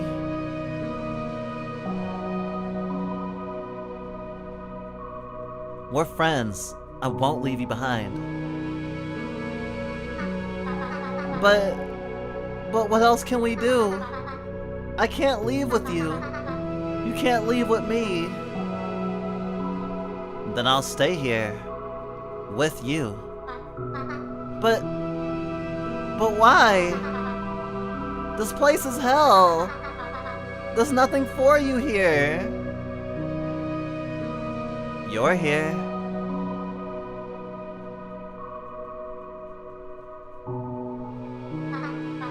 Well, if you're really gonna stay, then what do we do now?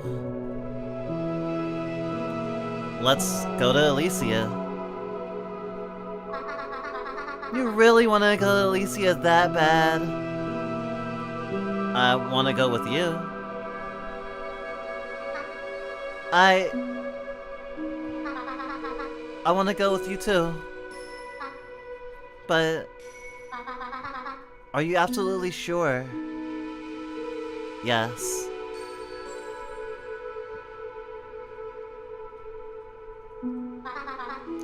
Will we be okay? We will, I promise. Okay. Okay! Elysia, huh?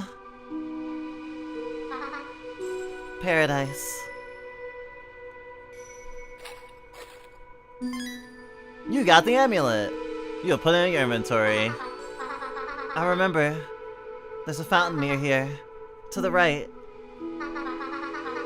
You should heal yourself up.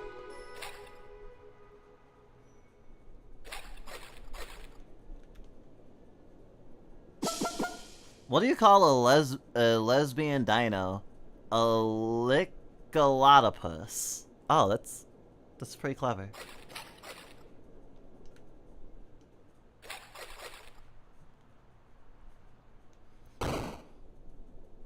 It was fucking insane that they were like posted right outside the dungeon, and it's also fucked up that they honestly right outside the dungeon looks like how I would imagine Elysia to be based on the warden's description of it.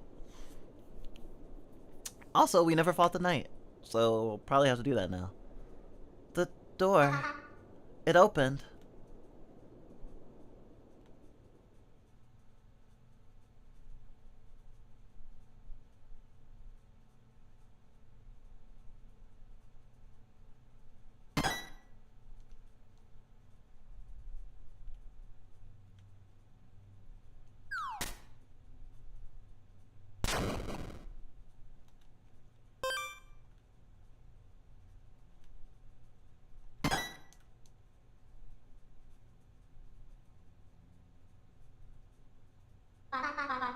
Before we leave, if there's anything we need to do here, we should probably do it now.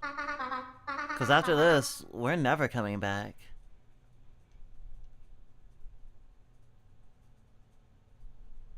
I mean, I didn't get... Oh, right. I didn't get any more, items, but, I don't know if that's a problem right now.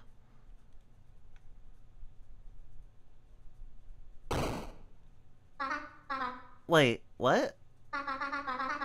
Did one of the torches go out?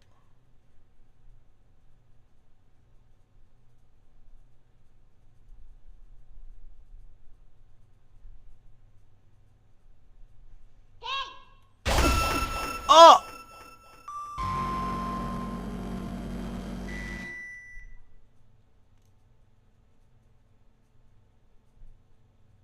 That was my first game over.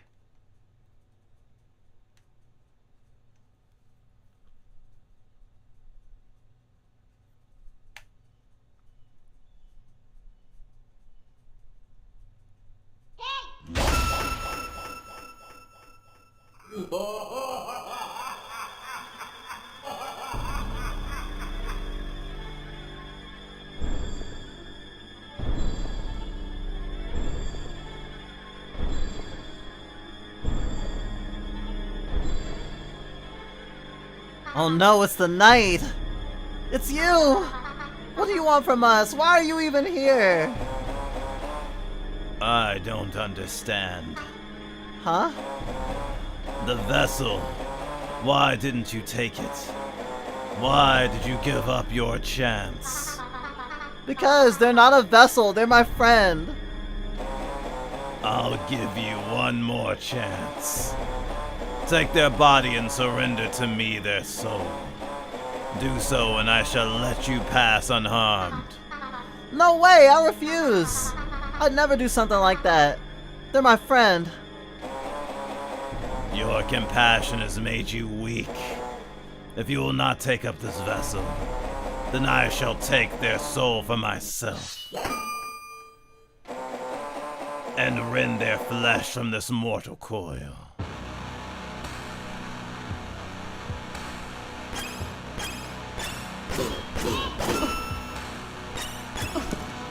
Ah! Ah!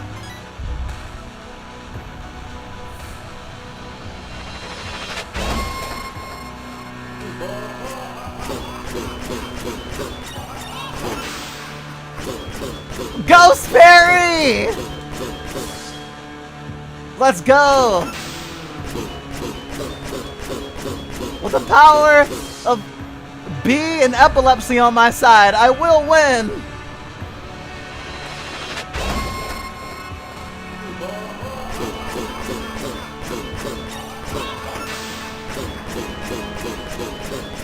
Shank battle, shank battle.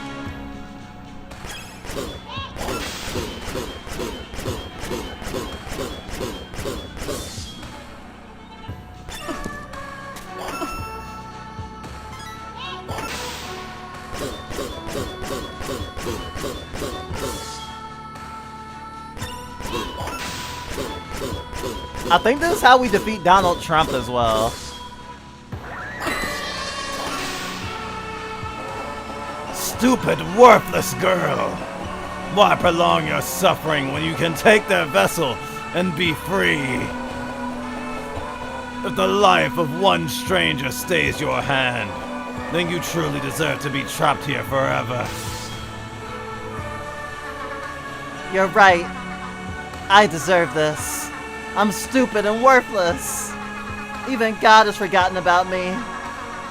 But that's not true anymore. Because I have them. And they believe in me when no one else has. And if they can do that, then I can do anything. And we can do anything and everything together. Including kicking your ass. Then it is decided. I shall awaken you from this dream with a choir of splintered bones and snapping sinews.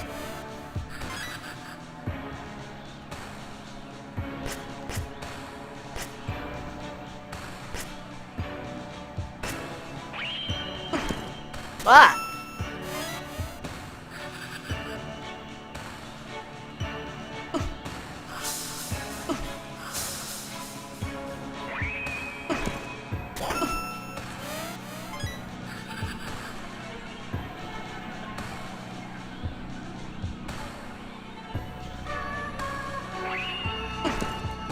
Shit!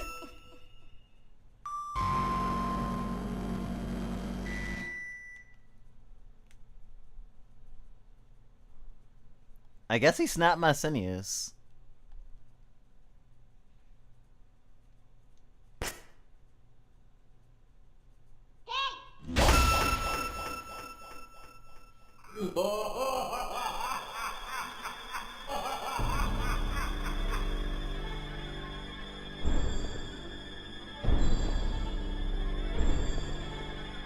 The Cackle Master.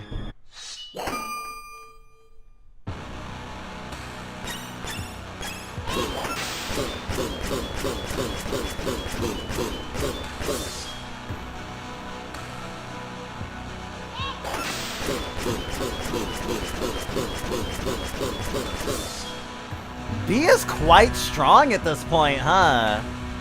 Blocking sword attacks?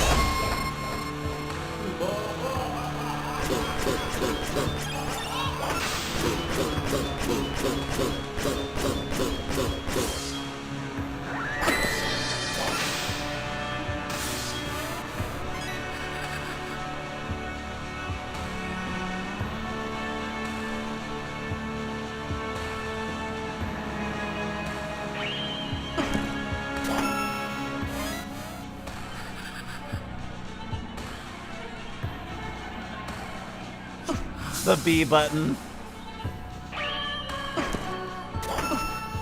Damn.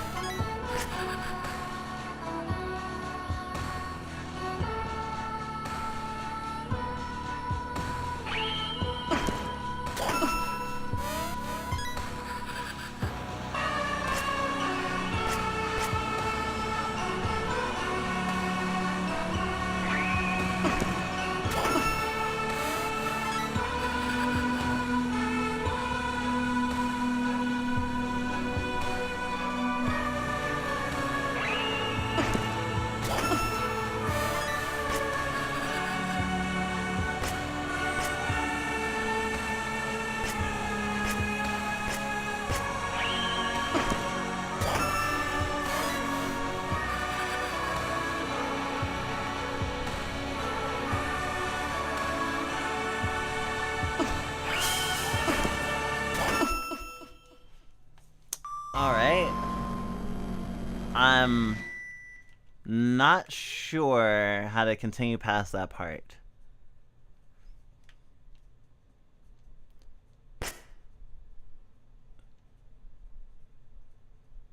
There's no reaction from B. So maybe I need to attack at the same time?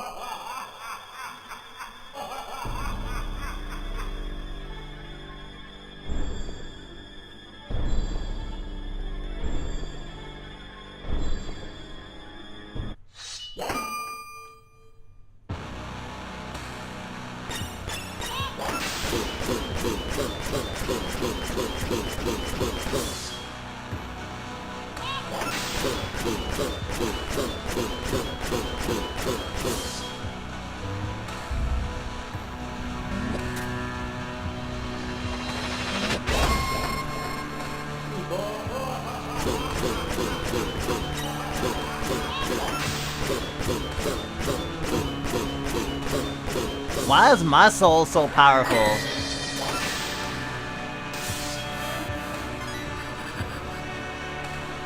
Why do you want my soul? There's so many souls in this goddamn dungeon.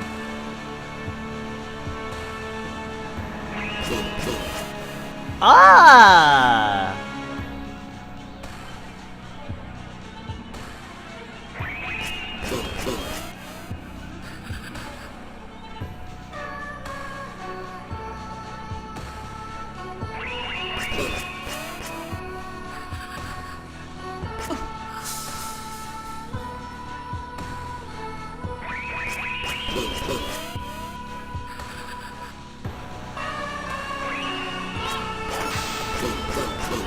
Thanks, B!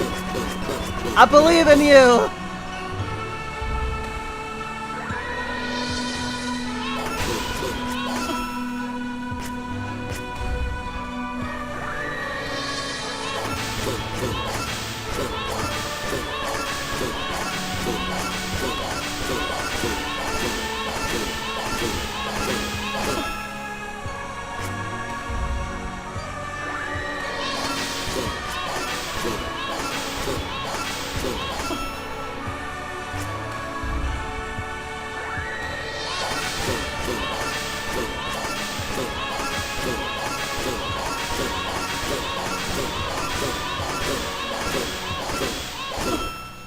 Ah! Shit.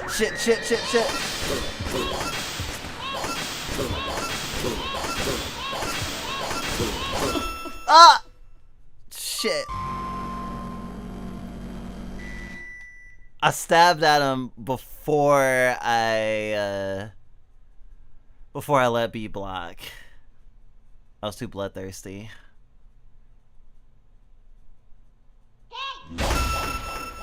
Okay, the hallway felt longer that time.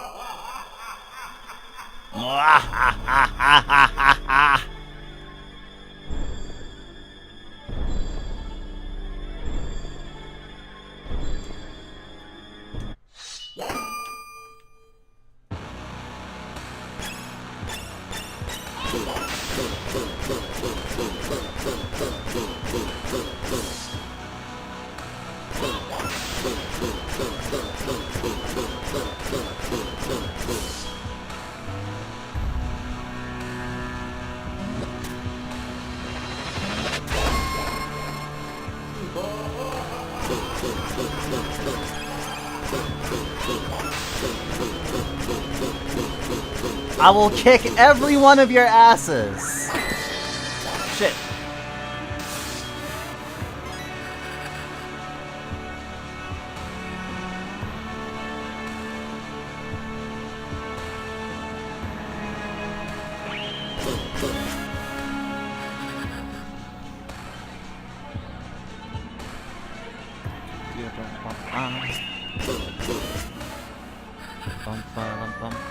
La la la la la la. Ah!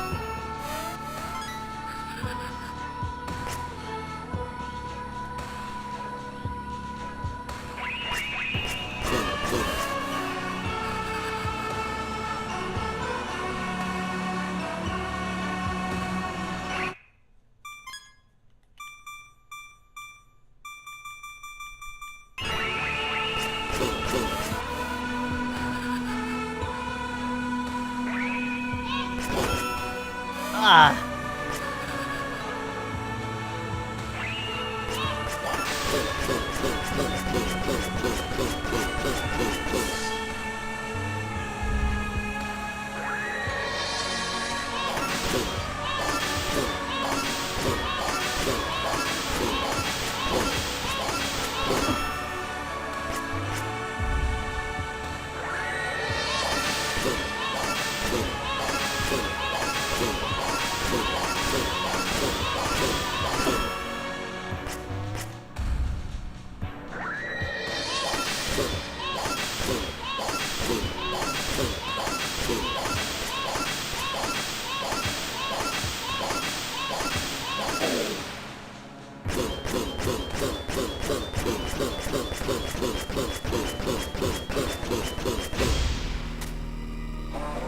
Enough! What? You giving up or something, you big coward? No.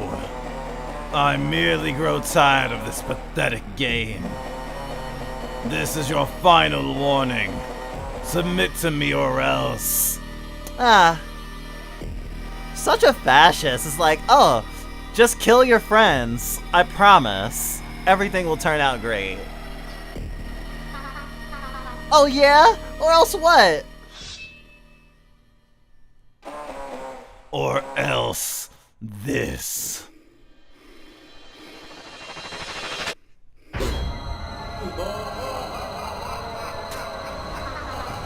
Grab my hand!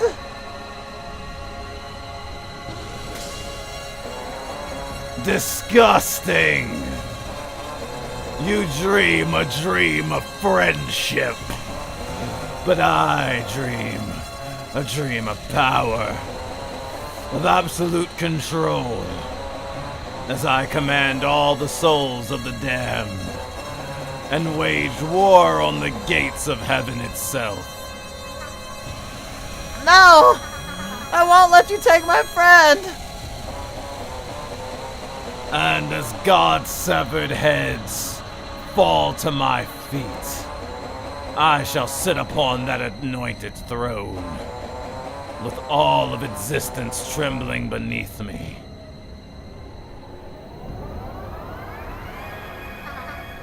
No! And with one voice there shall shout my name on high.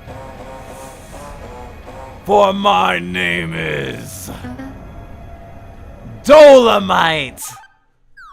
Dolomite? Wait, is that like your mom? That voice. Oh. Oh! Nazarene. After all this time, you're...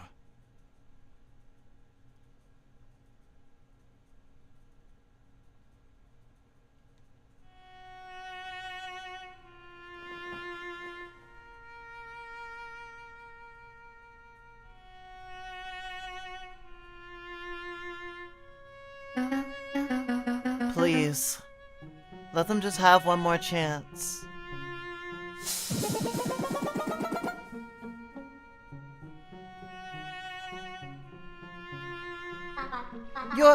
You're okay! Thank goodness! Mazarine, what are you doing? You bastard. Huh? You promised me that you wouldn't come back! You promised me you would live your life! But I couldn't just leave you down here. And then, even when you do break your promise to come save me, this is what you're doing? Trying to slay God? Are you serious?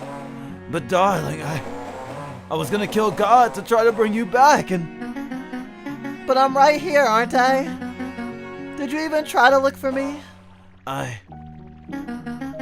First it was the gambling, and then you falling for those pyramid schemes, and now this. My mother was right about you. No, wait, I'm sorry, I thought I lost you. No, I don't want to hear any of your excuses. I just want you to take all the poor souls you consumed and put them back where you found them. Yes, darling.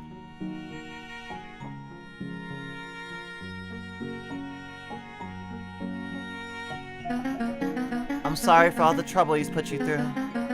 I'll make sure he sets things right. Now go on. The abyss is waiting.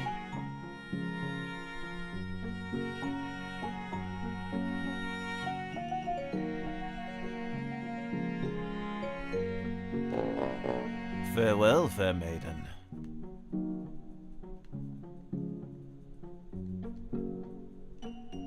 I guess I don't need the knife anymore. It's probably stuck pretty deep in the ground anyway.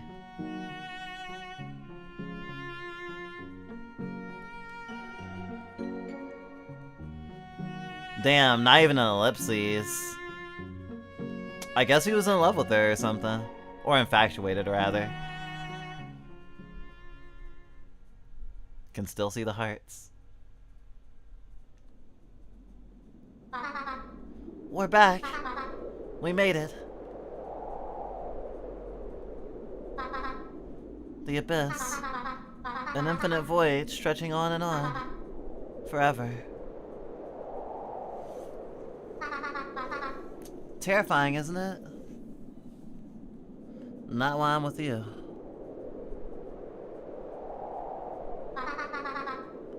No matter what happens, no matter how long it takes, I promise I'll be with you 100% of the way. We'll make it to that paradise. Ready? Moving to the right for eternity. Yeah, it took a couple of tries to get the knight down. Every different phase of the fight provided its own challenges. But what really internalized to finish was the segment where it be guards for us. I kept guard stab, guard stab, guard stab, guard stab, guard stab. But then I was like, well, I don't need to be greedy. I just need to survive. And I stopped trying to stab every time I had B block. I just had B block over and over again, and then suddenly B was holding him down and I was stabbing the shit out of him.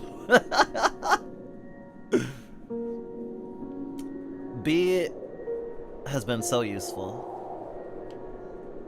Wait, I think I see something.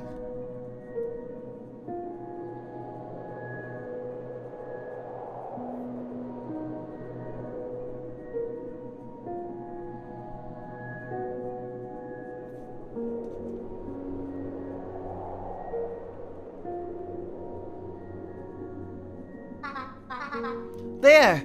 Over there!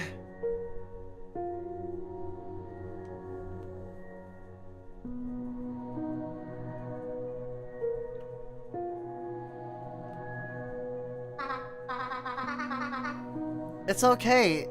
It's like a little tiny paradise.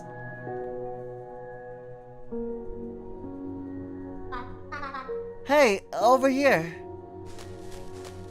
Oh. Heck. is just a patch of flowers in the middle of the darkness.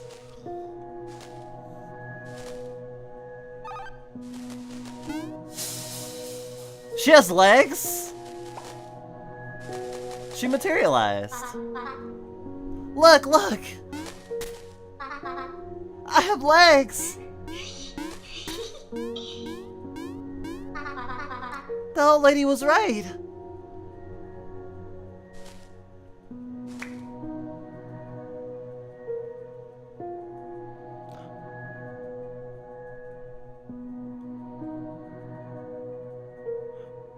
So that major piece of key art that's like at the end of the trailer and stuff, where B is like just standing here, presumably with legs, holding this flower. She's here. She's here. How do I look?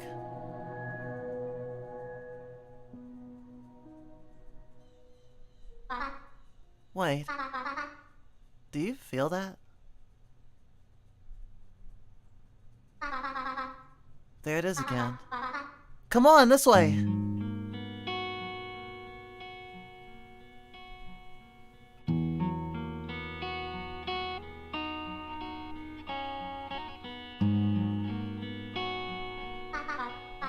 The abyss. It's trying to tell us something, isn't it? I feel something. Deep in my heart. It feels peaceful. It really is out there, isn't it? Alicia.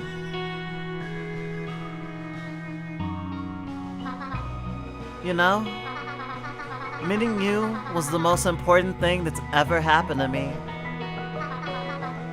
If it wasn't for you, I would have never known. Thank you for being with me. And for being you.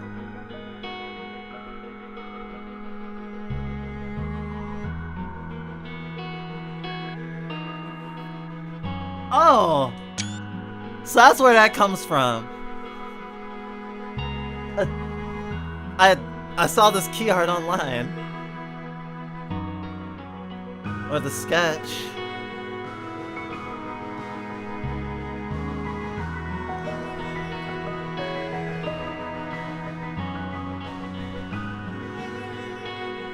B resides here. She calls you a hero. And when she's with you, you feel like you can do anything.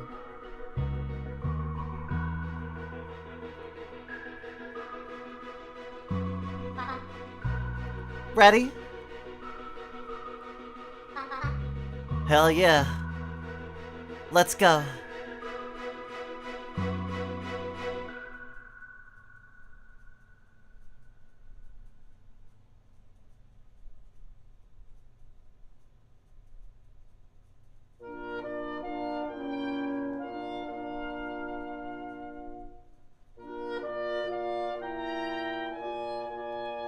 The classic music choices were really well placed.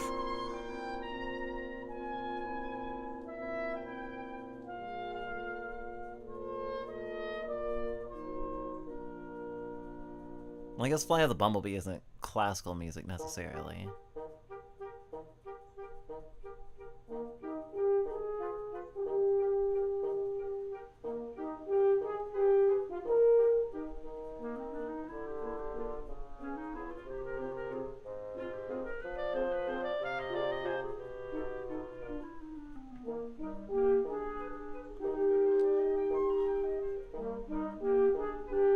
The head of our film department once told us never to put music in your movie that was better than your movie. But what I think it really is that if you put something in, if you put music or like a sound thing into your multimedia piece of art, like a video game or a movie or a TV show, then the weight of itself will also be there. So it doesn't even have to be better. It's just something that pulls attention away in a way that doesn't complement your piece. So like, if you use music that doesn't fit the tone, or you choose music that has such a pop culture like context, then like it will like sort of distract, or it'll take aggro away. And I feel that when choosing like stuff that's like public domain, especially, you're dipping your hand into the public consciousness. So what you pull, if you're choosing music from there, if you're choosing music that is widely recognized, then you can use it to your benefit depending on the context in which you play it. I don't know, the Flight of the Bumblebee in particular was like really well placed, I felt like. And considering the OST has like an abundance of great original music, it like really, it made it feel as though it wasn't grasping. It was like, this is put here very specifically, this wasn't put here because, and I can't know this, because, oh, I just needed something here. Because there are so many good tracks.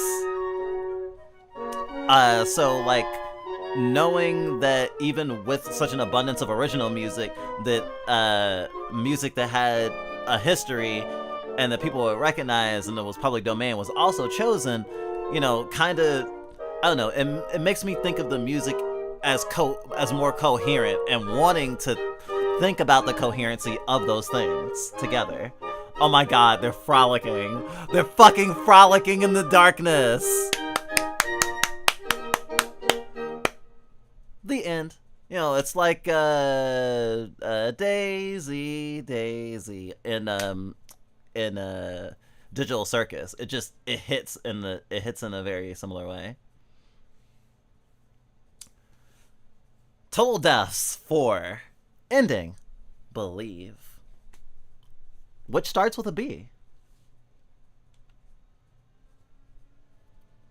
I do think it's really funny. It's just like, oh yeah, you finished the game, so now you're gonna so now you want to go back to the title screen, but you have to close the game actually. There are still achievements I do not have.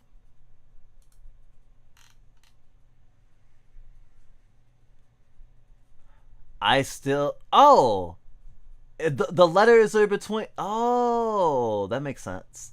I did not get all the secret treasures. I did not collect all the letters. I have not talked to a slime. I have not killed a zombie.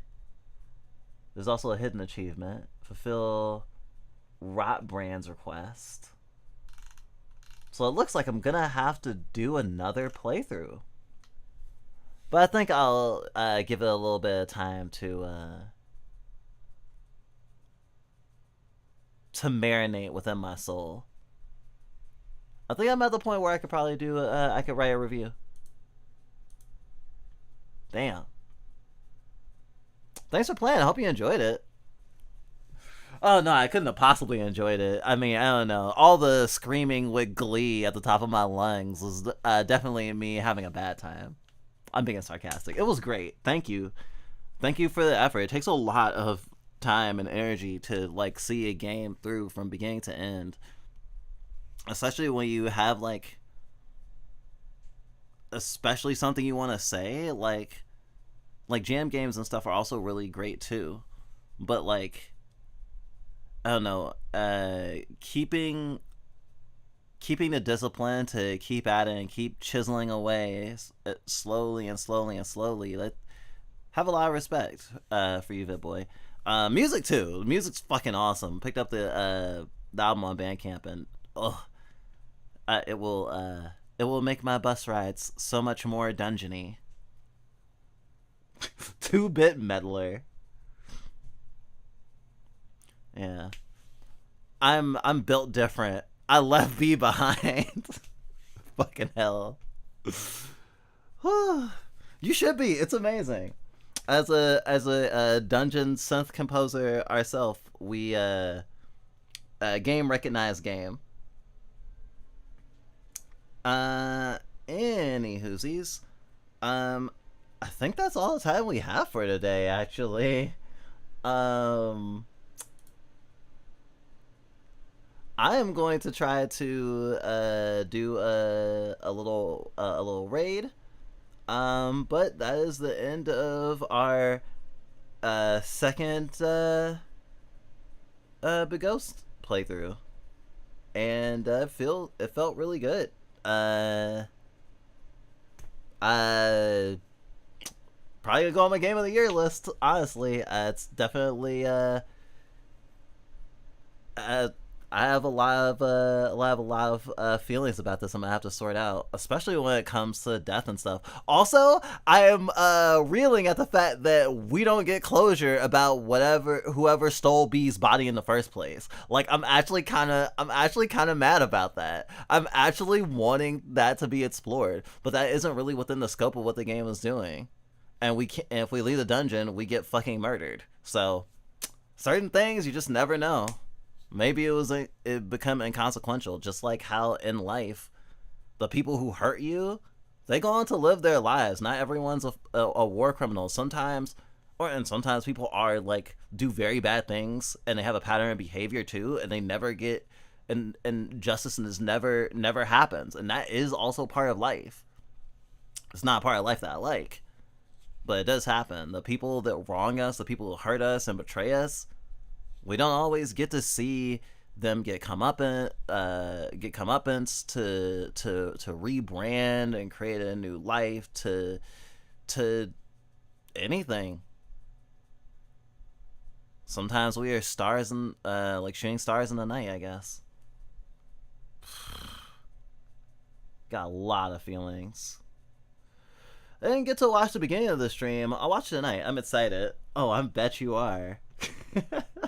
Yeah, 5 hours of hearing us screaming, and no one told us our sound was off. So I really hope that our sound was decent for the duration of the stream. We did play with it here and there, but definitely I'll try to get this uploaded soon as well. Even though obviously the YouTube vibe will exist. I want to say thank you, YouTube. At the same time, I also don't. Fuck YouTube.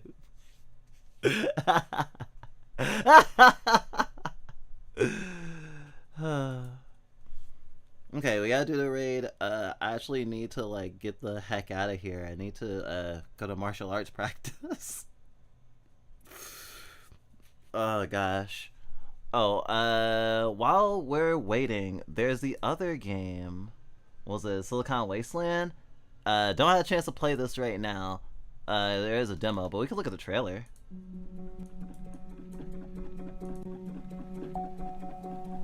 Things to be excited about. I envy your heart. Seeing all that love and tenderness sprouting in the darkness. Usually flowers wilt and die under those conditions.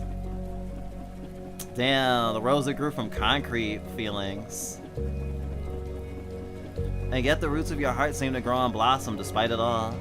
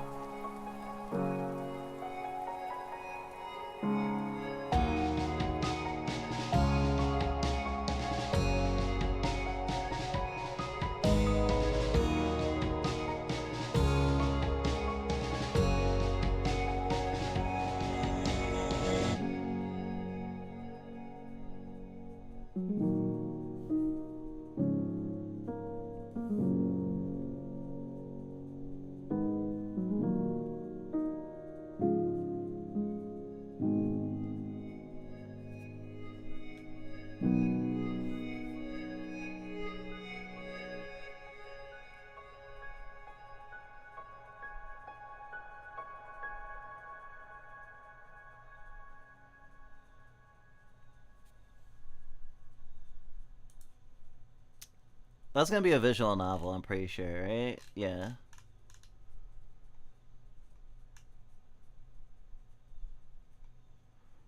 After experiencing a cryptic dream, a lone android awakens to the wind and the rain of a quiet apocalypse. Follow Silica as the assets of her mysterious circumstances as she assesses her mysterious circumstances in an abandoned warehouse. This demo contains a prologue chapter as well as the first major scene of the main story content of Silicon Wasteland, a kinetic visual novel set during the twilight years of humanity. Approximate demo completion time 25 minutes. Alright. Heading out. Please take care of yourselves out there in the world. And I don't know, just be kind.